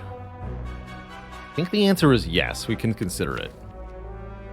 Should we do it? I think it adds more risk to this run. Unnecessarily so.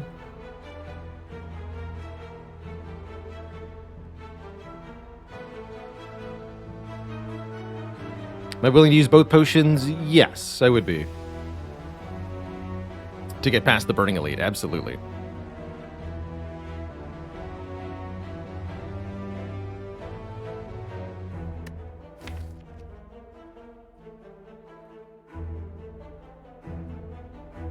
Sentries would get destroyed. Gremlinob would be troublesome if Eruption's on the bottom.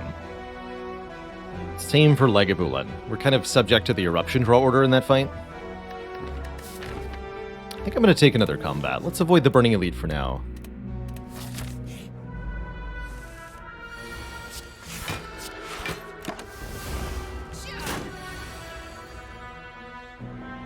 Nine plus 48 damage equals death. To the Red Slaver. Look at that damage.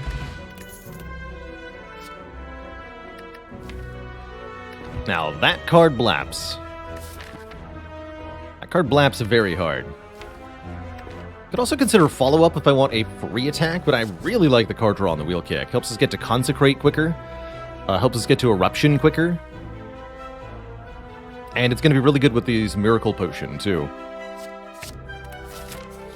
Might bring the run timer back for tomorrow. Wasn't feeling it today.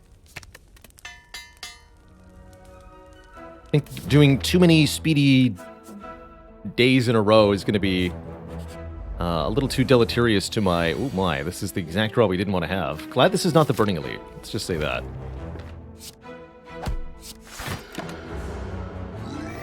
My poor wrist will explode if we do only speedy days.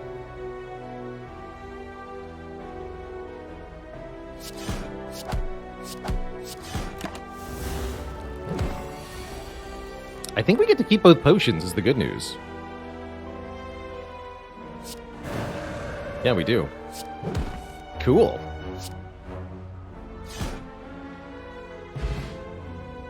Well, we get the incredible combination of tiny chest bronze scales for our first 2 relics. And we're offered a Deviform, Fasting, and Third Eye. How interesting. Actually, do kind of like Fasting with Consecrate. Pretty happy with the Third Eye, though. Scry is nice. We just got past Gremlin Knob, too, so a block card is a bit more viable. I'm going to take this Third Eye. And I guess I will Regen Potion over the Blessing of the Forge. Blessing of the Forge is worth a lot of health, though. But I could get a new potion, too. Tough call there.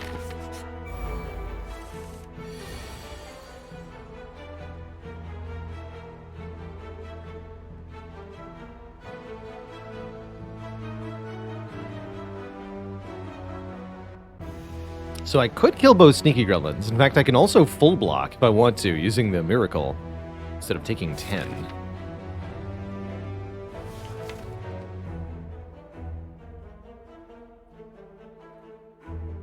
Use the Regen Potion here, not the Miracle.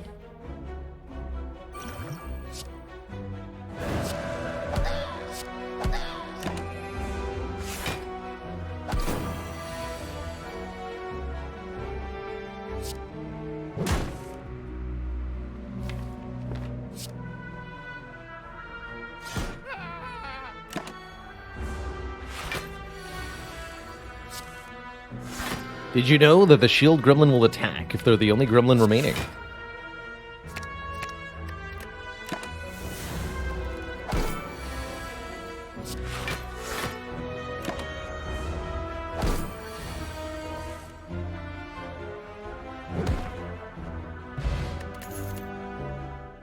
Second Consecrate. Or an Empty Fist. Pretty happy with an Empty Fist, so we can leave Wrath. Currently we're running into getting stuck in Wrath problems, especially against Lagavulin. A few upgrades behind, but I can always solve that with a lesson learned. The Boot ups attack damage from 4 to 5. Problem is we do 5. That's our attack damage, 5. Not today, Boot. I'm giving you the Boot. As am I giving these sentries the Boot. Don't draw that. A stupid hand. It'd be ridiculous. I think I'd rather deal 9 and take 3 here. We want to kill one of the 2 up front next turn. Let's go Empty Fist Conclude.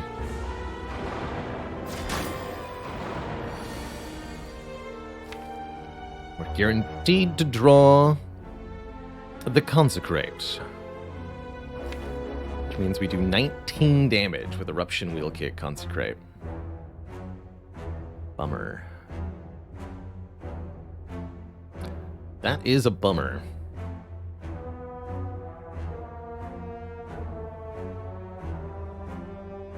Yeah, that's just really, truly unfortunate.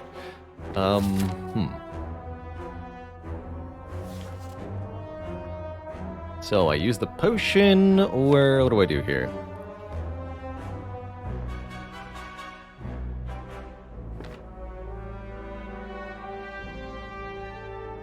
And still play Vigilance after, only using the potion. Can I do that?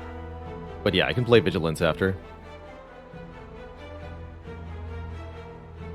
I can also just take 10. Or 15? Actually, if I wheel kick into Consecrate, we just kill the front one. Block, take 5. Oh, I like that more. Yeah, let's do this. Wheel kick, Consecrate, block, and get hit. Keep the potion. Yeah, here we go. Here we go.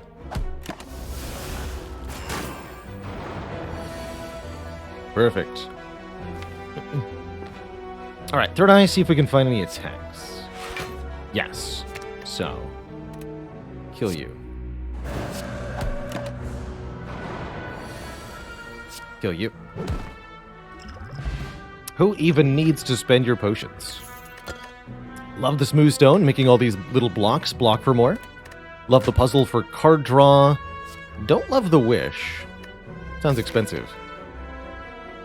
We're in really good shape for fighting 2 more elites now, though. Do I take a tranquility?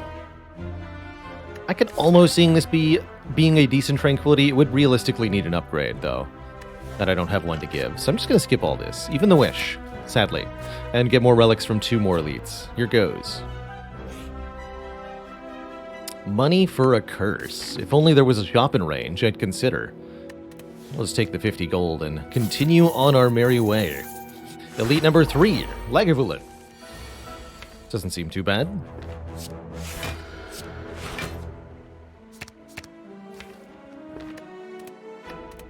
The perfect draw?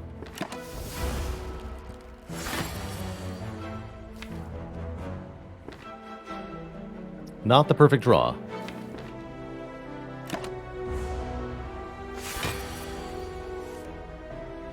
Acceptable, but undesirable. Opting not to enter Wrath here I think would be pure foolishness. It's true we might not draw an exit, but the odds are very high, and we always survive and get Centennial Puzzle if we don't. I need to do damage here, big time. Alright, this is probably our Bottled Miracle. We'll kick into an exit, or even into lethal? Not quite. Oh, it's so close though, right? Strike, Empty Fist is 42 damage. We'd be so close. But we can do Bottled Miracle, Empty Fist, Third Eye, Defend. Take very little here. Yeah, I'm pretty happy with that.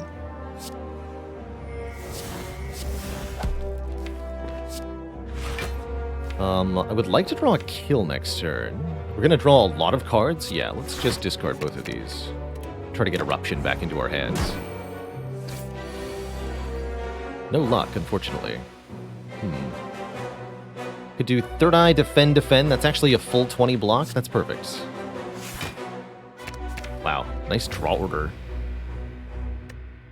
Us. Thanks, Oddly Smoothstone. Oh, did we have a kill there? I didn't even notice, actually. This is a equally valid route.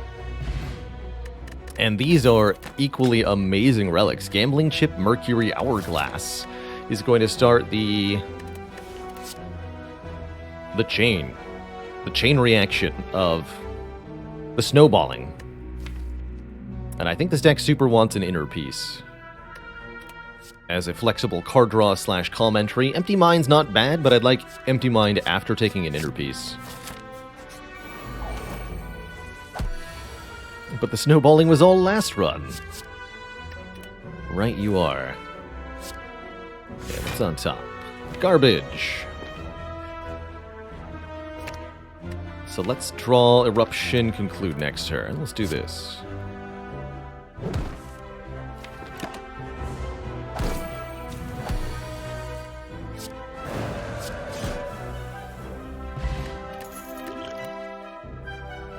It's not a bad second copy of Third Eye, actually.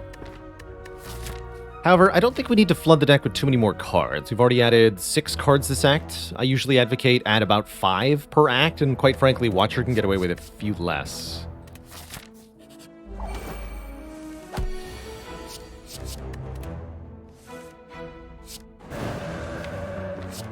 Well, he's dead.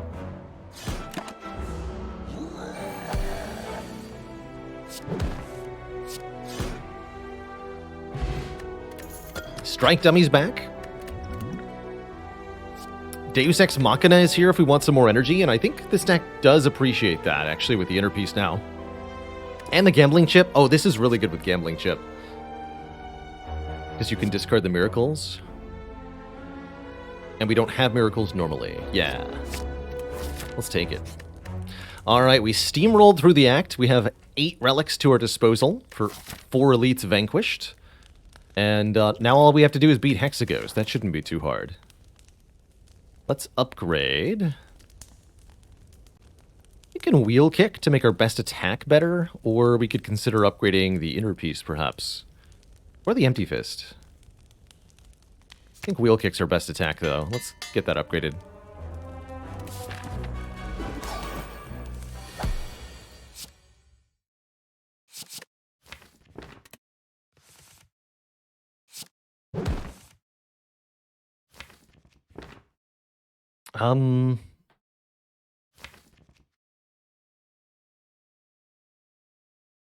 Okay, we're guaranteed to have an exit next turn, so I can Eruption conclude here.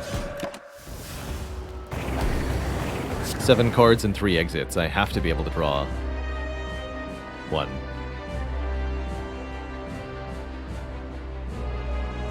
Do I want to Inner Peace now? Yeah, let's opt out of the Strike. That does 18 damage, though. Could opt out of the Defend. Could Colorless Potion here. We don't really need to. I think we'll be fine winning this fight without a potion use. I guess I could just use a Miracle here. Get everything. Do that.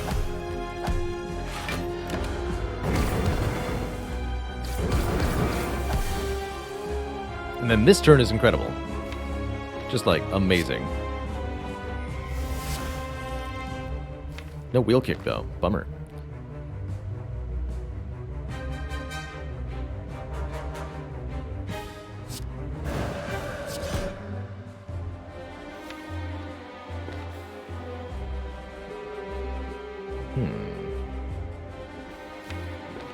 I could just go for lethal here.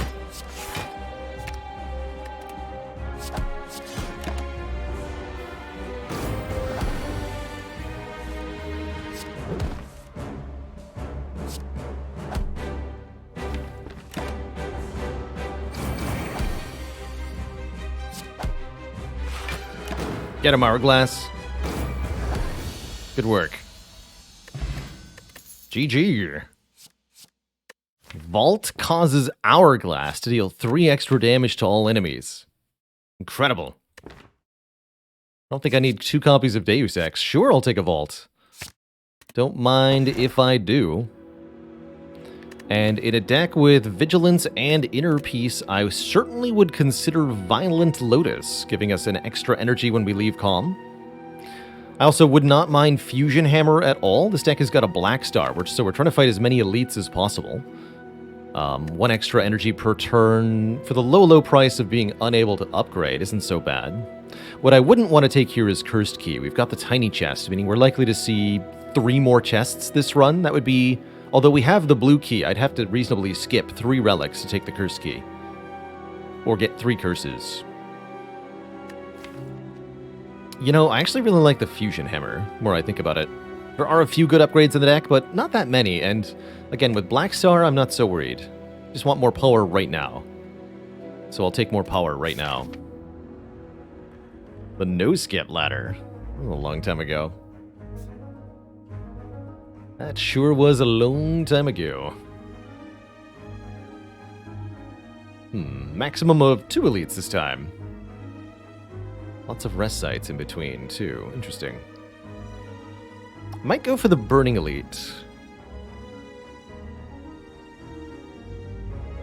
Might go for the Burning Elite this act. That'll give us more freedom in Act 3. We want to go to a shop. I'm thinking something like this. Maybe take 2 events prior to the shop. That makes this a tiny chest. We get back-to-back chests here, and then, yeah. Yeah, I like that a lot, actually. So we'll see. It's going to depend on the potions, whether that elite fight is actually reasonable. Birds? Oh boy. Have I got bad news for you, birds. You fools. So yeah, we can discard these miracles to draw more on turn 1. Oh, nice, right?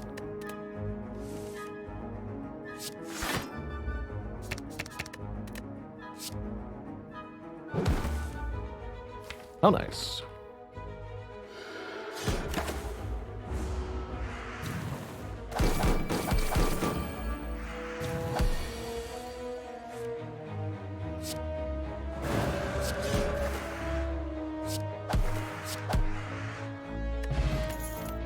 Deleted. Here's Prostrate, unupgradable Prostrate. I don't think that's going to be good enough. We're probably not going to be taking cards that aren't upgraded. Unless they're rare or particularly synergistic. Ooh, giving up the Deus Ex for 10 max HP actually does kind of sound nice right now. It's less useful now that we have 4 energy per turn. Not useless, but less useful. Alternately, losing a defend here is fine. Maybe I don't need the heal because we're resting a lot, but like I said, max health is really nice. So I'm considering giving up a rare card here, and it would definitely be the Deus Ex. Let's do it. Gain 10 max health for sacrificing a rare card.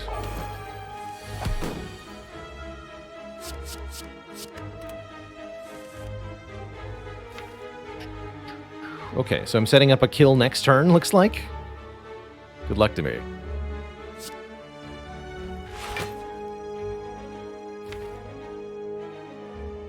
We need to make sure we draw the eruptions. Let's discard those two. Inner Peace Vault.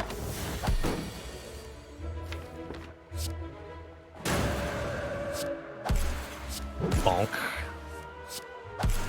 Easy. Just get blapped. There's an upgraded card. Crush Joints Plus. Yeah. I'll take it. The event was secretly stinky chosen. Don't like that much. Vault Conclude, unfortunately, don't play nice together, but that's okay.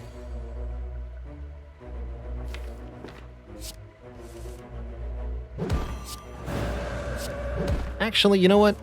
Don't hex me. How about that? How about that? How about I play Strike for 27 damage?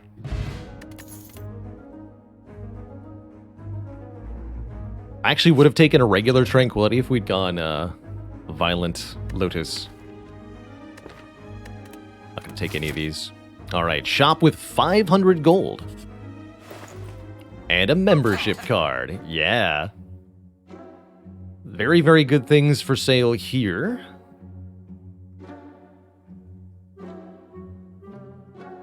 Very, very good things for sale here. Looking at the deck so far, I actually really like Kunai, Cut Through Fate, Weave, Foresight. And then we do just Kunai things from there. Specifically Kunai plus Weave, and buy the Sanctity too, because we can afford it as well. Master Strategy looks very good. Card removal looks very good. It's a 38 gold card remove. Any other shops coming up? Not really, no. I'm cool just unloading all of our cash here on immediate power. Buying a kunai seems pretty ridiculous.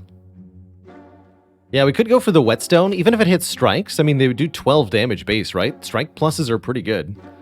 The other options are the consecrate, the conclude, and the empty fist, and those are nice. I'd maybe buy it after buying Cut Through Fate, if I was doing that. I really do like this kunai.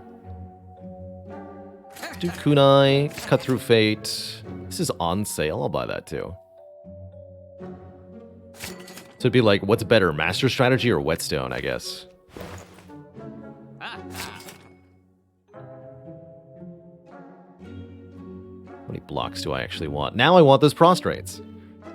Maybe I remove Conclude. That's a little preemptive going into Super Slavers. Let's not do that. Lose another defend. I mean, the strikes are really good, right? We've established that. Alright, so it's Weave or Whetstone. I'll take the Weave. And no Master Strategy. I like it. I really like it. Bought 4 cards there. Brings the deck to a grand total of 21. It's not even that many cards. Foresight and... Oh yeah, Healing to Full was actually bad here. That's cute. We'll recall. I can't go 3 elites no matter what, huh? Alright, so... hopefully we get Matryoshka from this elite so that I can get 4 more relics immediately. We'll see. Either way, we get 2 relics here, 1 here, 1 here, 2 here. So 6 relics headed our way in the next 5 floors. Can't wait. Cannot wait. Oh my, what a great turn 1 draw. Will I use the colorless potion too? I think so. Simply Eruption Wheel Kick kills this fool.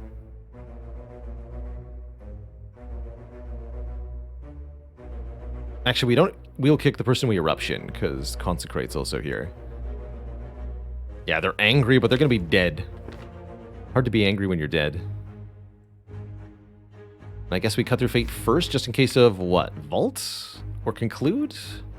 Wheel kick can get us conclude. So we don't even necessarily need the potions.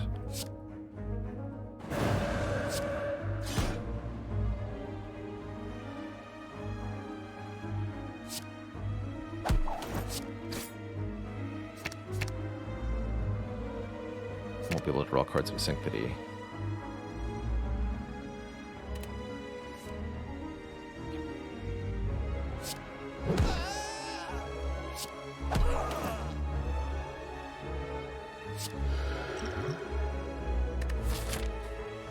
Maybe resting momentarily anyway, and this gives me Centennial Puzzle, so I think using the block potion is actually a bad idea here. Gotcha.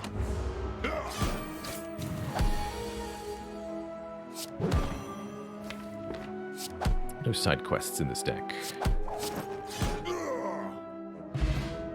The Scroll Bar. Prayer Wheel gives me an extra card reward from normal enemies.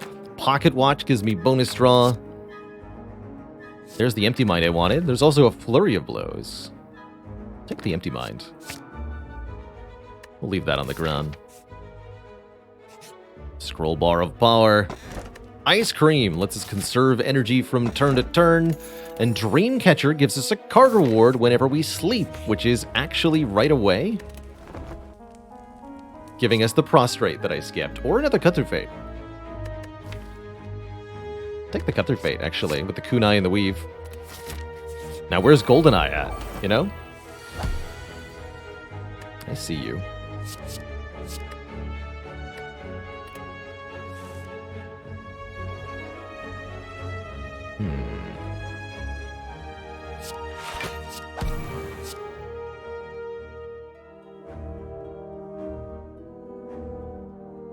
Draw so many cards. This would be a pretty good block potion, actually. Stopped at 3 there for Pocket Watch.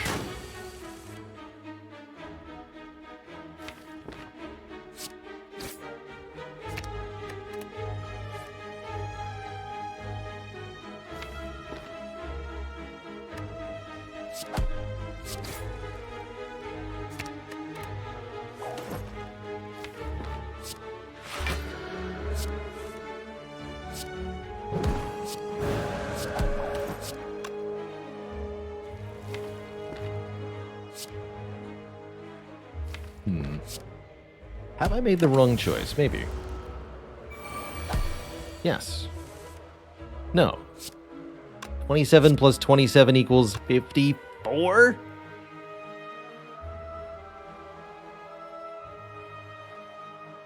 And then you'll perfectly die to Thorns? Actually? While we perfectly block, get hecked, sir. Oh wait, actually, that could have gone bad if the Shield Grubman had blocked the leader there. But it worked out as I wanted it to. So, that's great. Sundial, yes, with Ice Cream. Mummy Hand, yes, with Ice Cream also. And literally 1 power. Wish is back, but I have membership card now. Actually, Wish is pretty ridiculous. We'll take Wish. Wish is pretty absurd with Ice Cream and membership card, I guess.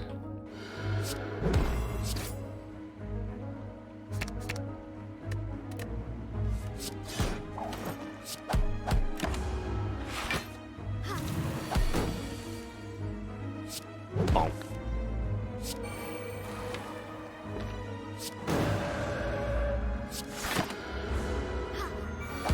A Vault? Vault Pocket Watch is also absurd, especially with Ice Cream. I just Vault, get a super big draw. No reason not to, right? Easy.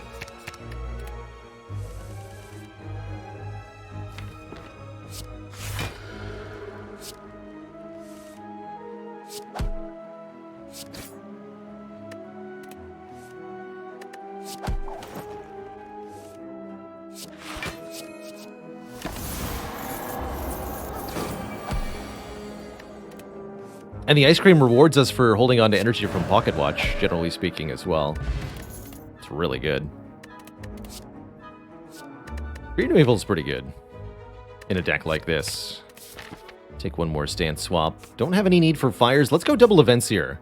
I want to charge up the tiny chest again, and I want a chance at the Coliseum event too. This is perfect. Just go 1, 2. Not where I wanted. Not where I wanted that card to be. Alright, heck the Chosen One. To heck, I say. Goodbye.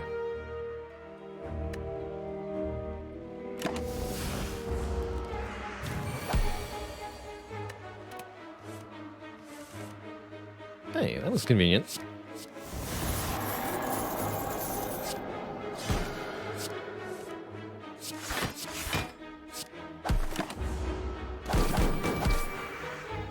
Perfect. Wish has really worked out so far. Another Fear No Evil, unneeded. Unneeded, I say. In an abandoned temple, you find a giant book. Books are cool. I actually would prefer the Enchiridion. Giving us a turn 1 power, but I would also happily take Necronomicon, doubling our first 2-cost attack each turn. Or the Nilries to choose one of 3. What do we get? The Enchiridion, it is the one I asked for. Add a random power. Plus we get a free heal, right? Foresight number 2. Actually, kind of decent here. Take another one of these.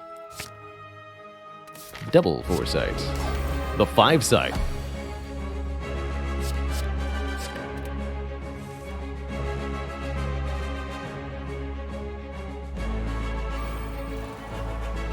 Just gonna wish for money here.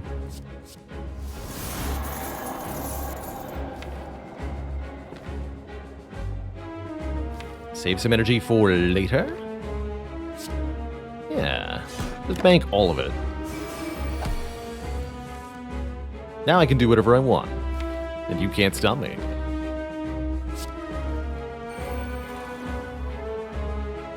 Let's start by killing a minion.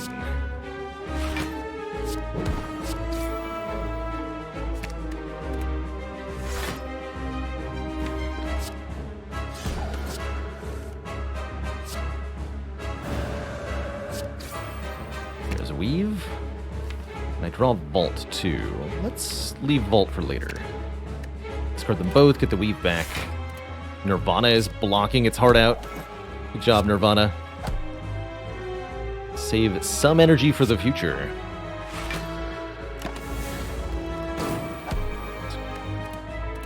Keep that because I need to block. 1, 2, 3. Draw a million cards.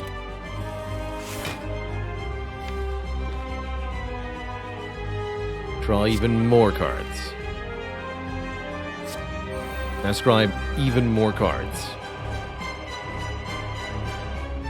This would be a good time to vault. This would be a great time to vault.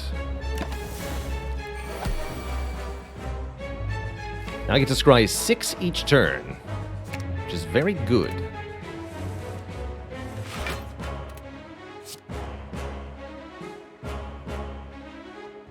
Draw more cards first. Well, let's empty mind.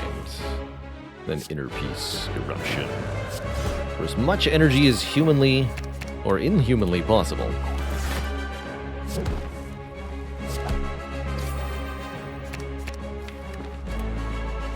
As watcherly possible. Might need to leave Wrath. I think we can do that.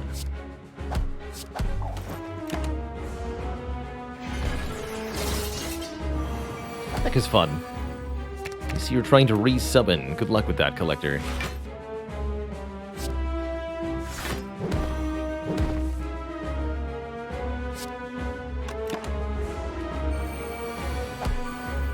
Get them. Get them.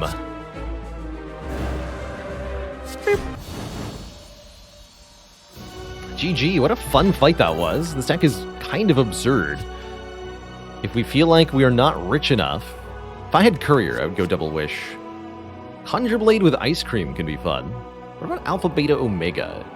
Is that of any use here? Not really. Am I going to go to TwitchCon? I have no intention to do so. No, TwitchCon's like way far away from me. And I'm not particularly interested in making the journey.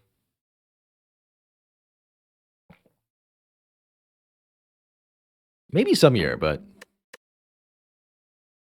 I don't think we take any of those cards. Do we take a Runic Pyramid?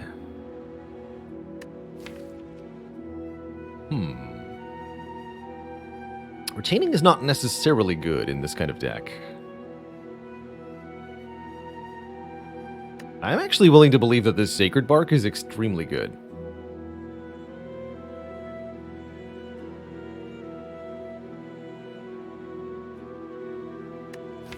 Pyramid and Pocket Watch, notably bitter enemies.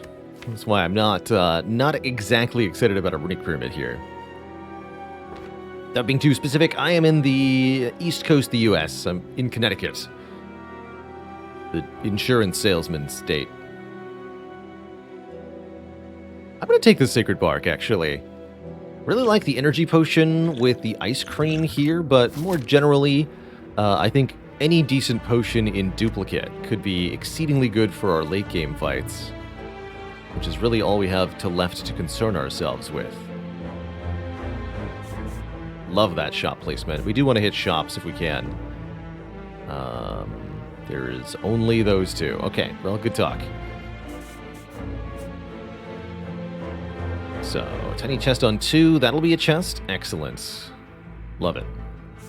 Love it.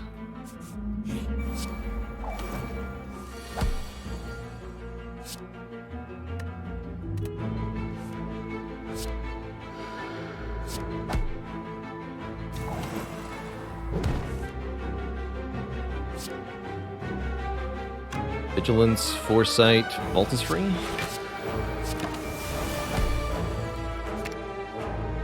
It's actually a pretty good draw. That should kill. I do have the thingy, though. Wish to play? Too late. Not this time. Nirvana Plus. Battle Hymn Plus. Upgraded powers. Galore.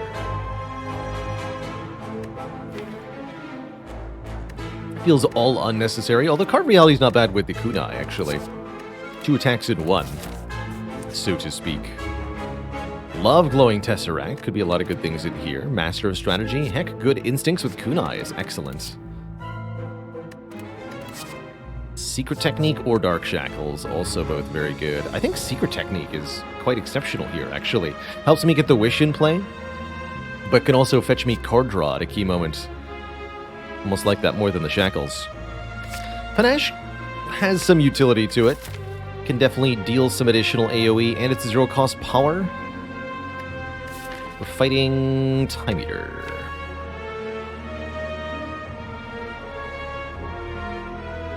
I've got Pocket Watch for Time Eater. Yeah, I'll take a Panache. Let's do it. It's fun more than anything, really. I love fun stuff.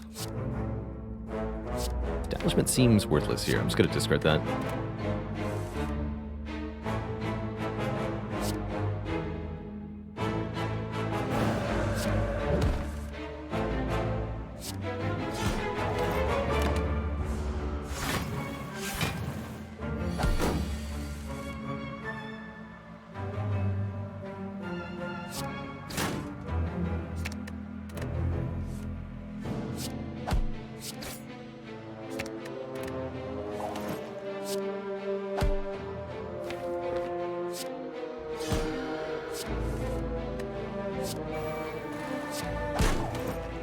The Dexterity Sound. Alright, Foresight, Vault seems like an adequate turn as well.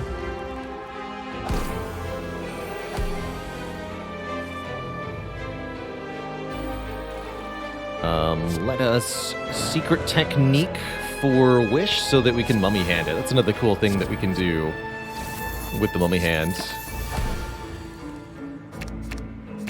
Or with the secret technique, rather, is set up Mummy Hand and nonsense.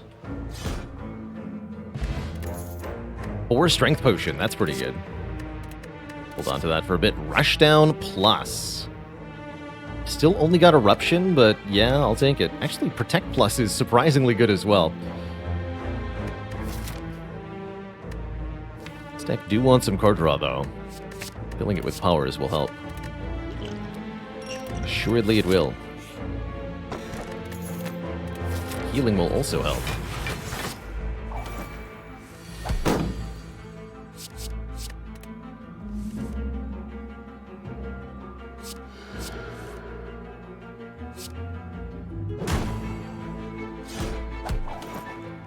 Dang it.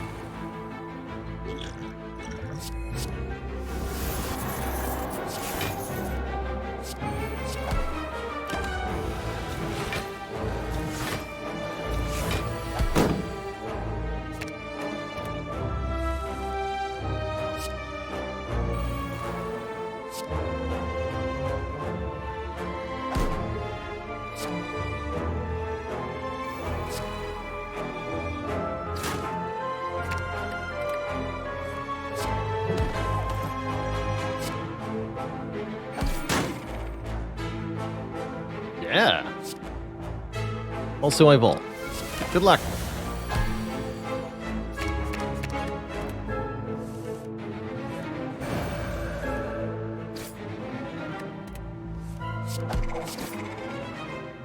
Easy. Study Plus would kind of go with the panache thing, but it's going to be bad in most fights. Take another Cut Through Fate, though. Elita farming? Yeah. Giant head of farming.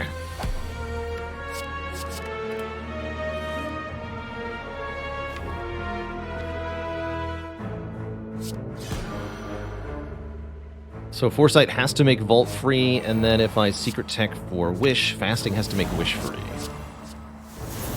Then I play Vault. Got him. Add 1 to your slow stack, sir.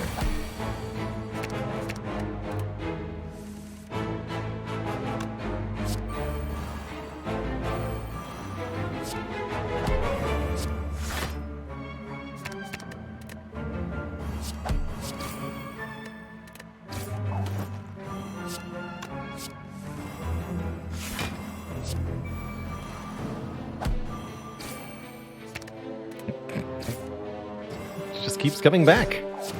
Don't know how it keeps getting into my hand, but it does.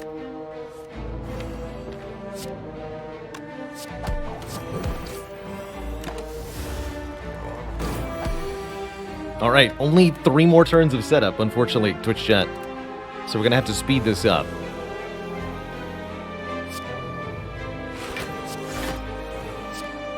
Here's hoping we can do it.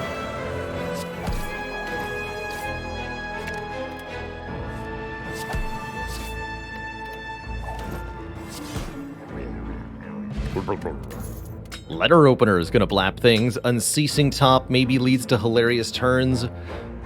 Second chance at Double Wish. This is getting out of hand. Gotta hand it to you, that's pretty funny.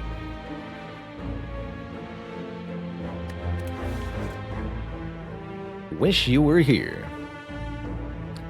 I don't even need this money though. I'm going to be unable to spend it, truly.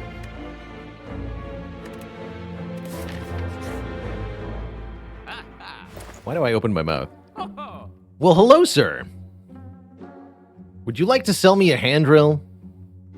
I'll buy that. Thanks. I'm also going to remove Conclude. Now that I no longer need it, I'm going to buy the Master Strategy for card draw. I'm going to take the Pen Nib to double damage. I'm going to think about the Fasting, and then I'm not going to take it. I might go Second Weave, though, because that is truly absurdly bustedly broken. I have 2 of those. Let's do it. Alright, so maybe I may have underestimated the power of Double Wish. Just a little bit. I assure you it was all in good faith.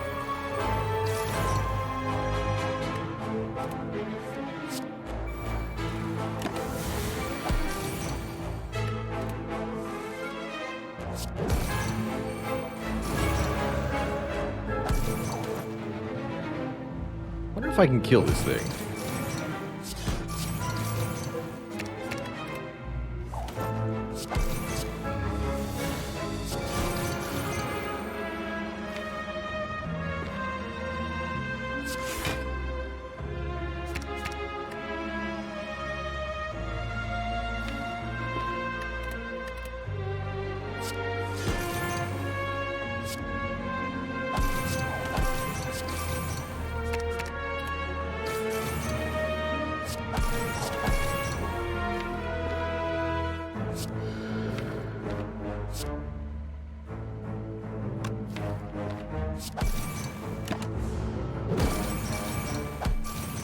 That was fun. That was a fun turn.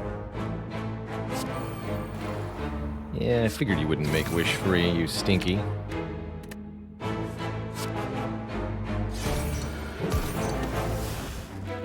You big stinky. Resting anyway? You know what? I'll just wish for money here. Make sure that happens. Panache even made it free. Good. Perfect, really.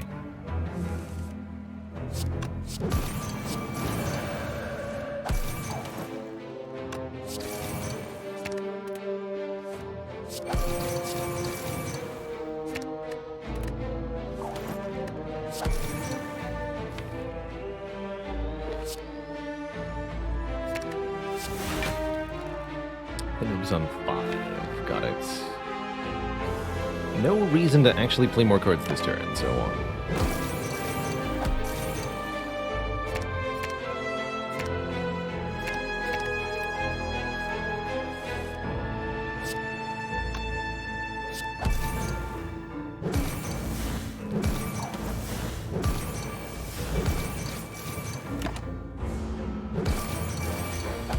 Too satisfying to not do, really.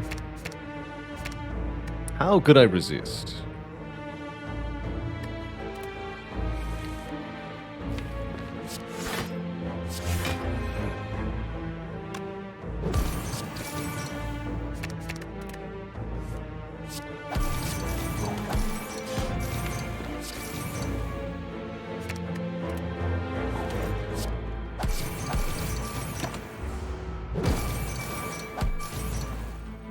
We've got it.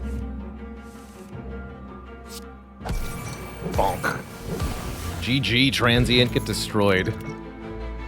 Prostrate again. Third weave? I don't need 3. 3 is too many. But a prostrate, though. Seems excessive. 25 relics. Get. 3 more unupgraded things. No thanks. 2 more elites, so 4 more relics to go, plus the shop. Easy. Easy peasy.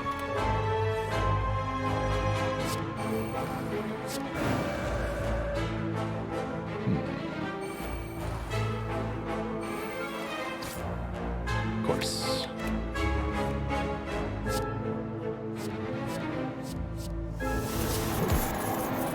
Okay, this may have been a bad choice. I scry 6, so I don't think so. Yeah, 90 damage, who cares? Deal 90 damage in my sleep. To myself. Easy.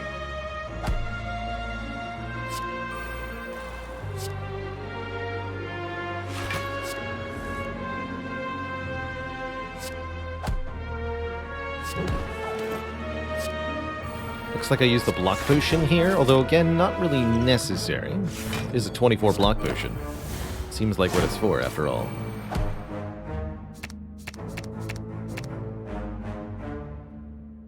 Actually, no, keep these. Discard these 3. You're not attacking me. Get out of here.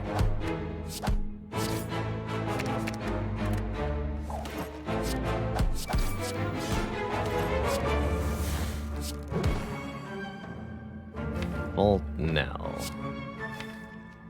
Secret technique. This. Don't take damage from burns. Well, now. Get a kill.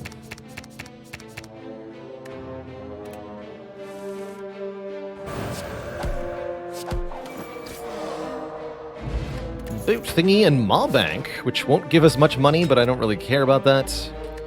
The chance at Prostrate. I actually think Deceive Reality is really good with all this dexterity, giving us retaining block. I like it. Our Act 2 boss relic, this one right here, is Sacred Bark, doubling our potions. It's not going to matter for most of these fights, and as you can see, we don't need it for most of these fights. But for the fights where it does matter, oh boy. Gonna be nice.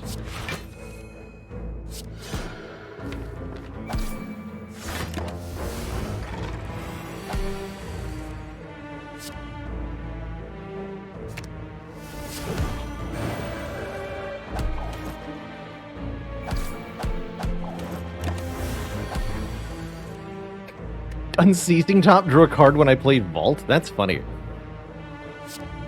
That's really funny.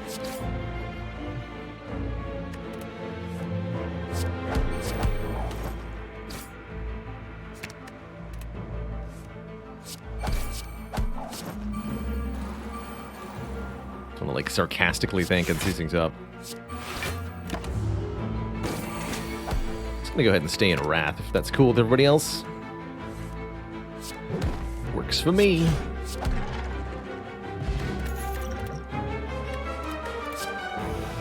Tranquility Blue Save Ice Cream. I don't know. It's a bit weird. I don't think so.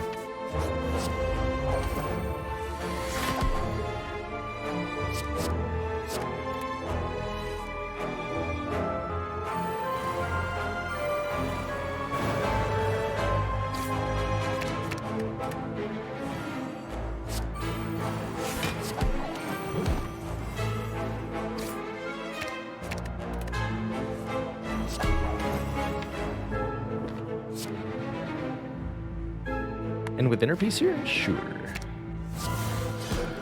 Do some pocket watch nonsense. With our friend Volt. That wasn't pocket watch. Don't care. Keep that. Draw it. Shuffle the deck now. Now we can weave. Do silly nonsense.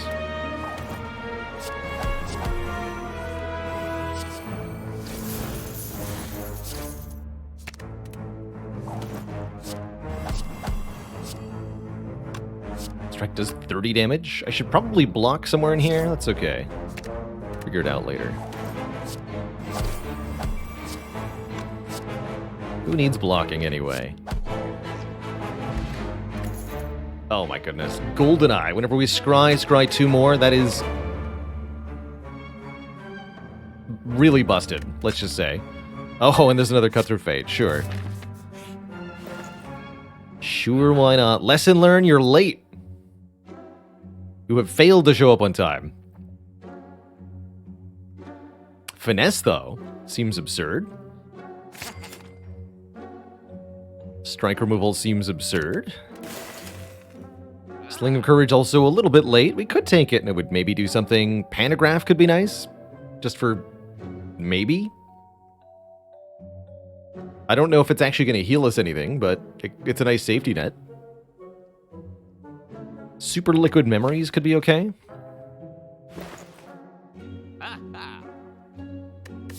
Fighting Time Eater first. Time Eater could actually hurt us. Sure, let's take the Pantograph.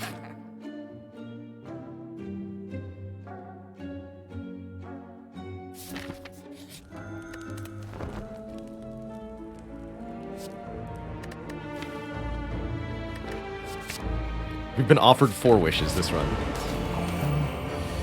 I mean, that is partially because we had Prayer Wheel plus Dreamcatcher, so we've gotten 11 extra card rewards this run so far. But yeah.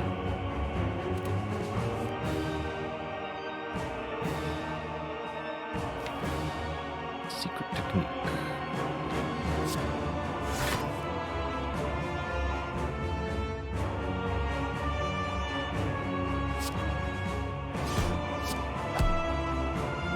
Which might just be the other wish, actually. You better believe I'm wishing for money, sir. I have no respect for you whatsoever. Just thought you should know that. Alright, I'll seek for vigilance, though.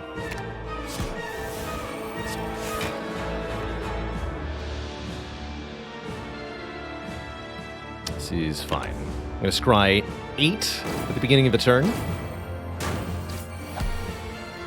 There's a Volt.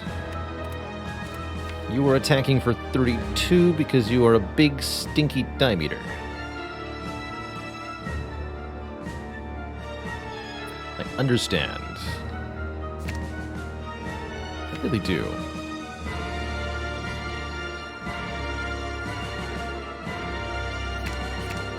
It's going to discard everything other than Vault.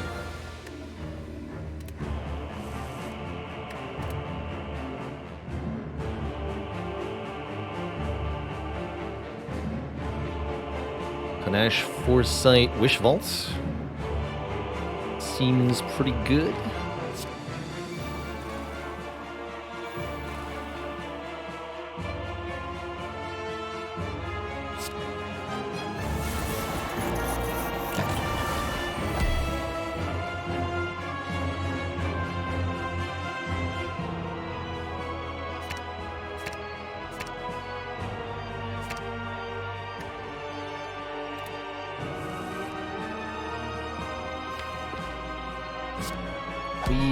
Weave, cut through fate. Weave. Third eye.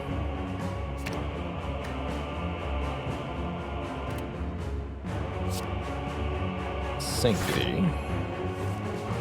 Weave.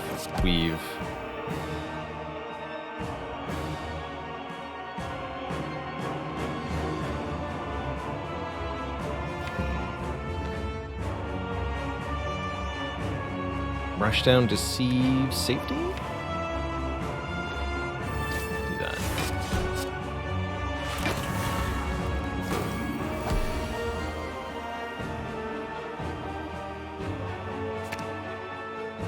Do you want the Fernable? Get rid of this.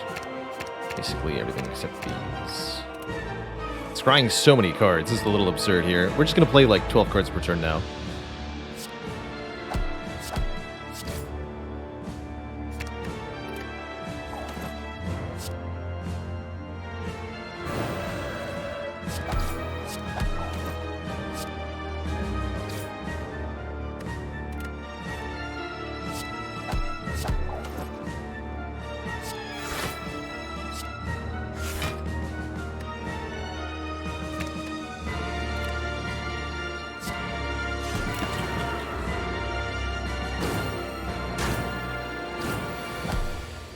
Time meter below half, so forget the crush joint. Let's just pocket watch and bank some energy, I imagine.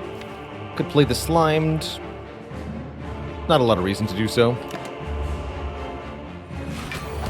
Alright, I gotta respect the Panagraph will do something. Good job, Panagraph.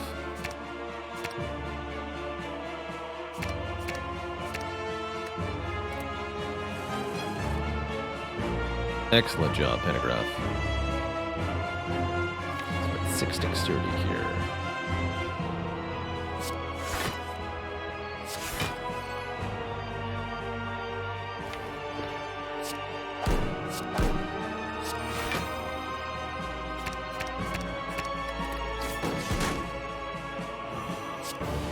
Hand drill? Hand drill, you madman, get in here.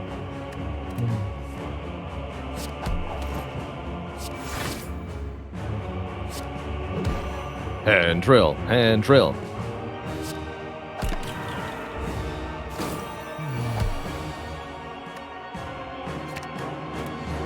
Get in there, hand drill. Get in there. Give them the bonk.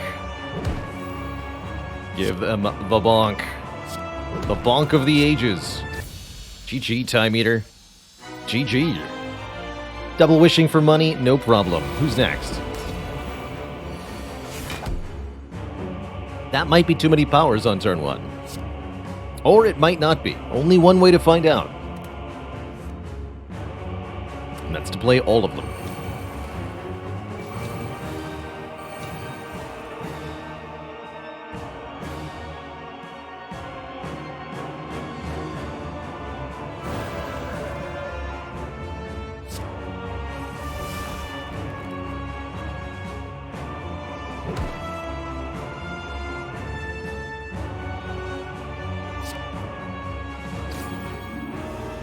I do mean all of them. I'm warning you.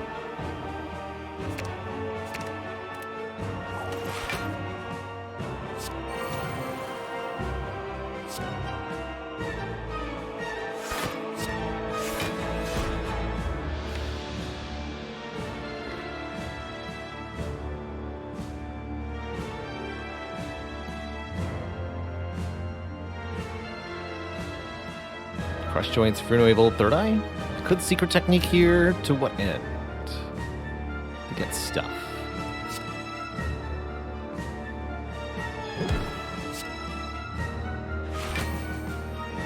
Vault next turn sounds grand. Make it a pocket watch turn. Oh yeah, there's Foresight that I haven't played. Okay, that'll work. That might happen. Whoops. Ish? Whoops-ish. I'm gonna go with not actually an oops, though.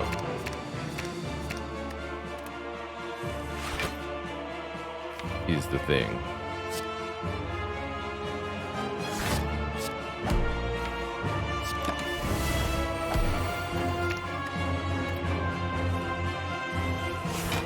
Here we are.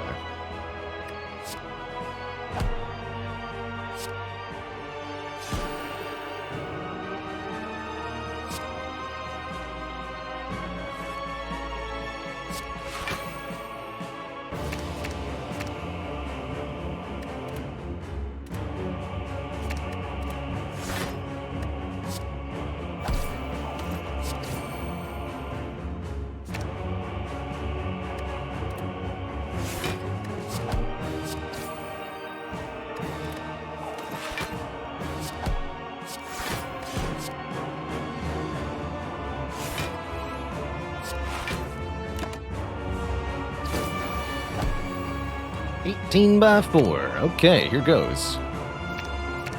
Good luck to us. I didn't do that right, though.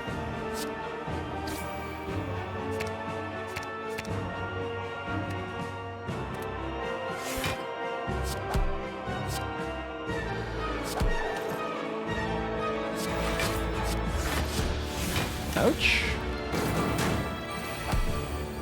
I don't have a way to weaken this nerd, do I? It's a little terrifying.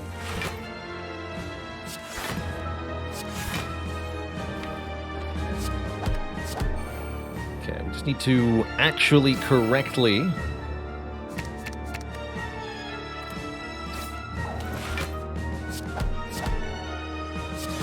scale our dexterity up. Then maybe we'll have a good time. Or we can just kill phase 1. And succeed that way. That works too. Never forget that that will also work.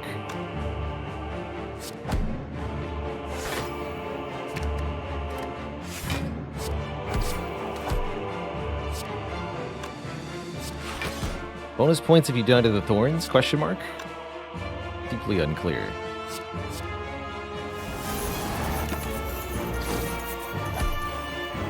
Alright, now would be the time to murder you. In a fit of violent money grabbing.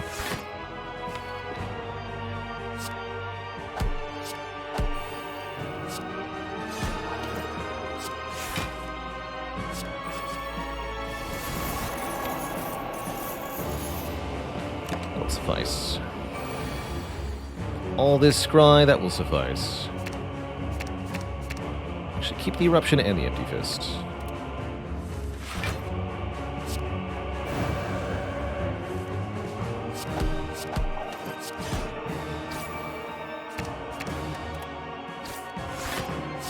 Bonk, bonk, bonk. Bonk, bonk, bonk.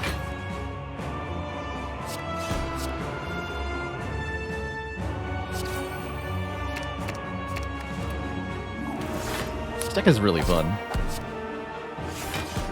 Easy.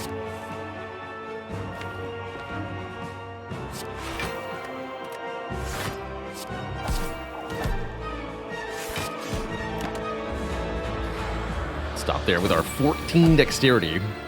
This is turn 8, by the way.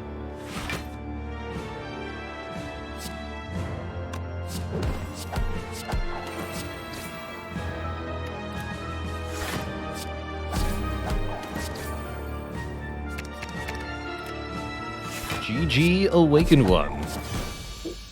Alright, we might have gotten blapped a little bit there with the second multi-attack, but otherwise that went perfectly, and we'll be healing back to full at the start of Act 4 here. Now, we've barely used our potions thus far. However, I have a feeling that these potions will help carry us through Act 4, doubled in power as they are. I'm still not taking a third weave. Ooh, we can also double a card. Play the top 6 cards of the deck. What card would I double here?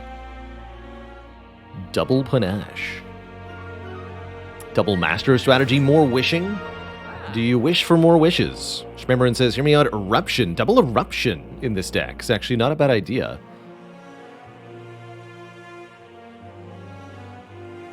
We're definitely lacking for Wrath entries. Yeah, that's a pretty Watcher move, right? Duplicate Eruption on floor 54? I believe it.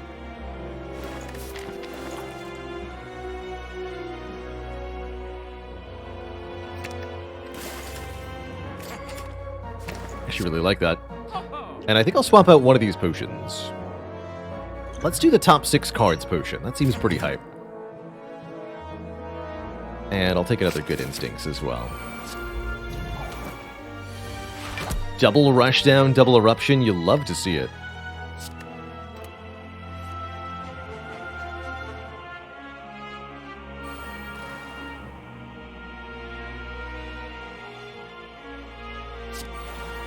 It's too much to hope that would hit Wheel Kick, huh? Can we kill the Spire Spear turn 1? If we use the Distilled Chaos, we certainly might be able to, although there are cards that end my turn in the drop pile. The good news is those cards are Vault.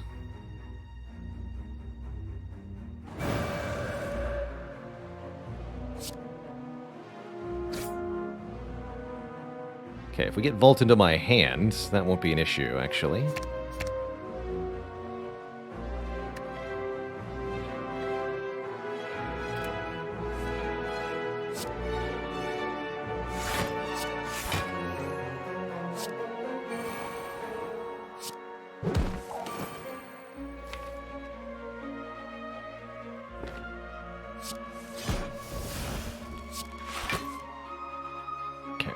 Nib here. I like Secret Technique to get... Oh, I can't get removal with it, huh? Only skills.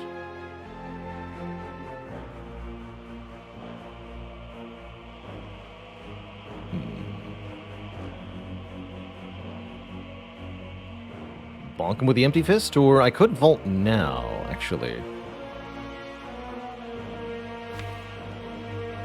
I rather like the idea of vaulting now. Wish for money just to disrespect them.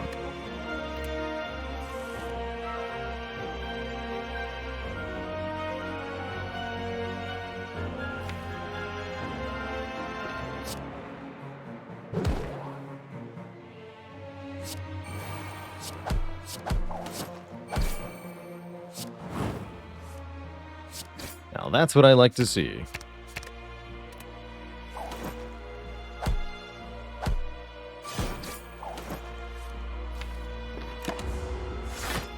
And that was turn 1, technically.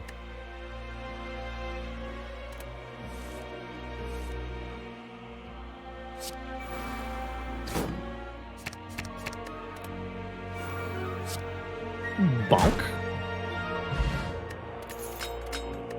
Look at the relic bar go. We just have oodles and oodles of relics. Sorry, Prostrate. We've been skipping you all run. I'm not about to change that. It's heart fighting time, and we've got a free Mental Fortress, which will definitely assist us here.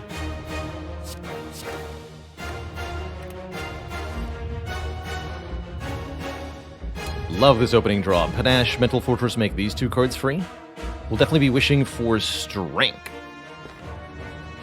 in this fight.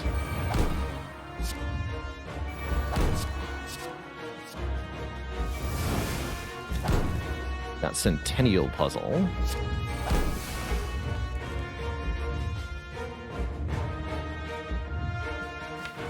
I think it's safe to use Rush down here.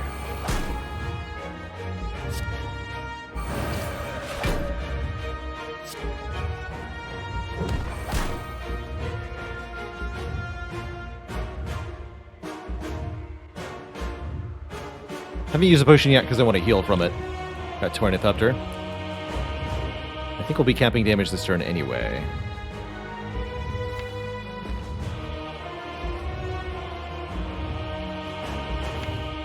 Already played one Wish, yes? Interesting.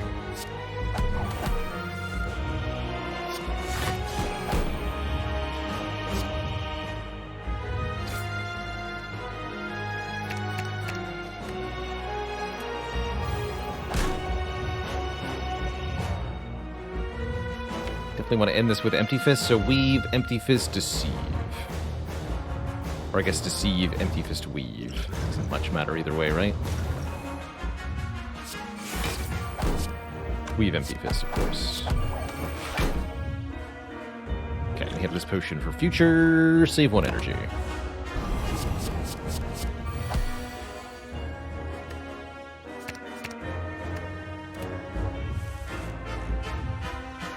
Big number.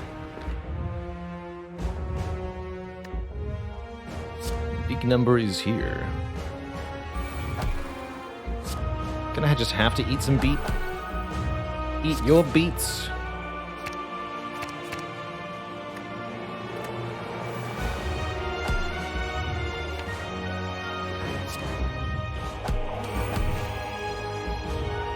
Let's go Inner Peace, Empty Mind at least.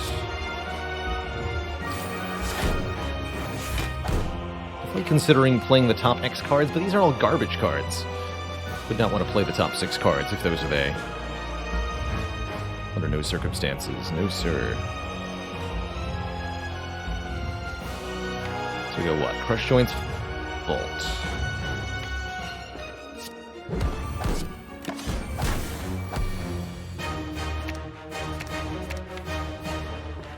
I need to discard 4 cards so that I can scry. Use the Foresight. Draw it again immediately. Okay, so Third Eye will tell me what's on top of the deck, and then I can play stuff on top of the deck. Wish is on top. Perfect. So let's lose, at the minimum, Empty Fist. Play the rest of this.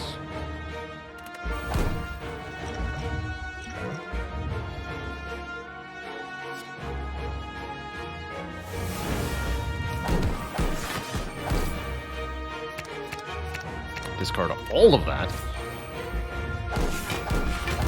And a lot of block. Cool. Not that much block, note. But you do what you can.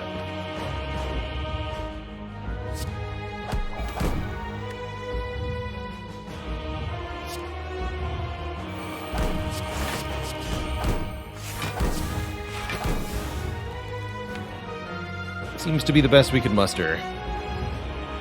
Pretty much cap damage here. Do I need to do exactly the full amount? Not really.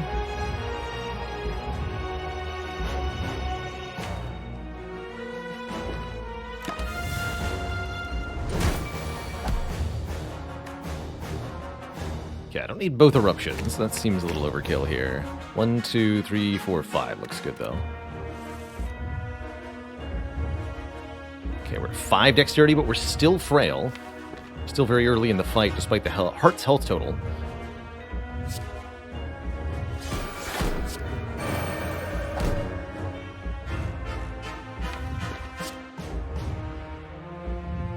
Looks like we are blocking this.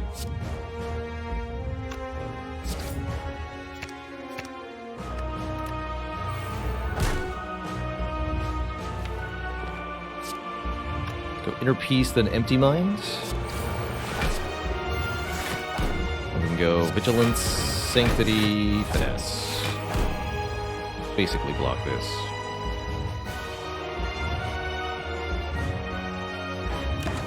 Let's get rid of Frail now.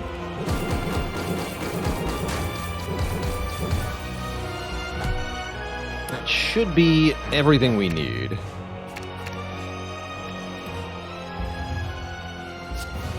Here's a really good turn to build Dexterity, too.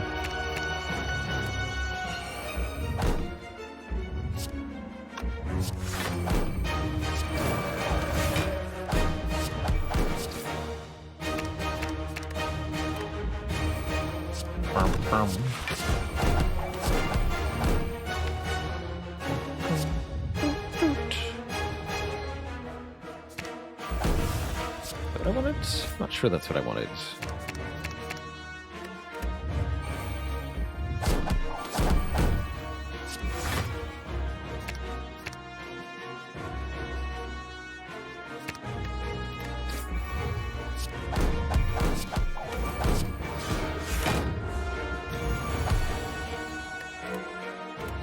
Also just Pendant the Wheel Kick, but with 10 Dexterity I can block this easy peasy like, right? Also Sundial. Hey there, Sundial. GG. GG. The start of your turn, simply scry your entire deck. It's that easy. It's that easy, Twitch chat. GG.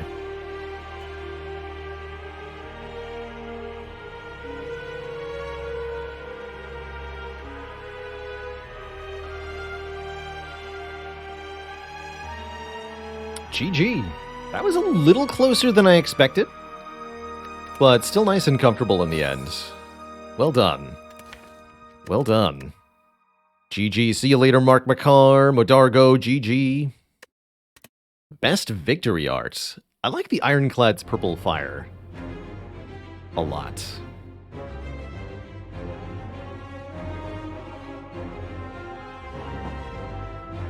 GG's.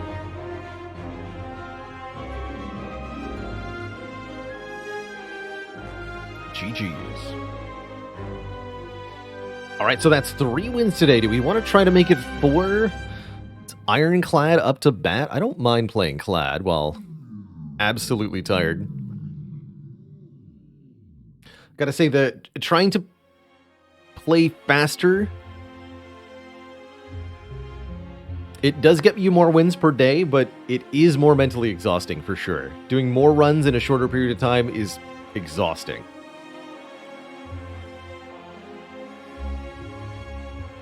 That's for sure. Yeah, let's do one more. Let's do one with Clad. Let's make it a 4-win day. This was fun. 36 cards. Gotta love the Black Star start. It's always pretty absurd. Spirits Pro says, which class requires the most mental energy? It's really up to the deck, actually. Certain decks require tons of mental energy. And I think Pocket Watch certainly more so. The more complicated, the more zero-cost cards and draw-heavy you are, the more mental energy it takes to play.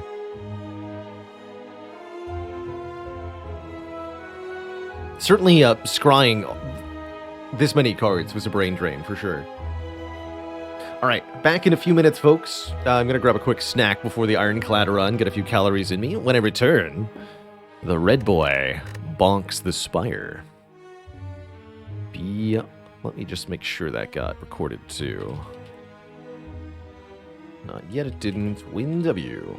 Cool. Alright, be right back. Don't go nowhere, folks.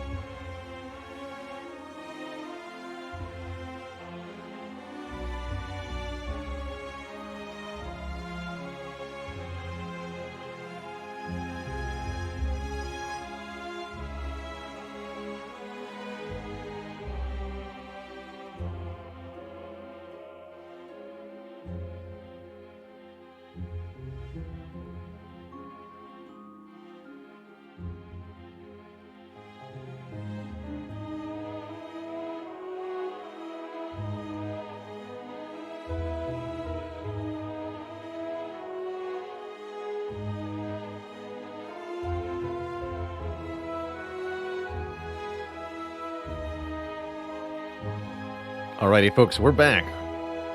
Thank you for the patience.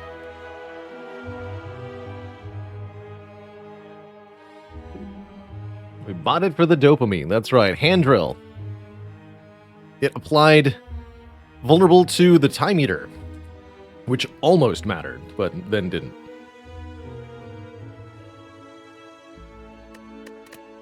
So, it is Red Man time. The Bernie boy. Is it ever removed to on this character?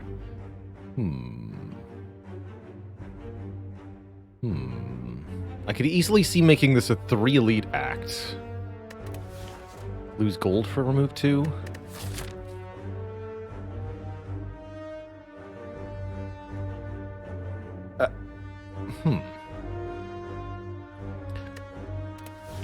You know, this is actually one of the very, very few situations where I do kind of advocate 3 random potions. Because it can guarantee 2 good potions going into this Burning Elite, and allow us to fight the Burning Elite, and then do strong things from there.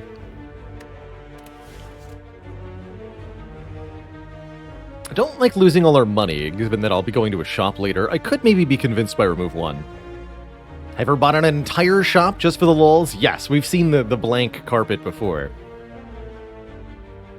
Oh, I really like that too, Ed. If Nirvana was per card you discard with Scry, that'd be really cool.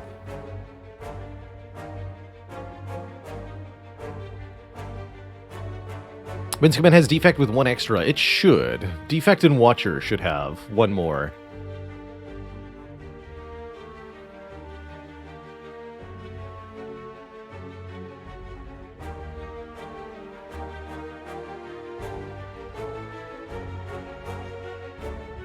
I'm gonna try 3 random potions and let us go through the Burning Elite here. So we end up with something like this. Could even go more events, less combats. Probably use 1 of the potions to save hit points in those first few fights, and then try to do this from there. Get out to a strong start. Ooh, we even get 2 good potions and a bonus of 5 max health with a fruit juice. Nice, really nice.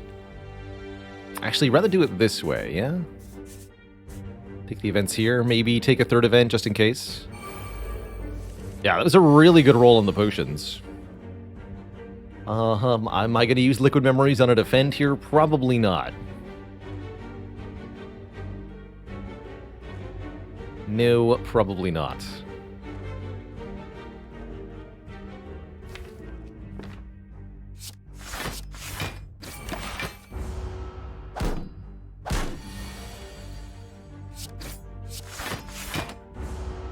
Take 6, win the fight, heal 6, nothing wrong with that.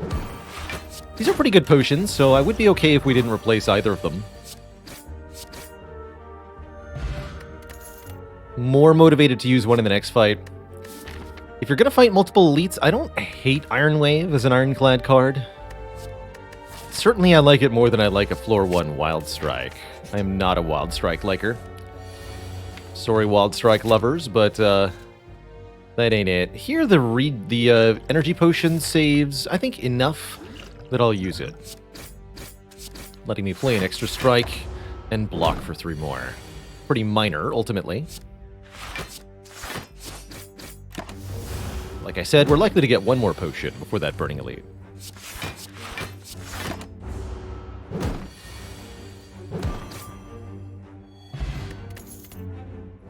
Shrug, Spot Weakness, Fire Breathing. Fire Breathing Wild Strike might have been a fun 1-2 card combo. Instead, I'll go Spot Weakness with Iron Wave. Try to scale the strength of our attacks. I'm certainly not going to take a Curse for Doubt, not with so many elites between us and the shop. No way, no how. Second event is card removal for hit points, and then we'll take 1 more fight. Let's lose... Defend? Because I added an Iron Wave? Let's lose Defend. And take the Jawworm on. That's what I get for removing a Defend, I guess. That's fine, that's fine. Dear Jawworm, please, potion. Thank you.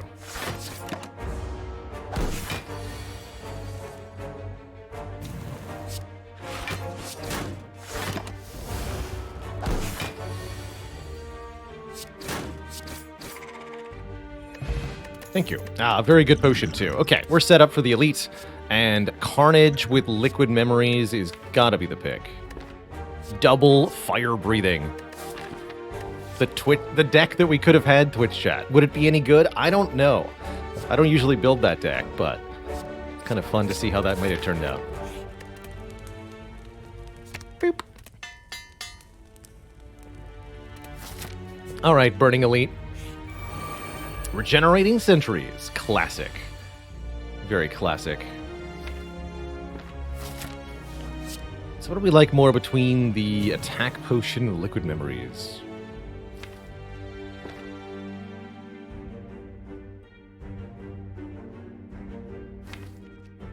I strongly suspect that I simply take a full 10 here to play 2 strikes now.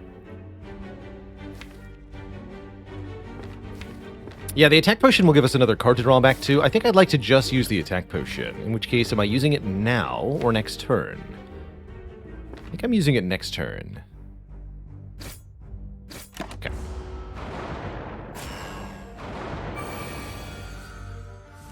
We did see Carnage, so we can do Carnage Iron Wave and take a mere 5.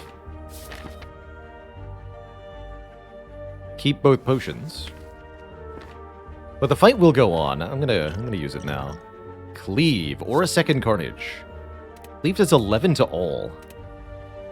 It's quite powerful. Or Carnage does 23 to 1. I'm actually gonna take the free Carnage. I think that might be correct here.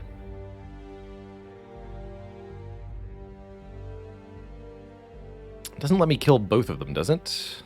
31 plus 9, not quite enough. I could do double Carnage here. Kill this one. Iron Wave this one. It's a fun line. Is that actually correct, though? I don't think so. No, it feels like that's too much overkill over here. I could kill the middle one with Strike Carnage. That's funny. So I can kill the middle one and the front one. No, I can't. Wait. No, I can't. Excuse me. I cannot do that.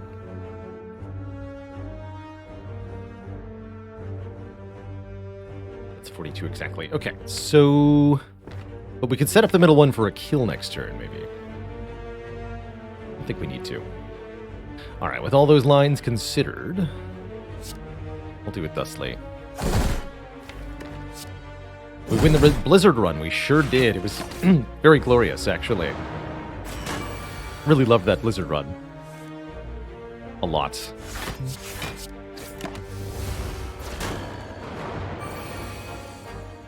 Beautiful. Spot weakness was really good this fight.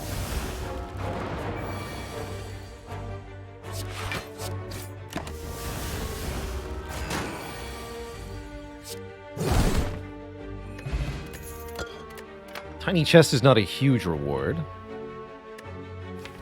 Juggernaut, dual wield, Dark Embrace.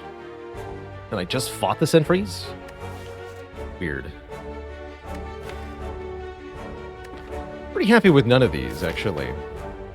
Juggernaut is theoretically kind of okay with Iron Wave. Dark Embrace has some utility later on. I don't think I'm going to take it, though. We just want to gear up for the short term. Probably going to upgrade Iron Wave of all things. Spot weakness is also a pretty good upgrade. Get Iron Wave upgraded. I think the +2/+2 on this is a little underrated. Just a little bit. More health is never underrated. Or never unwelcome. This enemy does not intend to attack. Allegedly. So currently I do 28 plus 7 next turn. We Liquid Memories, glad we preserved that. On the bash, we can guarantee a kill next turn, I believe. Let's do that. I could also Liquid Memories the Carnage next turn.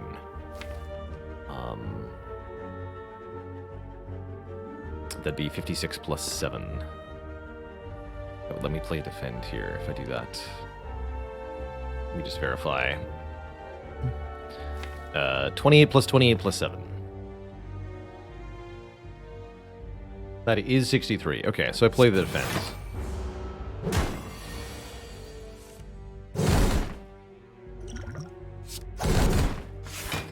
Save a little bit extra there.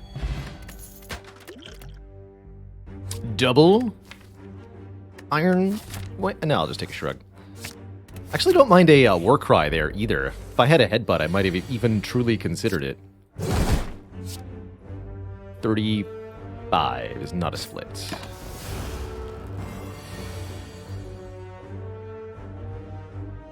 Iron Wave Strike is actually more damage than Bash Strike or Bash Iron Wave? It is. Okay.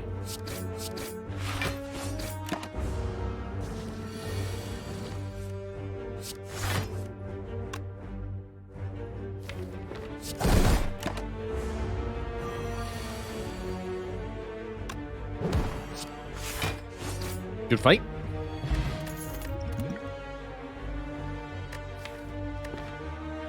Hemokinesis with Centennial Puzzle.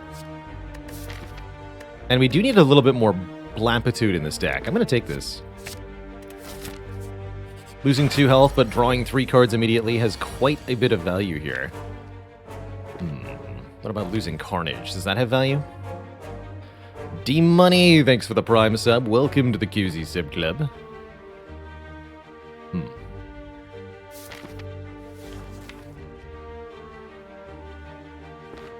Alright, Carnage, you may go.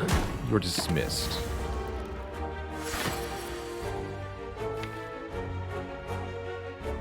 Bummer.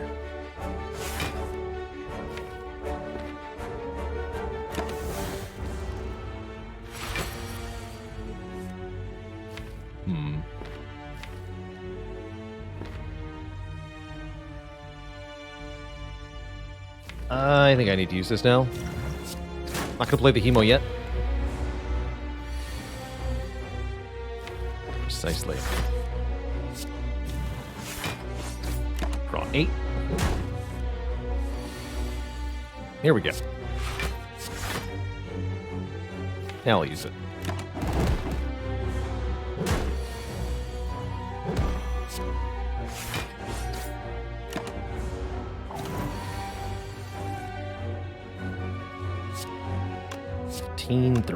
Not quite.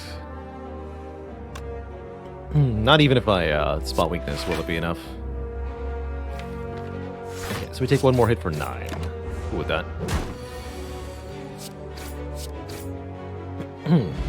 Red Skull. We're below our half health, which is a very generous number as it is. We have 3 additional strength, and there's the headbutt I wanted. Also, don't mind a power through here. Lots of block and add 2 wounds. Hey, Boots and Cat, if your music sounds weird or wonky, like it's being played through an old stereophone or something, it's a glitch with Twitch, and the way to fix it is to restart your browser tab. So refresh the page, and you should mostly fix the issue. F5. That's right. Oh, I love headbutt so much. The thing is, do I want to... Do I actually just want to set up Red Skull here? Red Skull value is 43 health or below. We heal 6. So we're currently going to 53. So I need to take 10. 10 or so. Sure.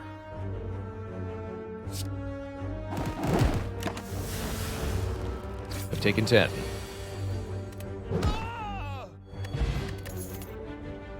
Ooh, Anger. Favorite of mine. Great self-duplicating card, especially with card draw. Thunderclap and Clothesline are reasonable. Clap is nice, but with free strength, take it at Anger. Big like taking an Anger. Might be taking Inflame here. Meat on the Bone Red Skull is fun. It's actually been a while since I've bought Hand of Greed on purpose. That's not too bad here either, although a little difficult to land. We could, with an upgrade, actually land Hand of Greed up to 4 times in the slime boss fight for $100. Let's do it. Give me $100, please. Pommel strike? No need. Maximum. Greed. Let's do it.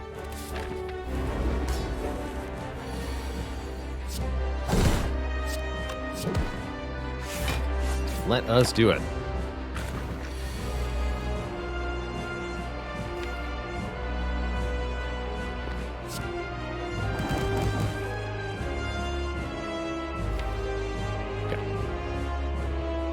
Playing strikes would cause a split, right?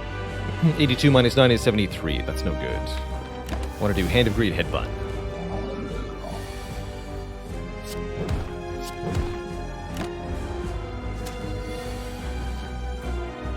Plus 28. Oh, it's not enough, though.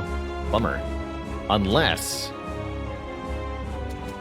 Swift Potion?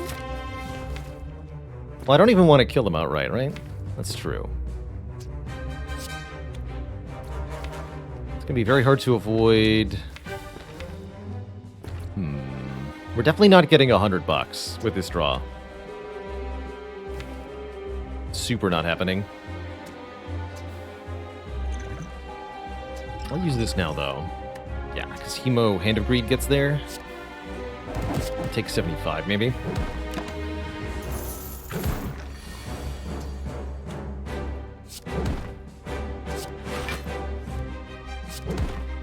Split. Could need to kill one of the resultant slimes. No, let's do it this way. Create resultant slimes. Like so. Or just get weakened. Even better. Perfect.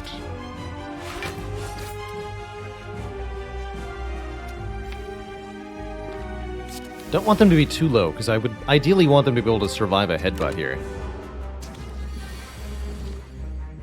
If possible. Looks like I'll kill one with the conventional means here. Kill the other one with Hand Greed. 50 gold. Not ideal, but absolutely acceptable here.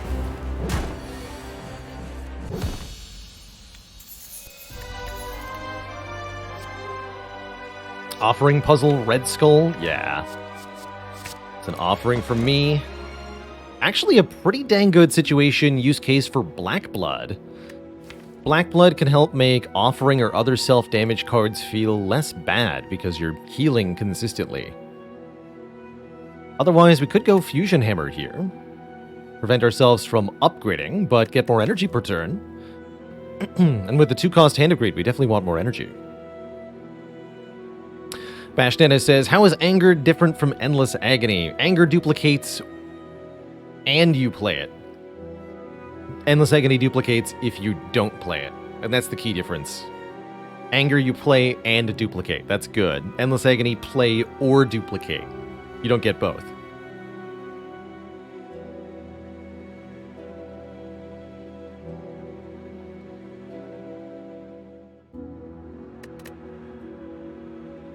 Fusion Hammer's kind of like healing, too. Yeah, we have to rest at rest sites. I could see this going either way, actually. It's a surprisingly good Black Blood. The deck will definitely struggle on 3 energy, though. Let's take the hammer. Nice. So we have to beat Champ. That could be tricky.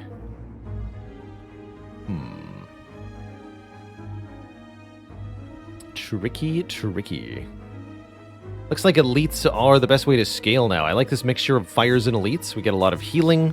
We get a lot of relics. And presumably a decent amount of money besides. We've got Hand of Greed, so yeah, we'll have tons of cash, actually. We might as well go to 2 shops then. With Hand of Greed here. So probably go through this way. I like it. Any other paths that are worth thinking about? There's a 3 elite path here. No shops, though. How about the tiny chest? Currently getting just 2. We could make it 3, not reasonably 4. I'd have to miss an elite. So maybe we'll get a extra chest in Act 3. But currently I'd rather take combats than events because of Hand of Greed, giving us consistent money from the combats. Especially if I can land the triple. Oof. Ouch.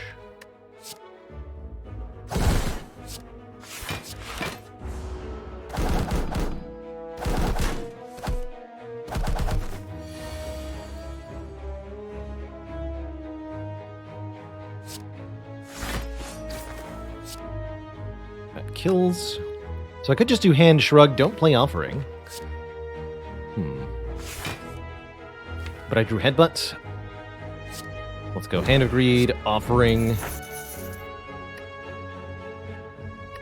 Spot, Anger, Headbutt, the Hand of Greed.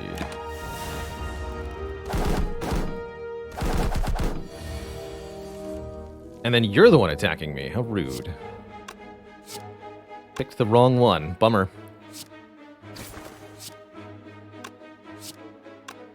Shoot. That is a bummer. Oh well, I want my money. And I want my red skull, apparently.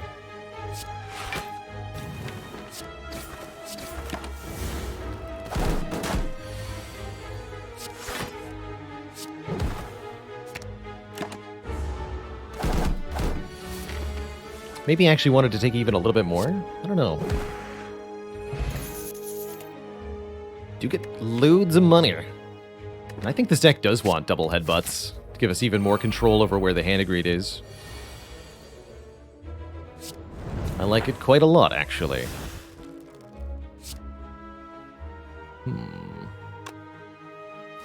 Here, I think I just kill one of them outright. Hand of Greeding them both is going to be pretty difficult. Let's just kill you first.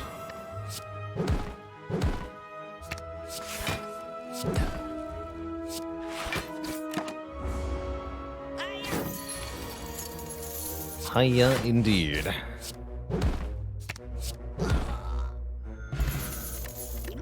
Blood Potion's pretty cool. Upgraded Cleave is nice. We actually don't currently have an area damage card, so I think I'm going to not ignore the upgraded one I'm being offered. 50 gold right before the shop seems like a good deal. We could take Ritual Dagger and try to level it up, but it's going to compete with Hand of Greed at its core, so I'd rather not. Double Hand of Greed? Meanwhile, evolve for the weird fire-breathing deck that we could have gone on otherwise. Could duplicate Offering, too. Bandage Up's kind of fun.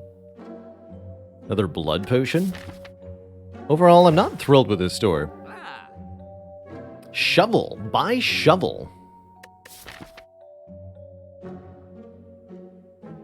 What? You know, I don't normally think this is a good use of money, but that's actually a pretty decent use case. Especially with Red Skull keeping us optimal below half here. I dig it, right? We could easily get 3 or 4 relics this act alone from Shovel. I'll do it. It's so good with Fusion Hammer, right?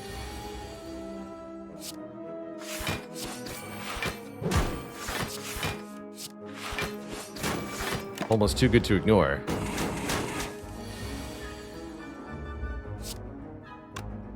That could be enough to kill.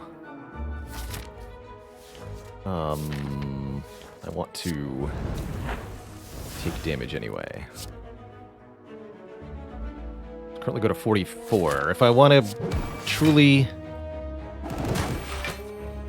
have Red Skull for the elite fight, I want to play the Hemo here. Reckless Charge Plus. That other deck would be pretty happy with that. As it stands, we're good. We're good. Alright, elite numero uno is the Book of Stabs. A little problematic. Let's set up a good turn next turn. Block 13, take 1, bash for vulnerable. Next turn, do as much damage as possible. Could headbutt the bash. I don't think I want to do that. I think we just have one really big turn with Offering and Spot Weakness. I could even headbutt Spot Weakness for 6 strength.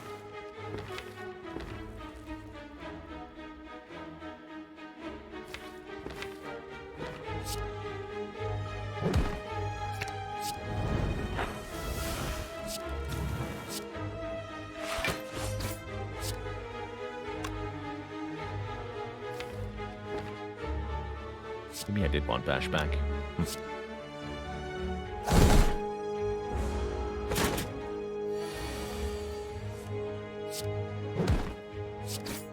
Thankfully, this is a kill, and I'll take it. We don't need Hand of Greed in every fight, after all. Kunai's kind of fun with Iron Wave Plus, actually. I might consider a second Iron Wave? That feels weird. I do like a Burning Pact. Card draw and exhaust. It's going to want us to have more relics for it to be particularly good. But we can get our hands on some more relics if we want to. Boat Thingy is definitely better than an upgrade. Guaranteed block on turn 2. Except ouch, though. Rude?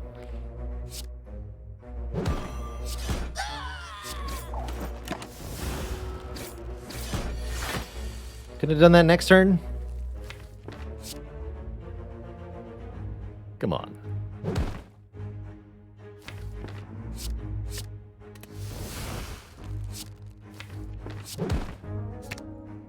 Don't need to play Offering, though.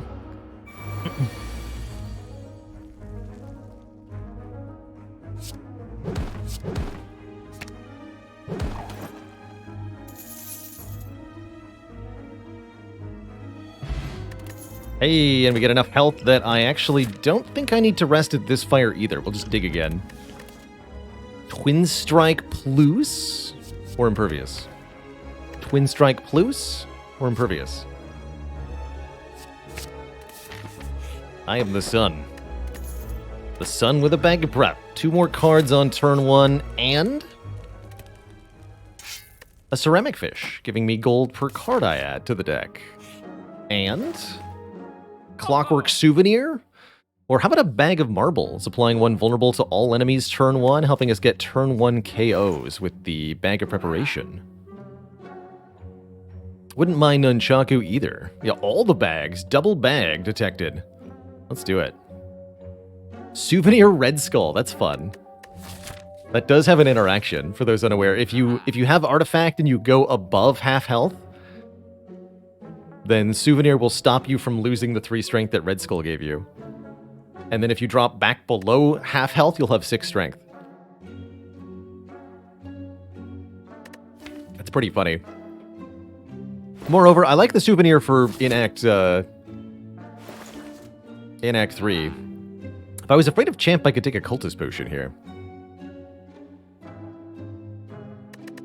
Got Kunai and a Burning Pact, so I'm pretty sure I beat Champ anyway. Take a Bag of Marbles. How often do you heal during the fight? Not very often. If we took a Reaper, it could be relevant, but yeah, it's not really going to happen. It's not a thing.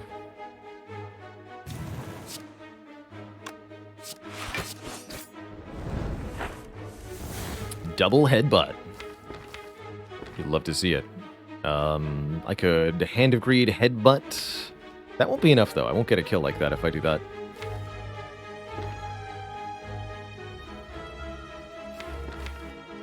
Carnage Headbutt Spot Weakness? Or Carnage Headbutt Iron Wave, of all things?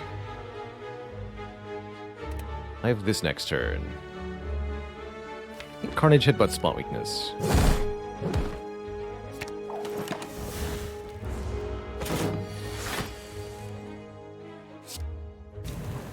I just go bash, anger. This is exactly the hand I had last time when we fought the Book of Stabbing. That's funny.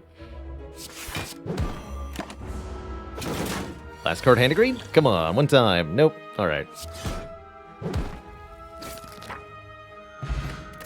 T-set's nice. Exhume. Exhume Offering, Exhume Impervious. Interesting. Not that many other good targets, though. I don't think so.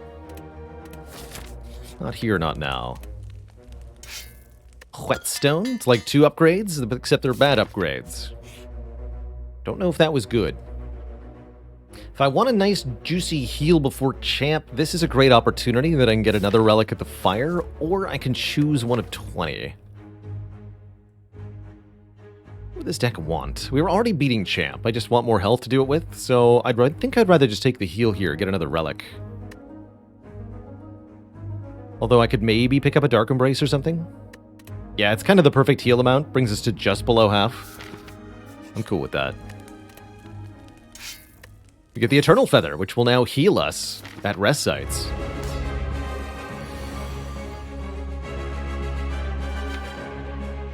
Loud champ music. Alright, the goal in the champ fight here is to 1. Gain dexterity with a kunai. 2. Gain strength with spot weakness. 3. Exhaust cards with Burning Pact. And I see we can do basically all of that here. Spot weakness, put it back on top. Draw the spot weakness, play it again. We're already at 9 strength. That's a good start. And I'll just block here. Get rid of Carnage on its own. Actually very happy to see it go. This is a turn we want a kunai. Bash, Strike, Iron Wave is sufficient. I could Offering. I probably do want to, because we're going to draw Absolute Bupkis next turn, so let's not do that. Please, no Bupkis. Thank you. Lower your health? Sure. Don't think we need to spend particularly long in this fight. I do think we'll get into weird situations if it goes on too long. Like this one.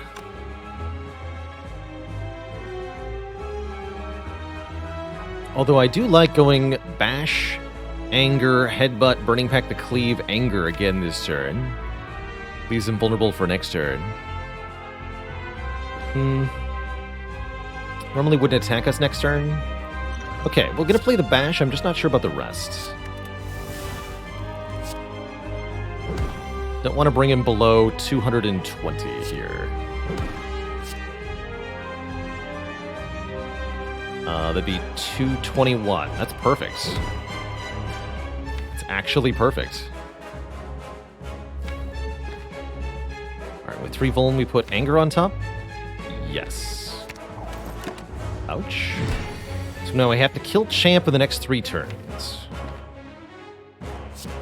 On this turn, he taunts us, making us weak and vulnerable. We do as much as we can here, of course.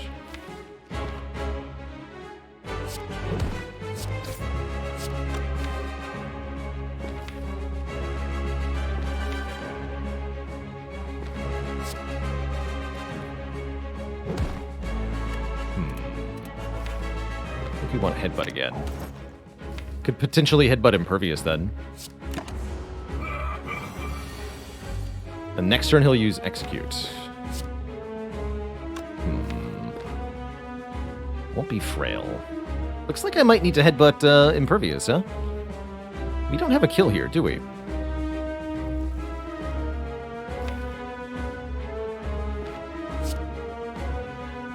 Could shrug into Anger and play that. It'd be getting me another point of Dex, but could be in real trouble next turn.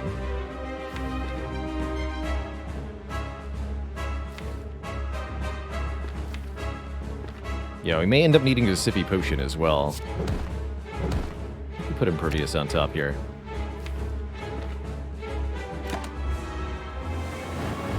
One or both potions. 33 by 2 sure is a big number, sir.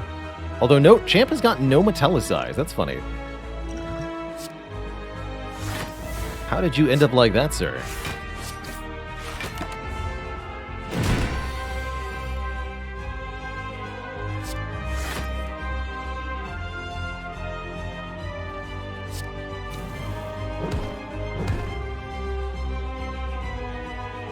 Let's see, 19 plus 7. 27. Okay, so I do have to use the potion. Yeah, that's fine. Give me the money. Give me the money.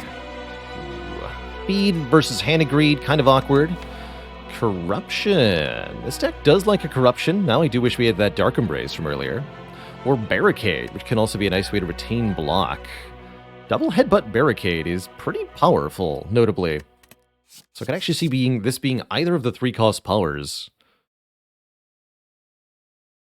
I guess we could stop killing things with Hand of Greed and start killing them with Feed. That's not too bad, actually. Why double headbutt barricade? Mostly because it allows us to either recur the best block card, or more specifically, if we see it entrench. Double headbutt plus entrench with barricade is the winner. Or with body slam, also works pretty well. And I kind of dig it with the kunai.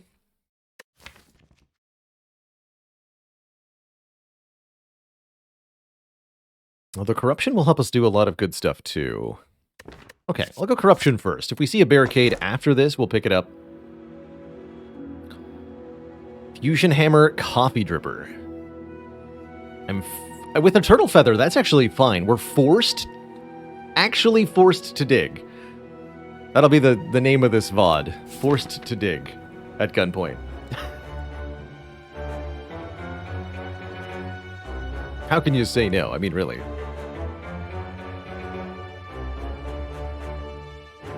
Twitch chat forced me to dig. And Tiny Chest forced me to pick up a relic. So if I want a shop in the mix, I go the far left here. We get 2 elites, 3 fires, 1 shop. I'll do that. Far left it is.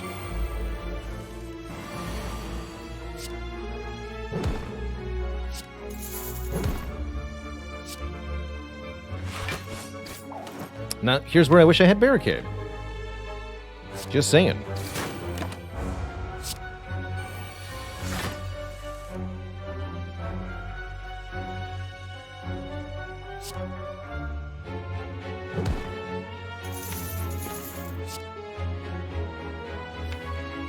Don't do any incidental damage, right?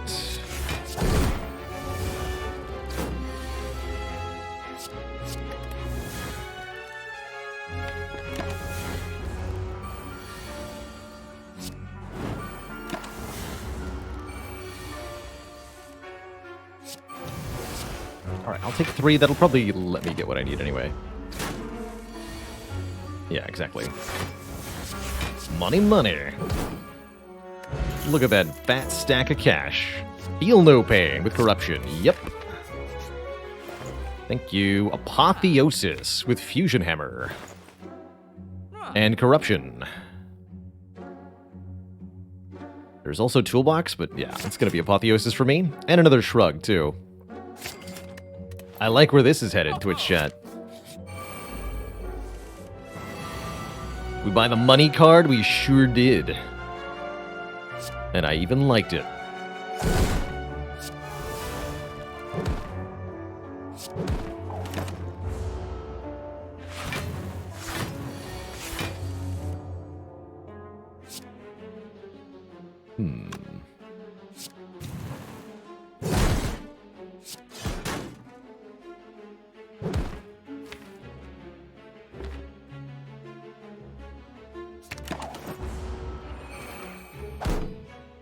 I like that we have a kunai that's doing something. That's so rare on Ironclad.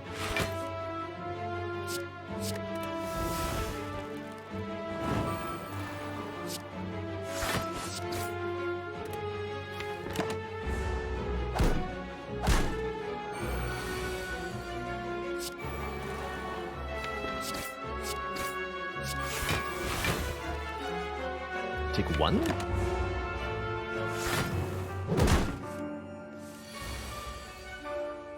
Definitely down to take 1.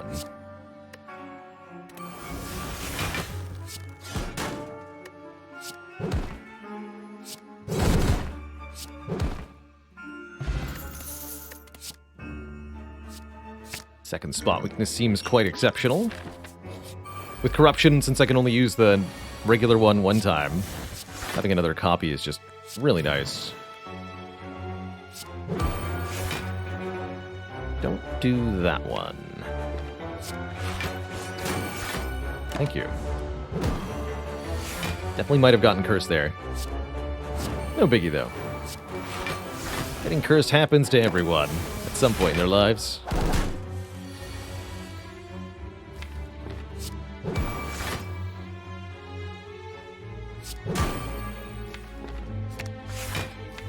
That feels like something I can't just do next turn.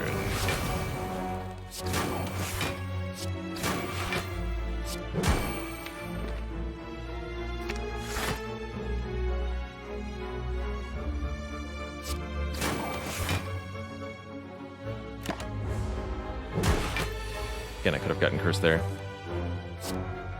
But I didn't, and that's what makes me better than everyone. Ha! Can also take the feed, but again, hand agreed or feed, not both. I've already got over 100 max health. Alternately, bloodletting seems kind of hype.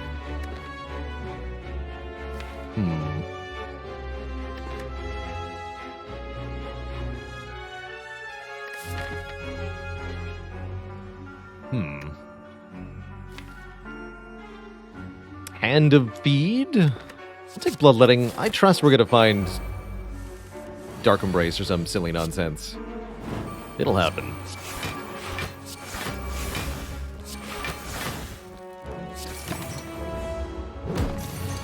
But what won't happen is hand agreeing this nerd. That's just not gonna be a thing.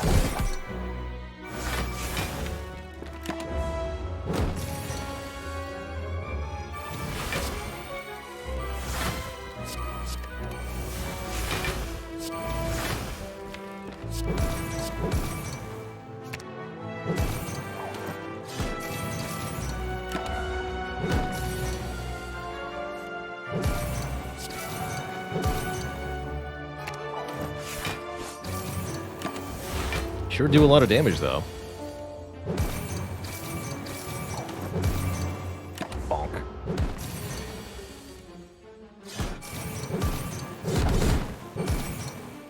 Big bonk. Easy like. Take a ghostly? In the world where I had a barricade, I would. Sword boomerang. Nah, I've got anger. Anger will serve. I'd take a pummel, though. I would take a pummel. Give me the kunai. No need to overcomplicate the nemesis. Very unlikely that we can hand agree this foe, so I'm not going to worry about it too much. Ouch. Bloodletting draws cards. I want to headbutt Impervious and then play Bloodletting. Oh my goodness, the power. Get wrecked, nerd. Easy.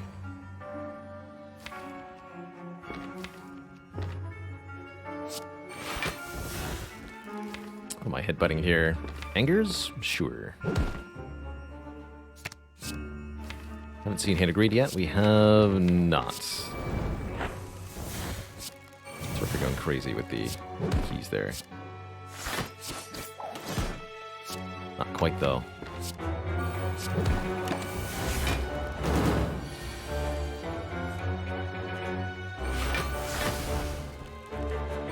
This enemy does not intend to attack. Markov Brain, thank you so much for the very generous 5 gifted subs. Taking advantage of that last minute September deal. Thank you. Thank you. Do land the hand. Give me the money. Okay, Boomerang says plus this time. It really wants me to take it, and I'm convinced. Welcome. Do I want to bottle Corruption? No, but I'll bottle Feel No Pain. Pretty happy with that, actually.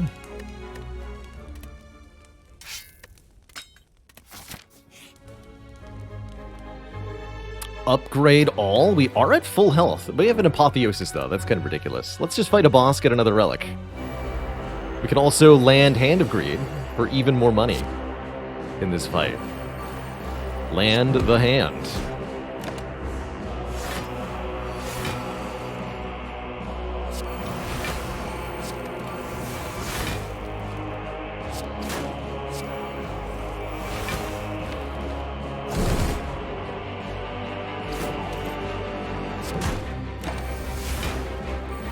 Land the hand.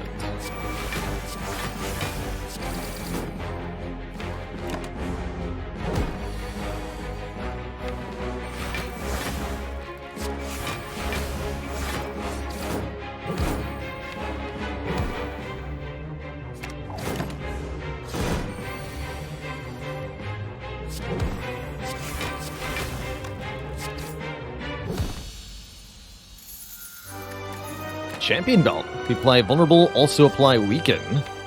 You better believe I'll take another Burning Pact. This one upgraded. Cool. I am allowed to take the Happy Flower if I want, as there is another treasure chest coming up next floor, but I'm going to take the Sapphire Key, since we have so much energy already, especially with Corruption. We get a Dream Catcher, which I'm literally unable to use. Well, okay, should have taken the Happy Flower, but you live, you dig. Take a Lantern. And I can fight these nerds for another rare relic, which I will happily do. Got 100 health, you can't do nothing to me. And 8 energy on turn 1. Get wrecked, sirs.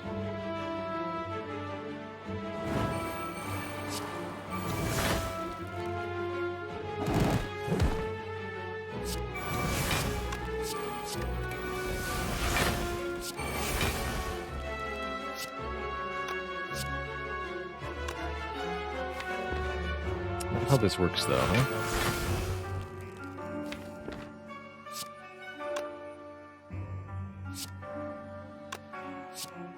$22 plus 46. 68. Thanks for the money, hee-hee. I think we can draw back to Hand of Greed as long as I'm willing to play Offering here.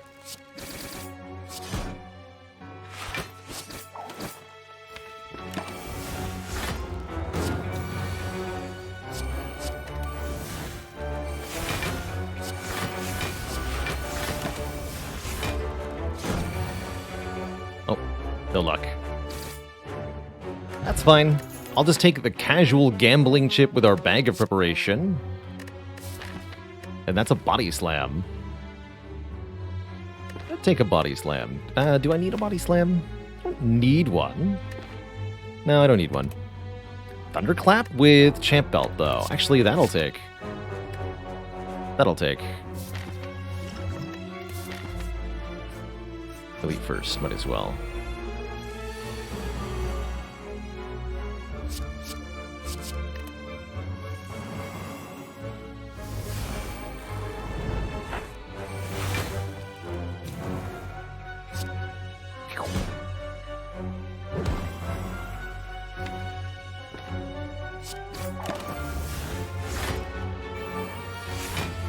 My god, it's full of branch.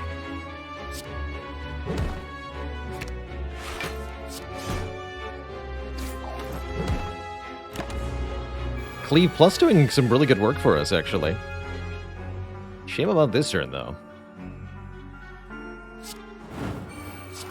Already drawn my puzzles, so the Bloodletting does precious little here. We don't have Unceasing Top, do we? That was the previous run? Correct. Does lose 3 block for 4, though, so I guess might as well.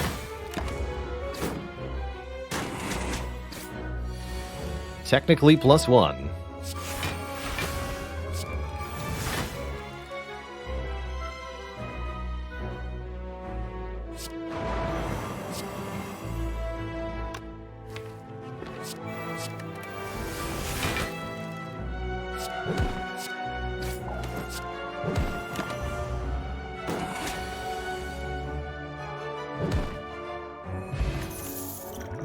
Drink the blood pot, pick up the fire potion, sure. There's that Reaper we talked about, or a Shockwave Plus, which is also very exceptional. Both are pretty good. Reaper with Pen Nib especially. But man, Shockwave Plus with Corruption, hard to say no to. Taking the Shockwave. But Mom, the Reaper.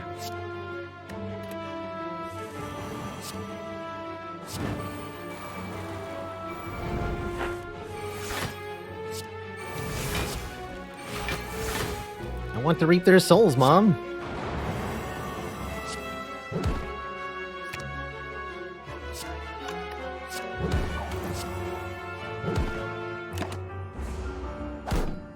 Kind of lowering all their health so we can reasonably kill them all in the same turn, whenever that reasonable turneth may arrive. No blocking, thank you.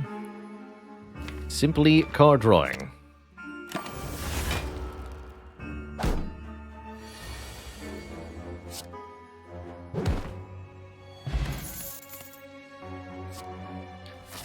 Yep, I still think that if you've got a corruption, there's no such thing as too many copies of Shrug It Off. Alright, we got all 3 keys. We're going into the Awakened One fight. This is probably a fight where we don't play corruption. And instead we look to scale with the kunai and the spot weaknesses. I may, if we're lucky, be able to Hand of Greed multiple times in this fight.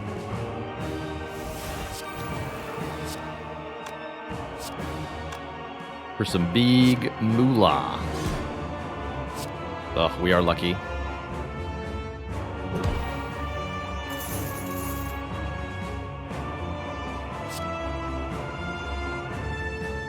Alright, Hecate, set up the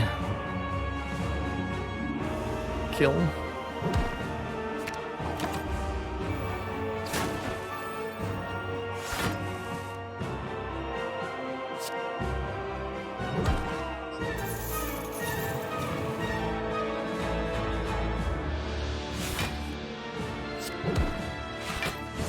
On the kunai.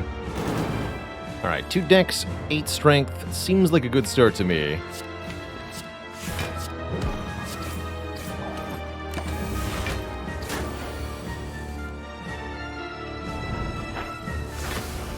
Alright, time to get rid of some unwanted cards.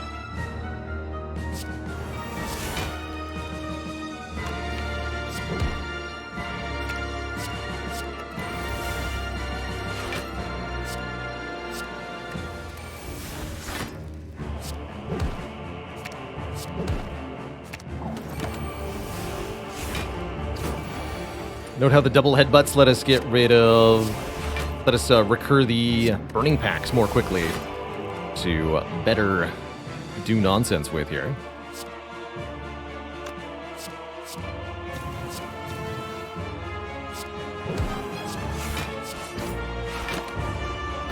Four dex, 16 strength. Now is a good time to play Corruption. Note that you don't gain money from killing this phase of the Awakened One with Hand of Greed. No money gain there.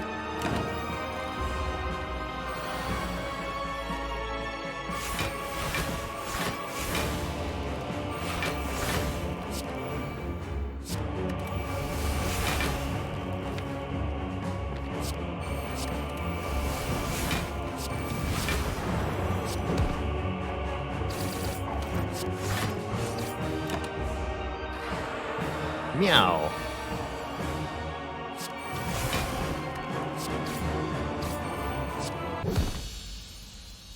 Cash money. Nice. Next up, the Time Eater, who will assuredly fare similarly in any attempt to do stupid nonsense. I think in this fight we can just play the Corruption right away. Maybe wanted to spot weakness one time first. But I honestly don't think it matters much. Play all four of these? I don't want to. Okay.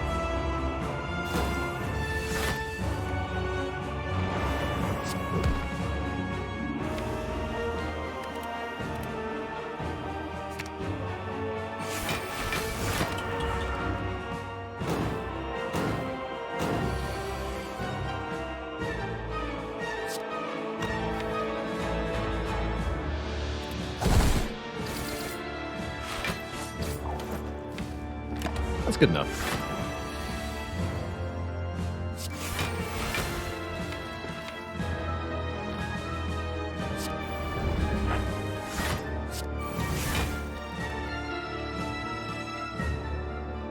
Six cards.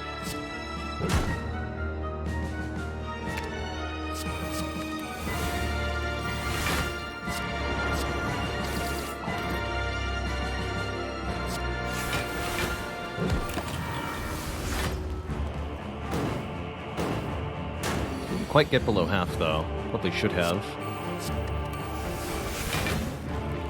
Or should I? Actually, seems to me I did things pretty well correctly.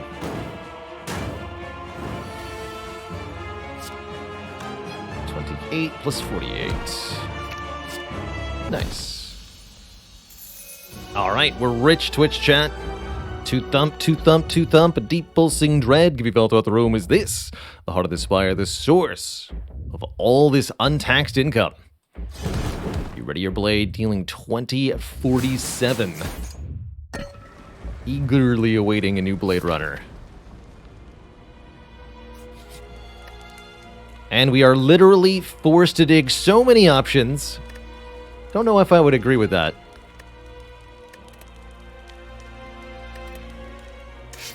Blue candle, alright. Of limited utility, but maybe there's something it can do. Last chance at feed, definitely too late now. Wouldn't call these potions amazing. Maybe the Entropic Brew holds some secret. Definitely go with a second copy of Feel No Pain. Secret Technique is not bad, not bad. Lose another strike. Not exactly amazing relics or store overall. It's true. I think we, just go Secret Technique and Tropic Brew. No use for the Chemex. Havoc, no thanks. Bloodletting number 2, no thanks. Thorns Potion? No, I'd rather have whatever's in this, probably. I guess Feed would have worked on these two. That's kind of interesting. I have 8 energy. That's a lot. That's a lot of energy. Get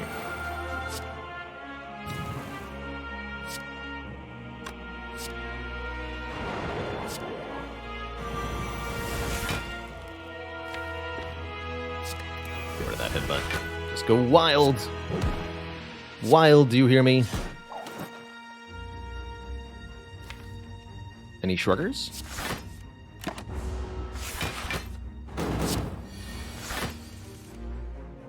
Alright, well, this didn't go great. Could now try to use potions. I can pen nib the Carnage, at least, for massive damage. But we're going to be taking some damage here, no matter what, really. Maybe I should have deliberately taken some damage last turn? Definitely. I'll drink these instead.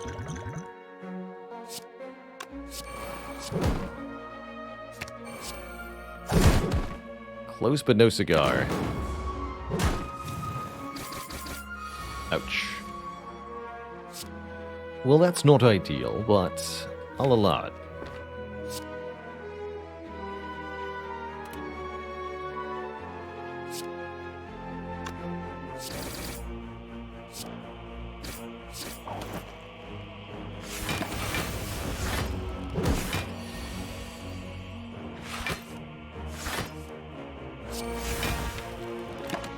Shouldn't need to do any more self-damage, though, so we can leave with 74 health.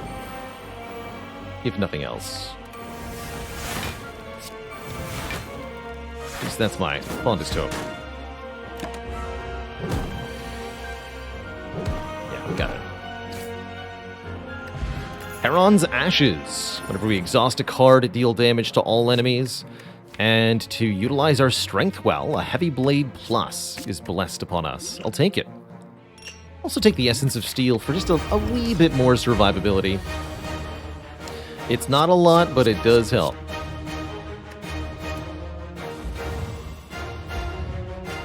Double Feel No Pain turn 1 is pretty good. Let's draw first. Perfect. Could play Corruption now. Would be a pretty good time to do it, to be honest. Let's do it. Seven block per card exhausted. Block the vulnerable. And we should be good. Problem is, both spot weaknesses are in the discard pile. That's a bit awkward. That's fine. What weakened the heart? Bag of Marbles made the heart vulnerable. And then because they were made vulnerable, Champion Bell applied 1 week. Pretty cool, actually.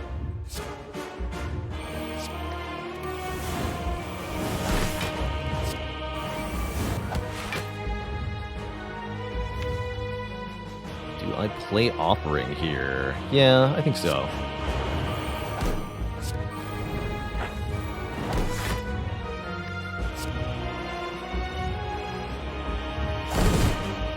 And if that, we need to put Spot Weakness on top? No, we need our best draw card next turn. It's going to be Burning Pact. Burning Pact is our best draw card next turn? Yes. Don't play any of these blocks. Just bonk. Is there any reason to use or not use Essence of Steel here? Currently, no.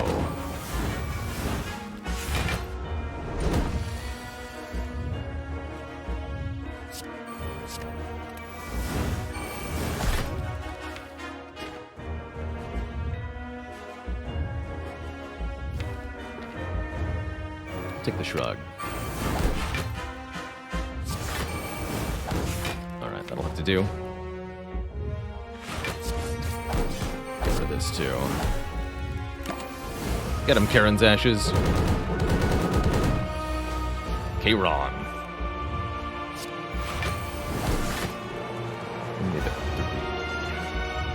Carnage, Hand of Greed, Headbutt. Cleave Strike? I don't even have any strength yet. That's really not the draw order we wanted. Bummer. Okay, just Carnage, Hand of Greed, Cleave. Don't put anything back on top.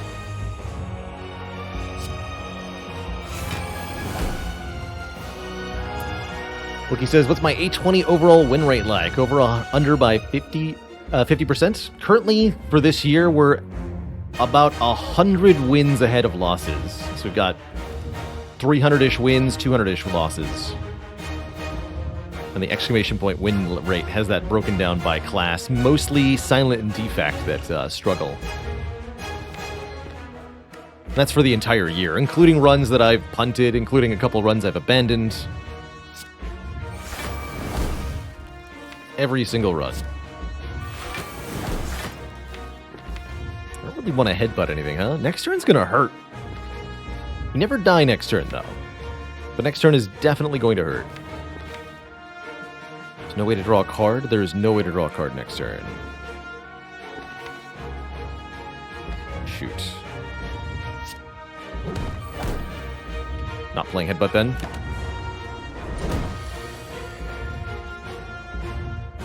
Alright, I've seen worse draws. Oh, if we... Oh, no! Oh, crap. We're gonna bottom deck the spot weaknesses during the buff turn. Uh-oh. Betrayed by double spot weakness with no Dark Embrace. Shoot. We're in huge trouble, Twitch chat.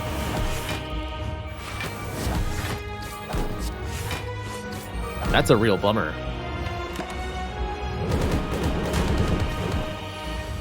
Look at that. Drew both of them.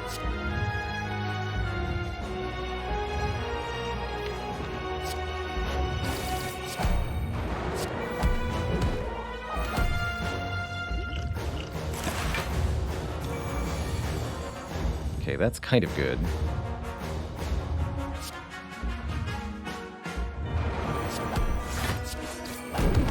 They're still impervious to save me. I'm like barely alive here. Beat of Death is now 3. We're at 33 plus 8.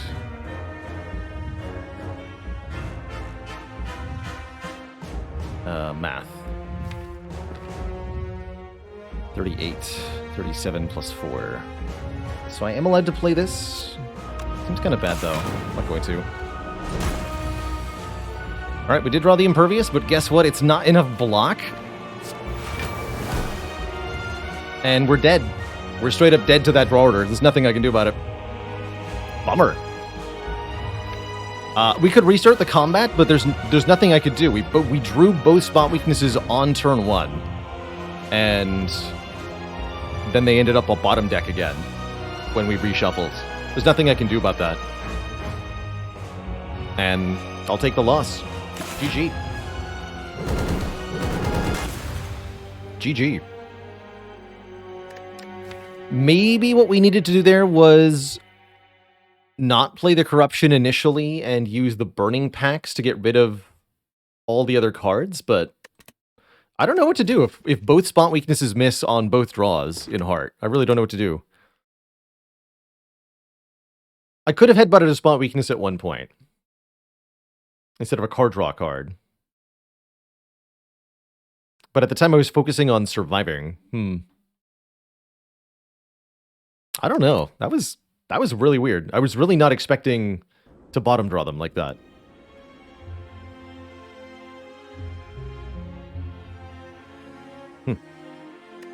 Alright, I'll do one more. We didn't get our 4th win, so we'll try again. Yes, different orders in discard pile means the second cycle draw is different, but there's no way to predict this, so it's... unless you're replaying the same seed, which never matters for random play, you cannot use this knowledge for anything meaningful. There's nothing you can do with it. This Act 1 is cool. Common Relic removed 2. I'll take a Common Relic. Mediocre, but adequate. Double shop if I do that? Let's not do that. Okay, we'll start over here then.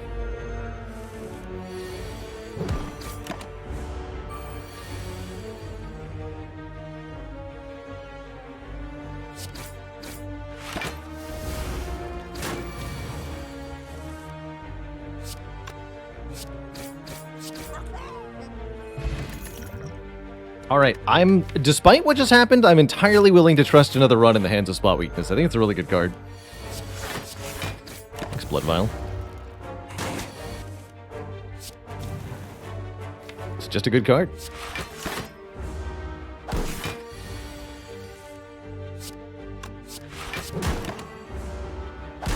Free beer.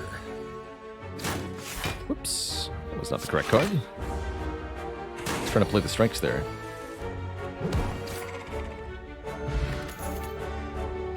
And I'll take an Anger. Overstored Boomerang every time, pretty much.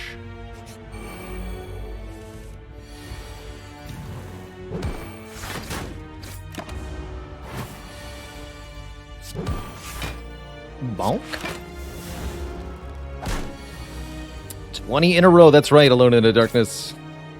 That is the record for alternating runs. Nobody's ever managed better than that. Let's take a Clothesline. Card I don't often take.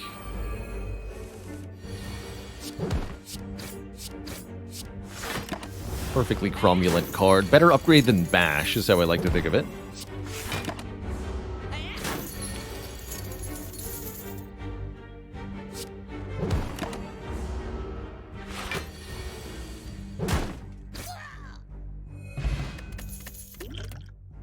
Battle Trance. Excellent card draw. Very good with Anger, too. Definitely going to be fine for this first elite. So we can go... something like... No, not that way. This way. Lots of money for the shop with 2 elites and a chest. Could maybe opt for another combat if we wanted to. I will lose a little bit of max health for the Golden Idol. I'm completely okay with that. That's even more money for the shop now. And our first elite is the Gremlin Bob. Spot weakness whiffs. I'll just use the Strength Potion, make this fight not so scary. Bash or Clothesline, huh? I choose to bash. Although it's unlikely I can do 40 this turn. We draw the Clothesline, bonk, keep the potion till next turn. Maybe could have played 1 defend. Not too bad for an up fight. We got plenty of healing. Can't see Calipers doing much. What about Searing Blow? 1, 2, 3. That's not enough. Bludgeon or Brutality? Let's take a Brutality. Start of your turn, lose 1, draw 1. That can actually be quite good.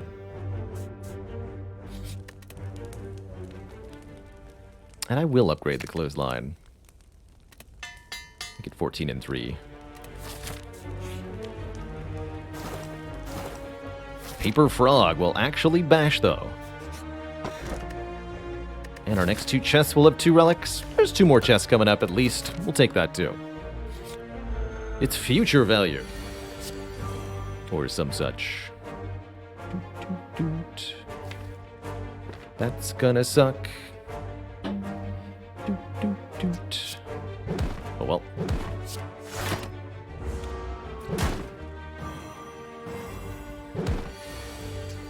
Yep. I was correct. This is not good. Ouch. Elite next floor, you say? Extra ouch.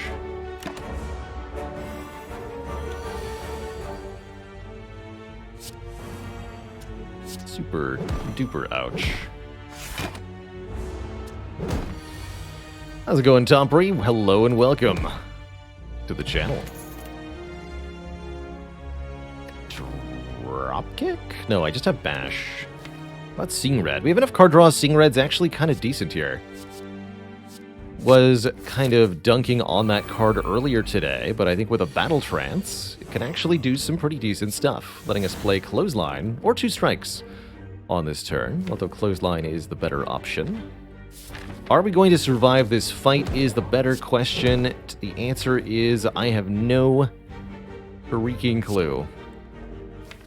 But I suspect we're at better odds if you have 17 health. So we'll take 5. Already kill this one. Yeah, because then Spot Weakness, Strike kills it. Dare I play Brutality in this fight? I do dare. I certainly don't want to draw it again. 1 extra draw per turn is nice. Your potion, you? Definitely a little scared right now. As I should be. I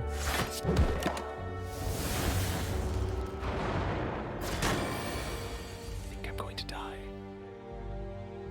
Pro tip, don't die.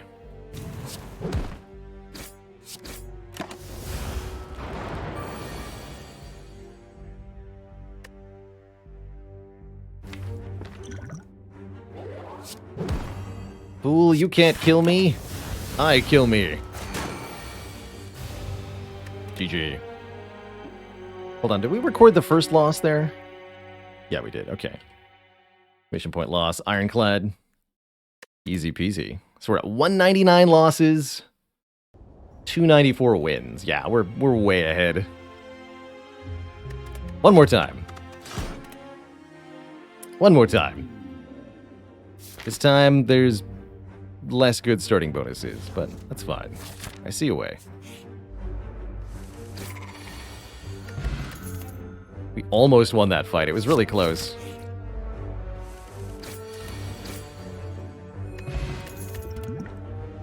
The Shockwave card. Wasn't a bad power through either, actually. Inflom? Chemokinesis Inflom. Stick a Hemo. Hemo Strike remove.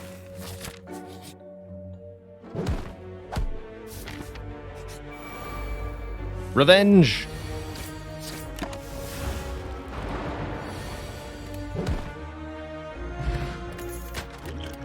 Strike Dummy is very good on Ironclad, and so, generally speaking, is Fiendfire. Plus,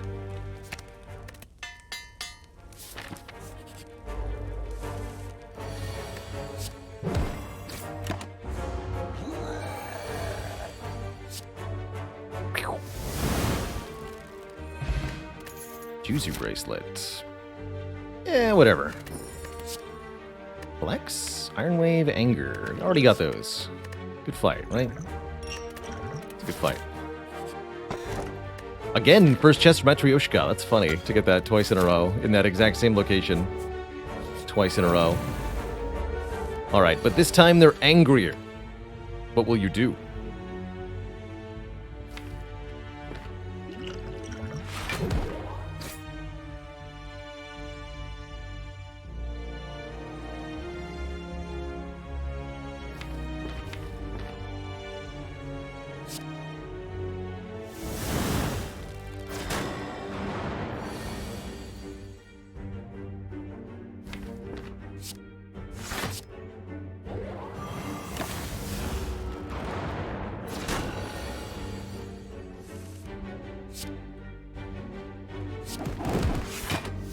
Not many cards left, but that's fine.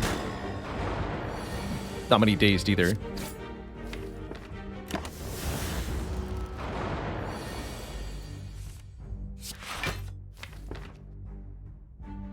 I guess Strike Hemo is better here. We're not going to draw any damage with Bash next turn.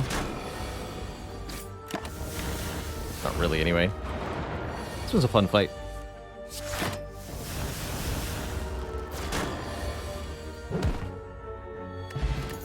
Akabeko with Fiendfire. And Pommel Strike Dummy. Deal 12. Draw 1. Let's make it draw 2. To better your Fiendfire you with, my lovelies.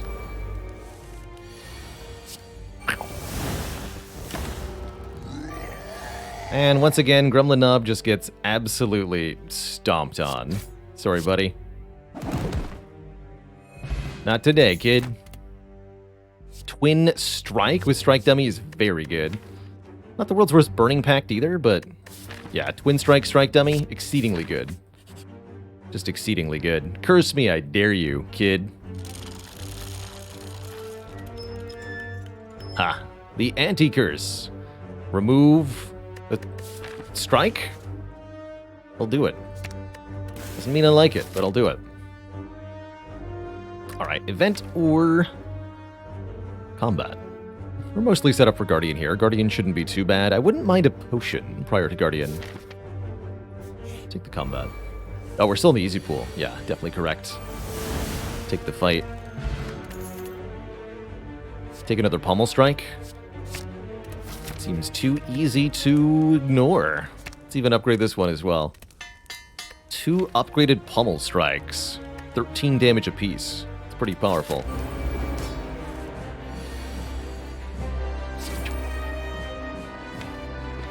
Destroy Bash forever. Get rid of most of the... Yeah, this is fine, actually. And then we just have, like, blocks and stuff. But they're good stuff, you know? It's just a shame it doesn't last longer.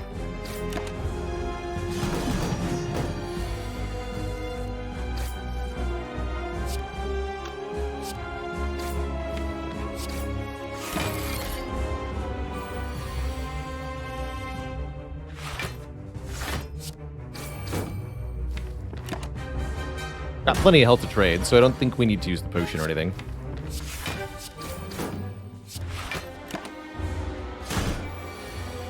Just play the Pommel Strikes and the Defend Plus over and over again, and that's mostly fine. Start playing Anger now.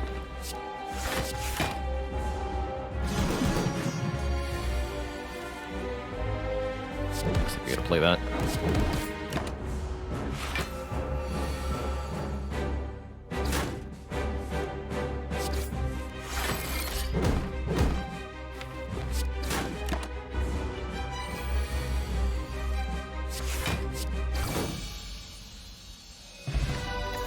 Alright, not exactly the cleanest fight, but not too bad. Immolate for area damage, something that's currently lacking. Berserk for more energy. With 2 Pommel Strike pluses, I think that Berserk actually could be pretty decent. Or Corruption. Once again, to let us exhaust everything. How's it going, Tinmar Luzi? Welcome. Welcome. Doesn't feel like a very good Berserk deck. An Anger Infinite in the works? There could be a Sundial Infinite. Which Corruption would make easier, substantially so. I do like Corruption with Shockwave. Yeah, heck, let's do it. Corruption's good with tons of card draw, although less good with Velvet Choker. Is this a Tiny House pick or a Sozu pick? I mean, I could take Choker, I just don't really want to. Let's take a Tiny House and see if we can make it work. Corruption Plus. Not taking a Body Slam, though. Maybe it was better to take Energy, but we'll see. does. Let's see.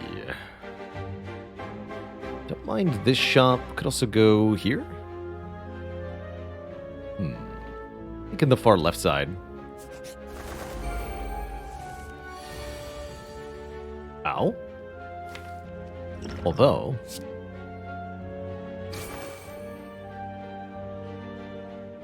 oh, this is fine.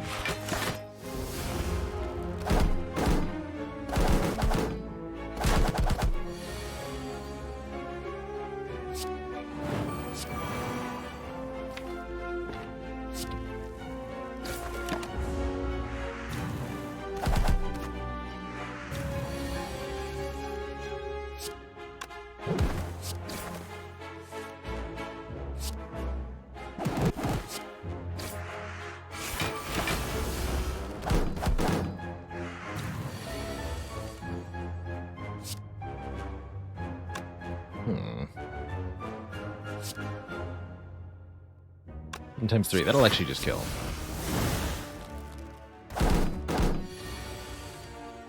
Excellent.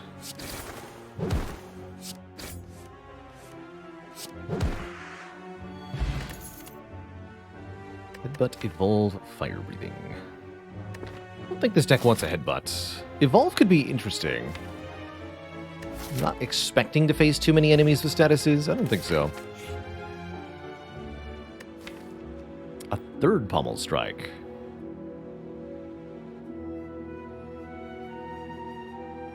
Or a second Fiend Fire, or a Shockwave.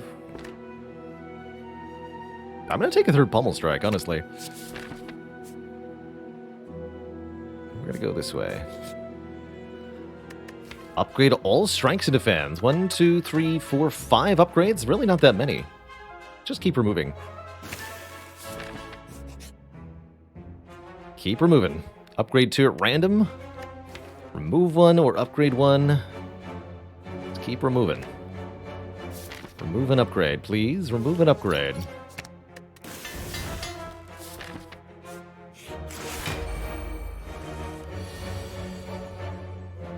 That's a mighty powerful Twin Strike.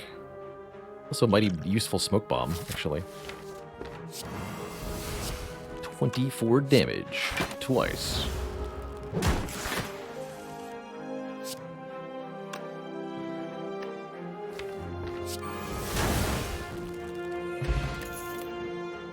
Bloodletting.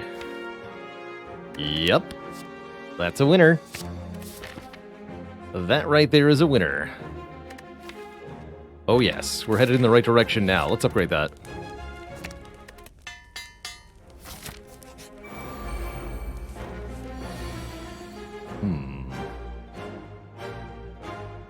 This is less good.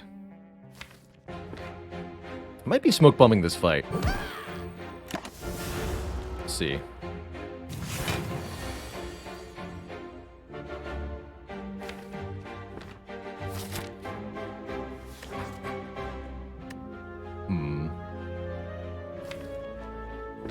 My next turn.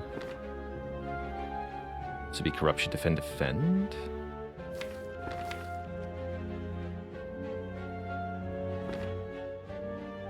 So take 23, probably win the fight. I'm cool with that. Let's do that.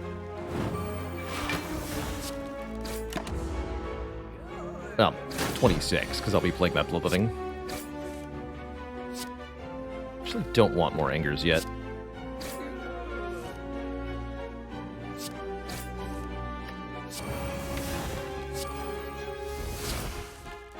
Aw, come on. Don't be like that.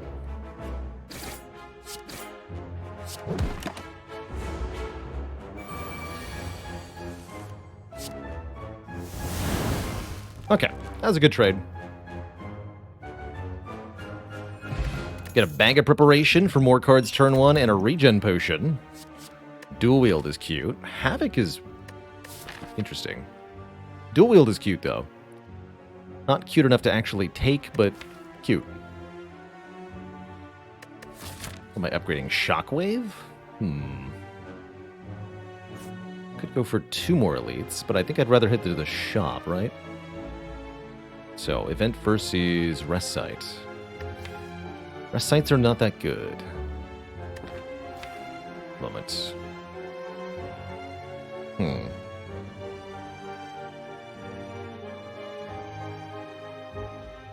We have to fight the bronze automaton.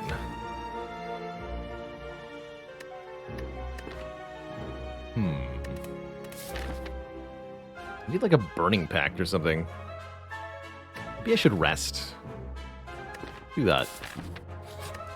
Gonna heal. Get 2 relics here. Red Skull, making me a little sad that we rested, and Courier, making me glad. And then I'm no longer sad that I rested again. Fair enough. Could instantly kill you, but I won't out of sheer mercy.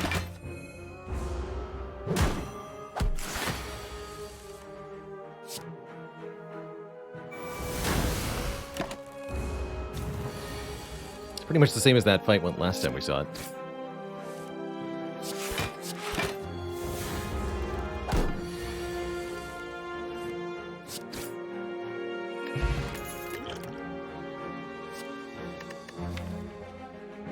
Entrench? Juggernaut? No? Only we had a barricade.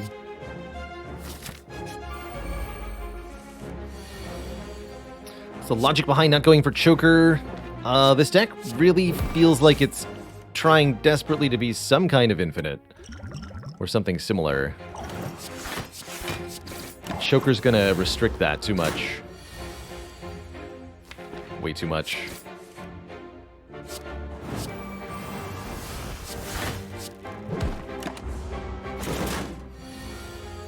Just want to be able to pummel strike all day long. Forever.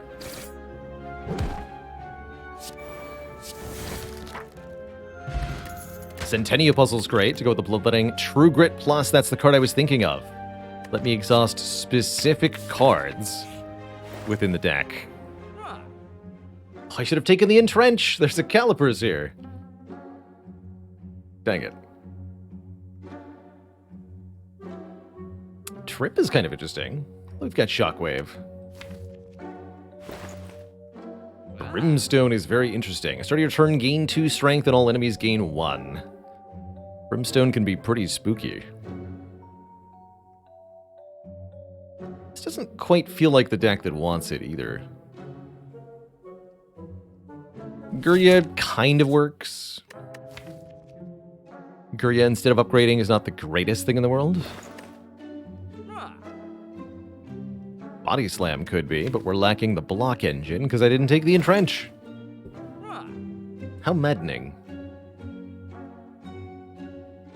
I'm just impressed we're doing so well with the tiny house, quite frankly.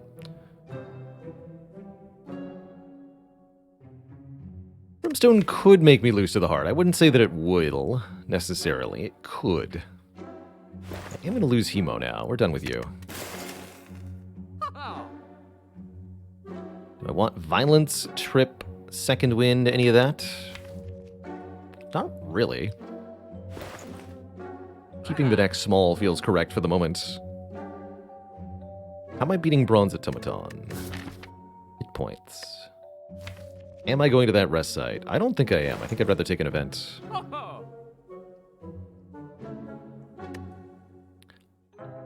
Okay then.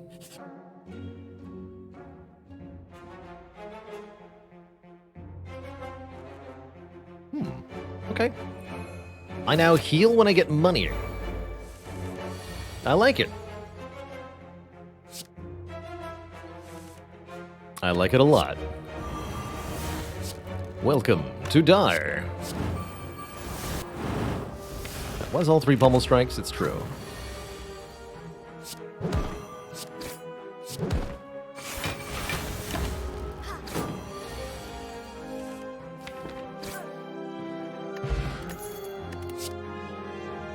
Rage.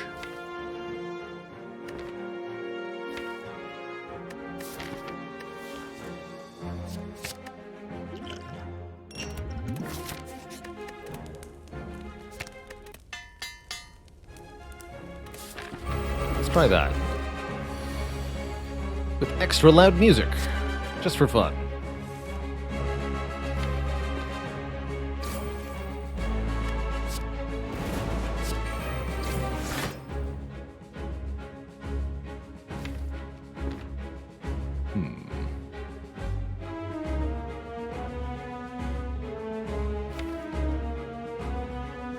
Those are good draws next turn.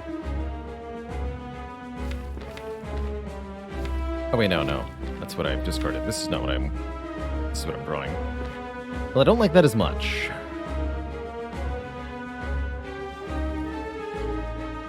Don't want to corruption. Not yet. Possibly not ever. Let's just go Twin Strike, Pummel Strike. Okay, Trinket Fiendfire are at the bottom. Maybe I'll be okay with that. Maybe I won't be.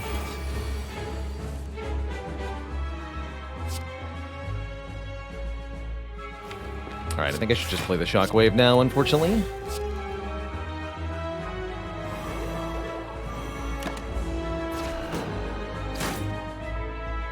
Stealing Corruption's actually good. I don't want that right now. Kill you next.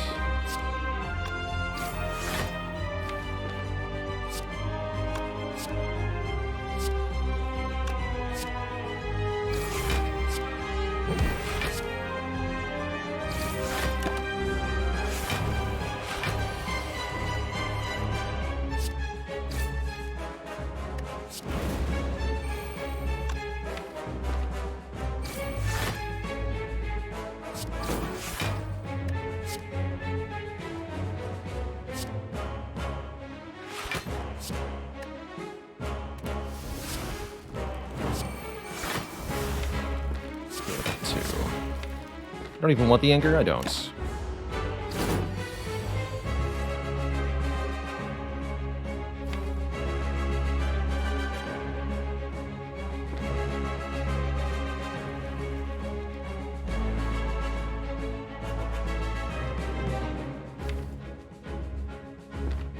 I think I just play Fiendfire this turn, actually. Next turn we use the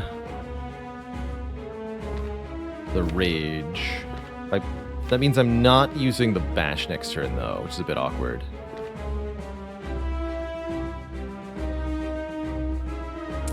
Plain Bloodletting does not bring Bleed below half. Yeah, this deck could also do a Madness Infinite. That's true. That's true. Other option is just Trigger the Twin Strike here. Keep the Defend Plus at the Bloodletting. And that could work. That would let me get Bash down next turn. Okay, just lose the Twin Strike.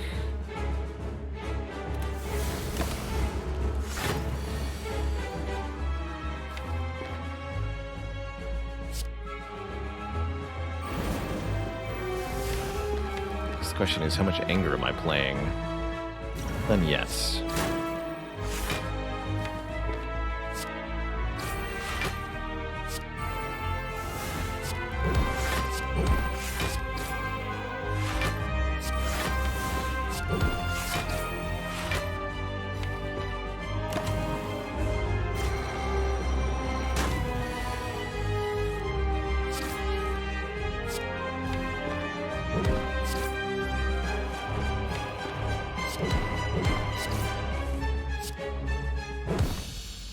And that's the power of anger and card draw. Just getting the deck down to Pummel Strike and Angers, actually pretty dang powerful. You better believe I'm taking another offering. And I actually kind of love Black Blood here. That's funny. I would also be okay with the Runic Dome. Probably Runic Dome is better, more base energy. You won't be able to see what the enemies are doing, but the goal is just, like, play Pummel Strike at their face infinitely. So, whatever, right? How do you adapt a deck like this against the Time Eater? A way to gain permanent strength like Spot Weakness is good, or a way to gain tons of block per... What is 5 elites? Hello? Tons of block per deck cycle also works well. 5 elites, huh? Okay. Take some events along the way? Or what? Or combats? Oh yeah, 999 gold? Yeah, I've got career. Like, come on, we have to. Mom, we need to.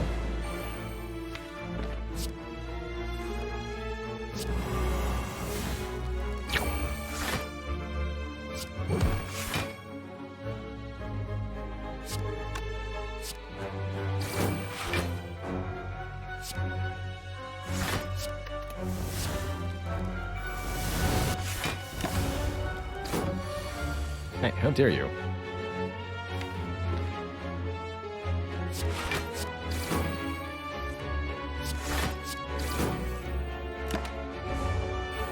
I don't think they could attack twice in a row.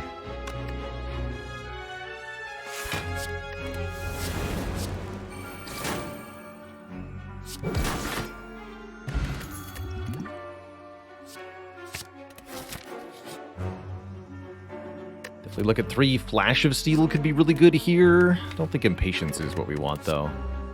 Deep breath. Deep breath. Chrysalis could do weird things, too.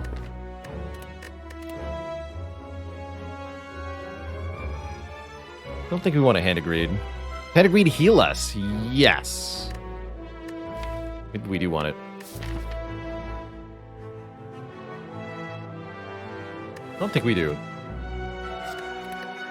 Patience is a little too Deep Breath needs an upgrade, but is otherwise actually pretty fine. I'll take a Deep Breath. We can do some fun stuff with Deep Breath.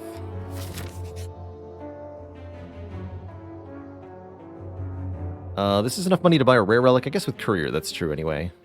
Our potions are fine. What do you got, Shop? No Abacus or Sundial. There is Rupture. I'm not gaining much strength from that, though. Sling of Courage is nice, giving us 2 strength for elite fights if I'm going to fight so many elites. Also, don't mind a boot thingy for block turn 1. Question card. Interesting.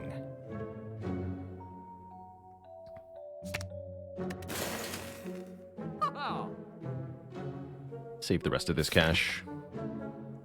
One last event. One last event. Winding Halls. Could just take a heal here. Oh, wait, no, Madnesses.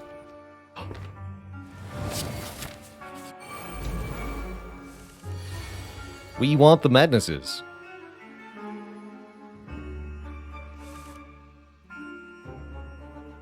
They're a little bit wonky, but they're great.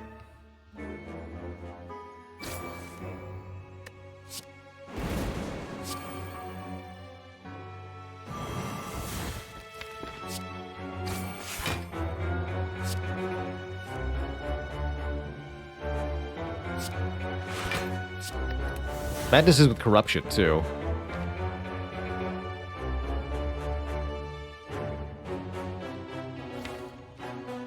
I think I need to play the Offering here. Wish I also had Calipers.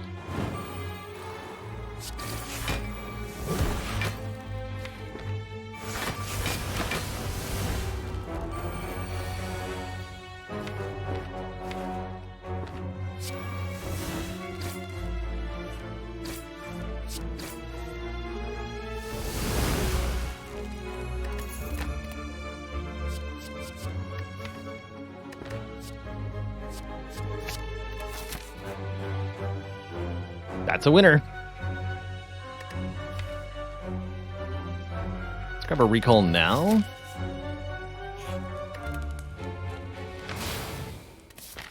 Is it silly to want Iron Wave because we have corruption and relatively little block? I think we're going to solve that momentarily. The blocking part. I get the desire. But hold thy horses. One moment. Oh my.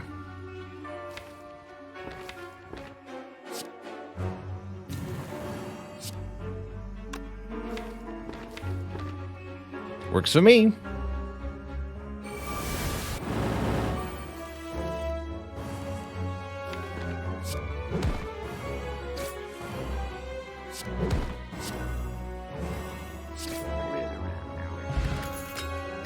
Good fight, sir. Dropkick. I don't think that's actually necessary anymore, because I've got the Madnesses and the Pummel Strikes. Could be a redundancy. Let's add a redundancy.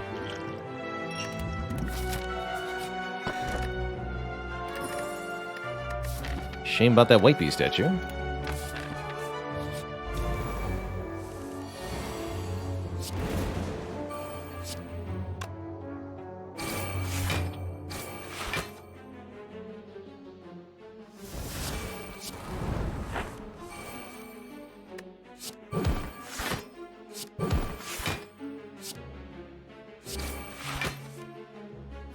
think we're getting somewhere. Wouldn't you say so, Twitch chat?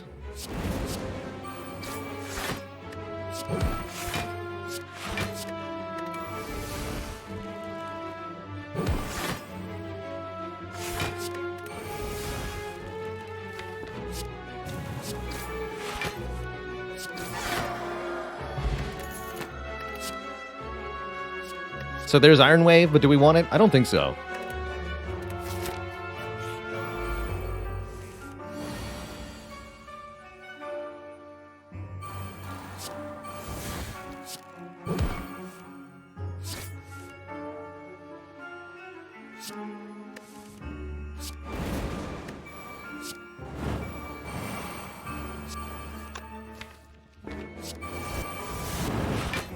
These poor enemies. Twin Strike, but fewer cards, not more. Fewer cards, not more.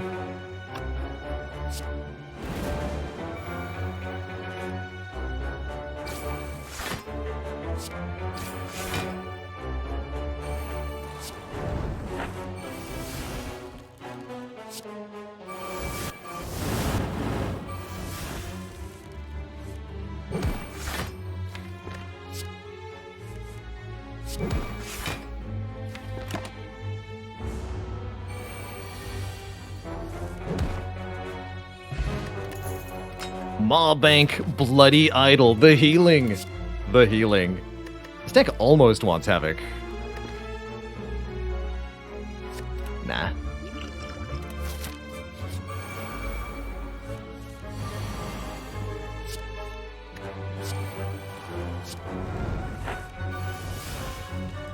I've got Dark Embrace. Alright, let's keep the Rage. Get rid of the rest of this.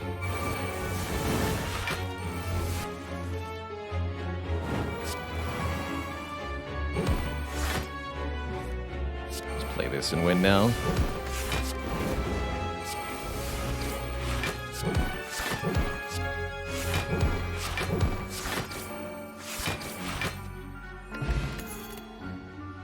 Demon Form. Is Demon Form sufficient for beating Time Eater? Do we even need Demon Form?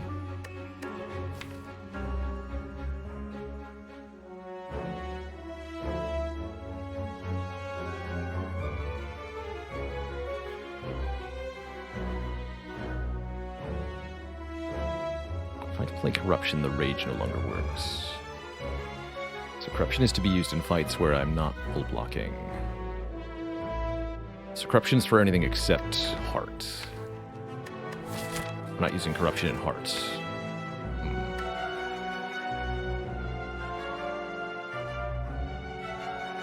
Although we could if I use Demon Form. Maybe. Tough call. I'm gonna skip it. I think we might be better off without it in this particular instance. It's like almost.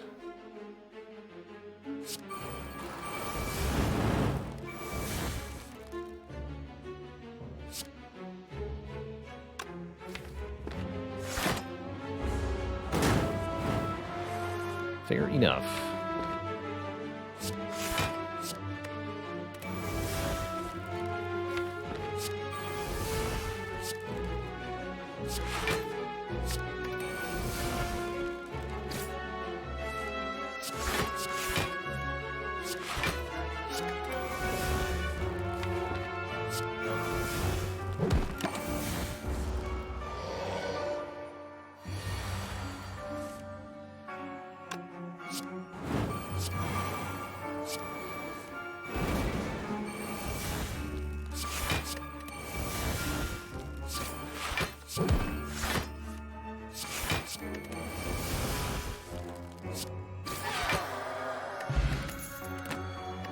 The healing. The healing. Alright, upgrade Deep Breath to Plus or Dark Embrace to Plus. Fighting Time Eater first. Let's get Dark Embrace cheaper. Alright, this might be a good fight to use the strength potion in, potentially. Definitely gonna play Dark Embrace and then Shockwave to start. Our goal in this fight is to Madness a couple Pummel Strikes and utilize the Rage. This is not a good hand, though.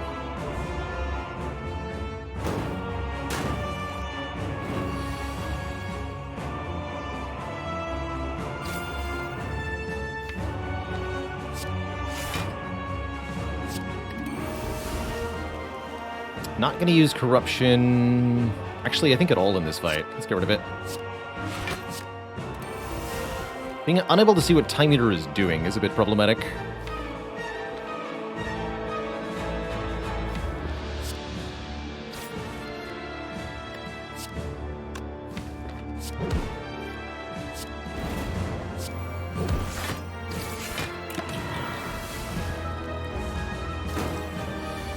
Nice drawdown, nerd.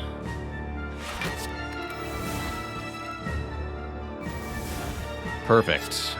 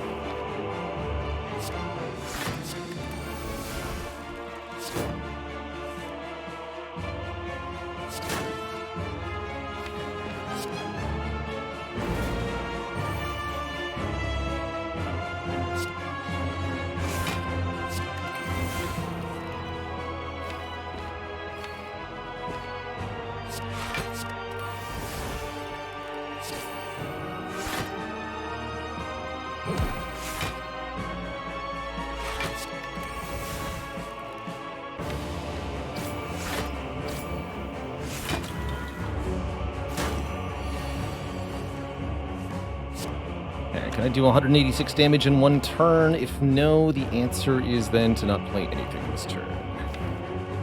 I can't play Vulnerable anymore? That may have been a mistake.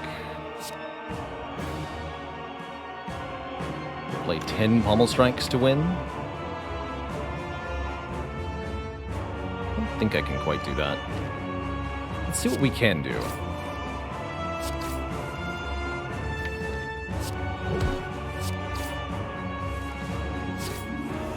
Actually, I can play that many. Haha! Easy.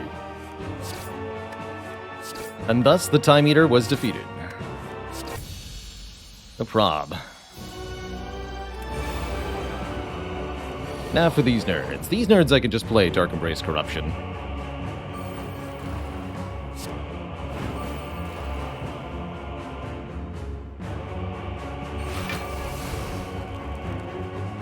Get a drop kick in this fight.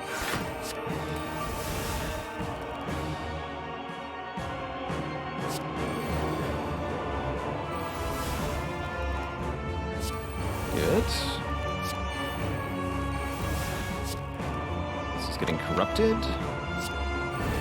It's fine.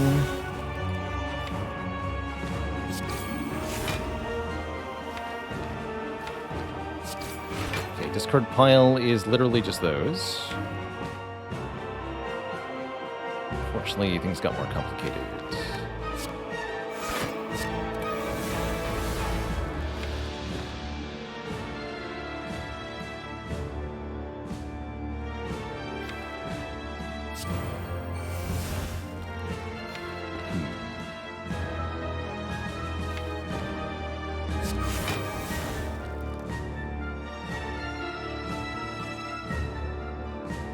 So I have to risk that I hit the Fiend Fire? I guess I'm okay with that. I don't. Okay, easy.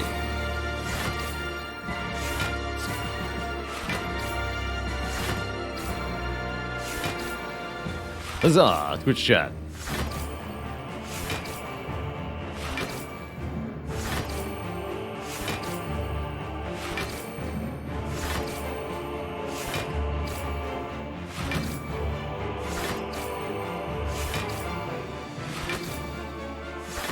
Note the part where it makes block.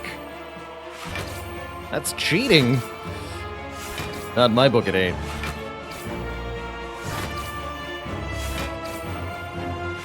Gradually makes energy with Nunchaku.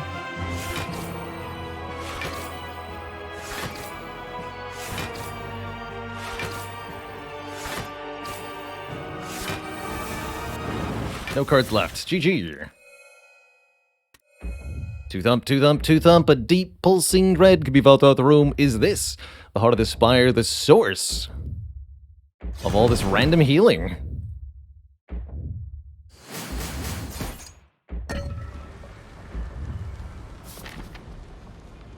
And we heal again. Upgrade, probably Deep Breath. Although, upgrading the Madnesses so they can't hit each other seems kind of important. For the non-corruption, yeah, that's actually very important. Deep Breath didn't end up that good then. No Abacus here. There is War Paint, upgrading 2 random skills. There is Card Removal. There is Art of War. There's also Cauldron. Rather like Ancient Potion to block Weak, Vulnerable, Frail. To block Vulnerable, more specifically. Blocking the first few turns against the heart is the most difficult to do. So I like War Paint, Ancient Potion, Card Remove quite a lot. Card Removal on the Twin Strike, of all things. That seems pretty good to me. Yeah, we could look for better stuff behind the powers. Since a courier is a thing, right? Pretty happy with what we got. How about Seeing Red? Don't think we need it. What about a Blood Potion over Strength Potion? Yes. Just a bit more survivability seems key here.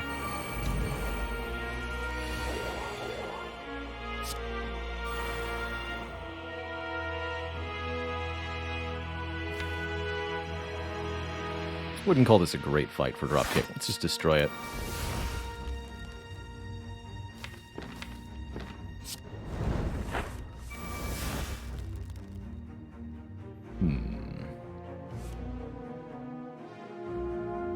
So about that Fiend Fire.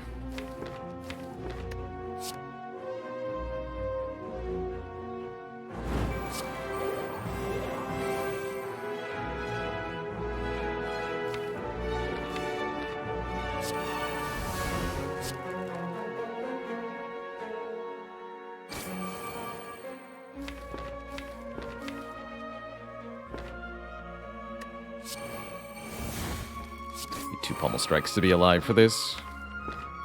That'll work.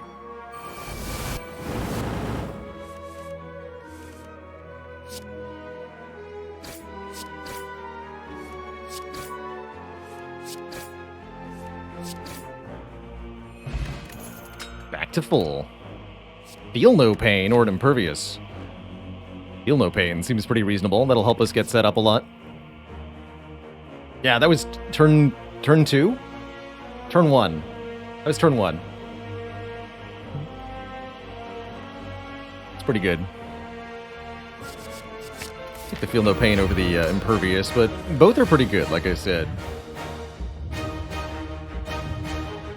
No actual block in hand, so Centennial is happy to work with me here. Can't Madness because of Dark Embrace.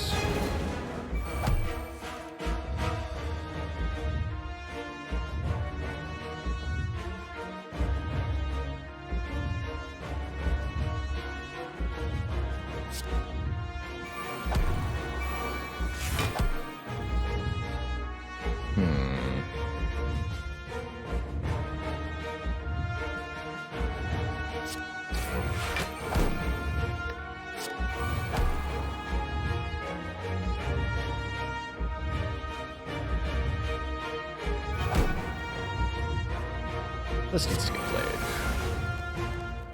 Pretty tempting Fiend Fire if it weren't for the Madness. Everything else important gets destroyed. Can I do this with only 1/0 cost card and a Bloodletting? Yes. Yes, I can. Alright, destroy all this.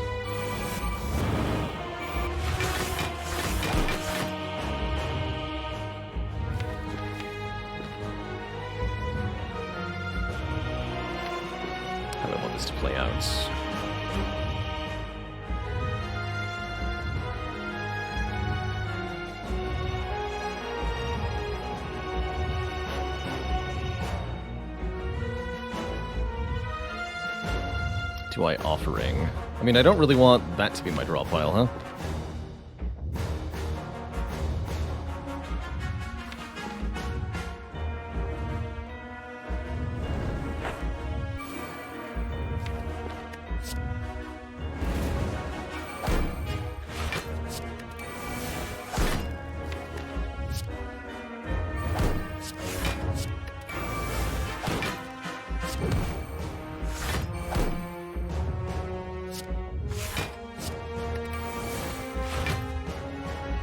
Okay, Madness must hit a Pummel Strike. Perfect.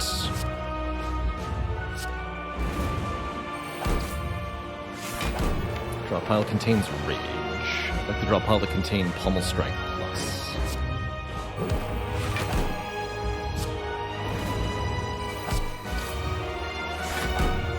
Perfect. Now drink this.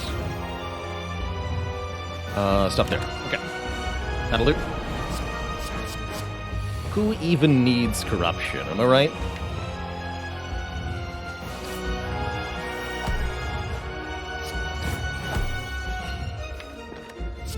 Ouch.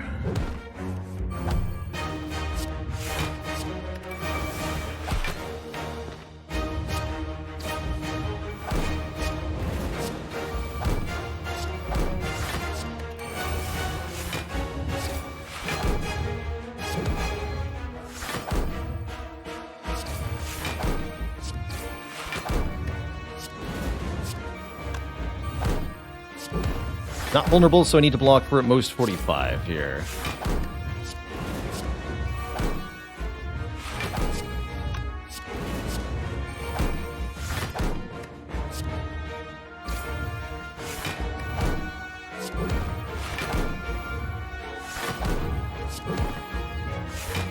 Oh, that's just actually infinite now?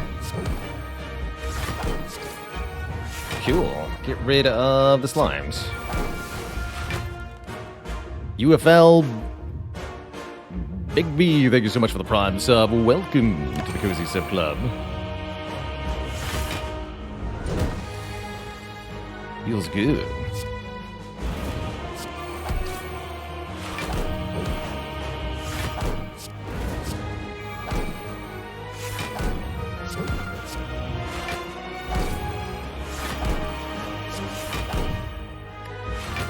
Easy 10 block for attack, no problem.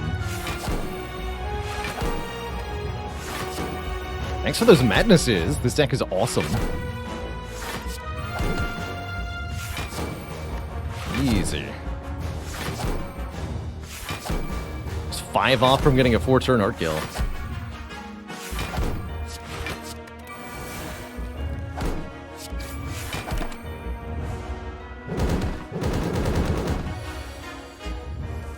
No problemo.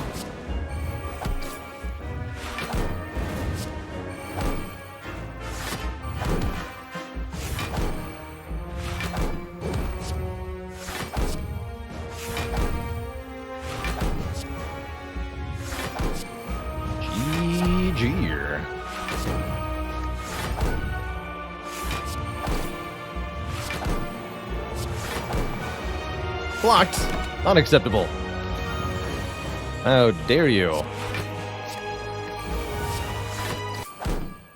GG. Twitch chat. 47 minutes was that run. Not too bad. Not too bad.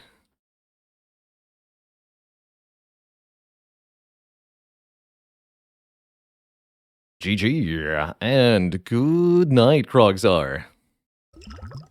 Any gluggers? GG. 33.95. Really nice score, actually. We had 8 perfect elites, including a turn 1 Nemesis kill. And a turn 1 Spear and Shield kill. That was fun. That was fun. GG. Yeah, I did recently talk about Ironclad Commons. We talked a little bit about the start of the stream. Draw first, then energy gain. And this deck really showed off why Pummel Strike as a common card, I think, is so exceptionally useful with the Clad. Nice to get another 4 kills today. So just a common attack here, but with an upgrade, it draws 2. And because of Ironclad's exhaust synergies, there's a lot of ways to abuse that quite heavily.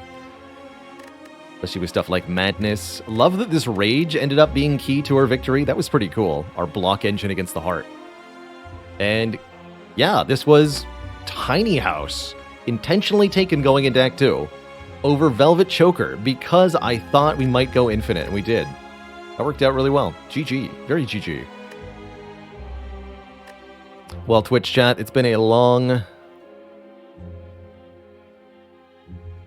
wonderful day.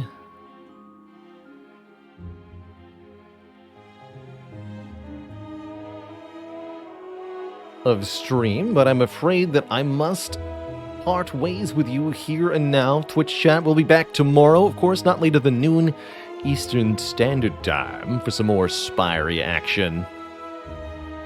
But this is me signing off for today. See you later, DJ Banor, Tompree, Boots and Cat, Sparrow, Sacraville, Thimblevert, Tangang, Green Yagi, Permapensive, Ingenol, Ours. Is it HelloFresh time? That's right. I believe it's curry spiced grilling cheese for me tonight, which I'm pretty excited for. Very tasty. See you later, Austin Fuego. If you haven't tried the grilling, for those of you who are HelloFresh customers, I really do like the grilling cheese dishes. Super tasty. Super duper tasty. All right, folks, have a cozy one. Till next time, be kind to one another, stay cozy, and have a good one. Toodaloo. Good night.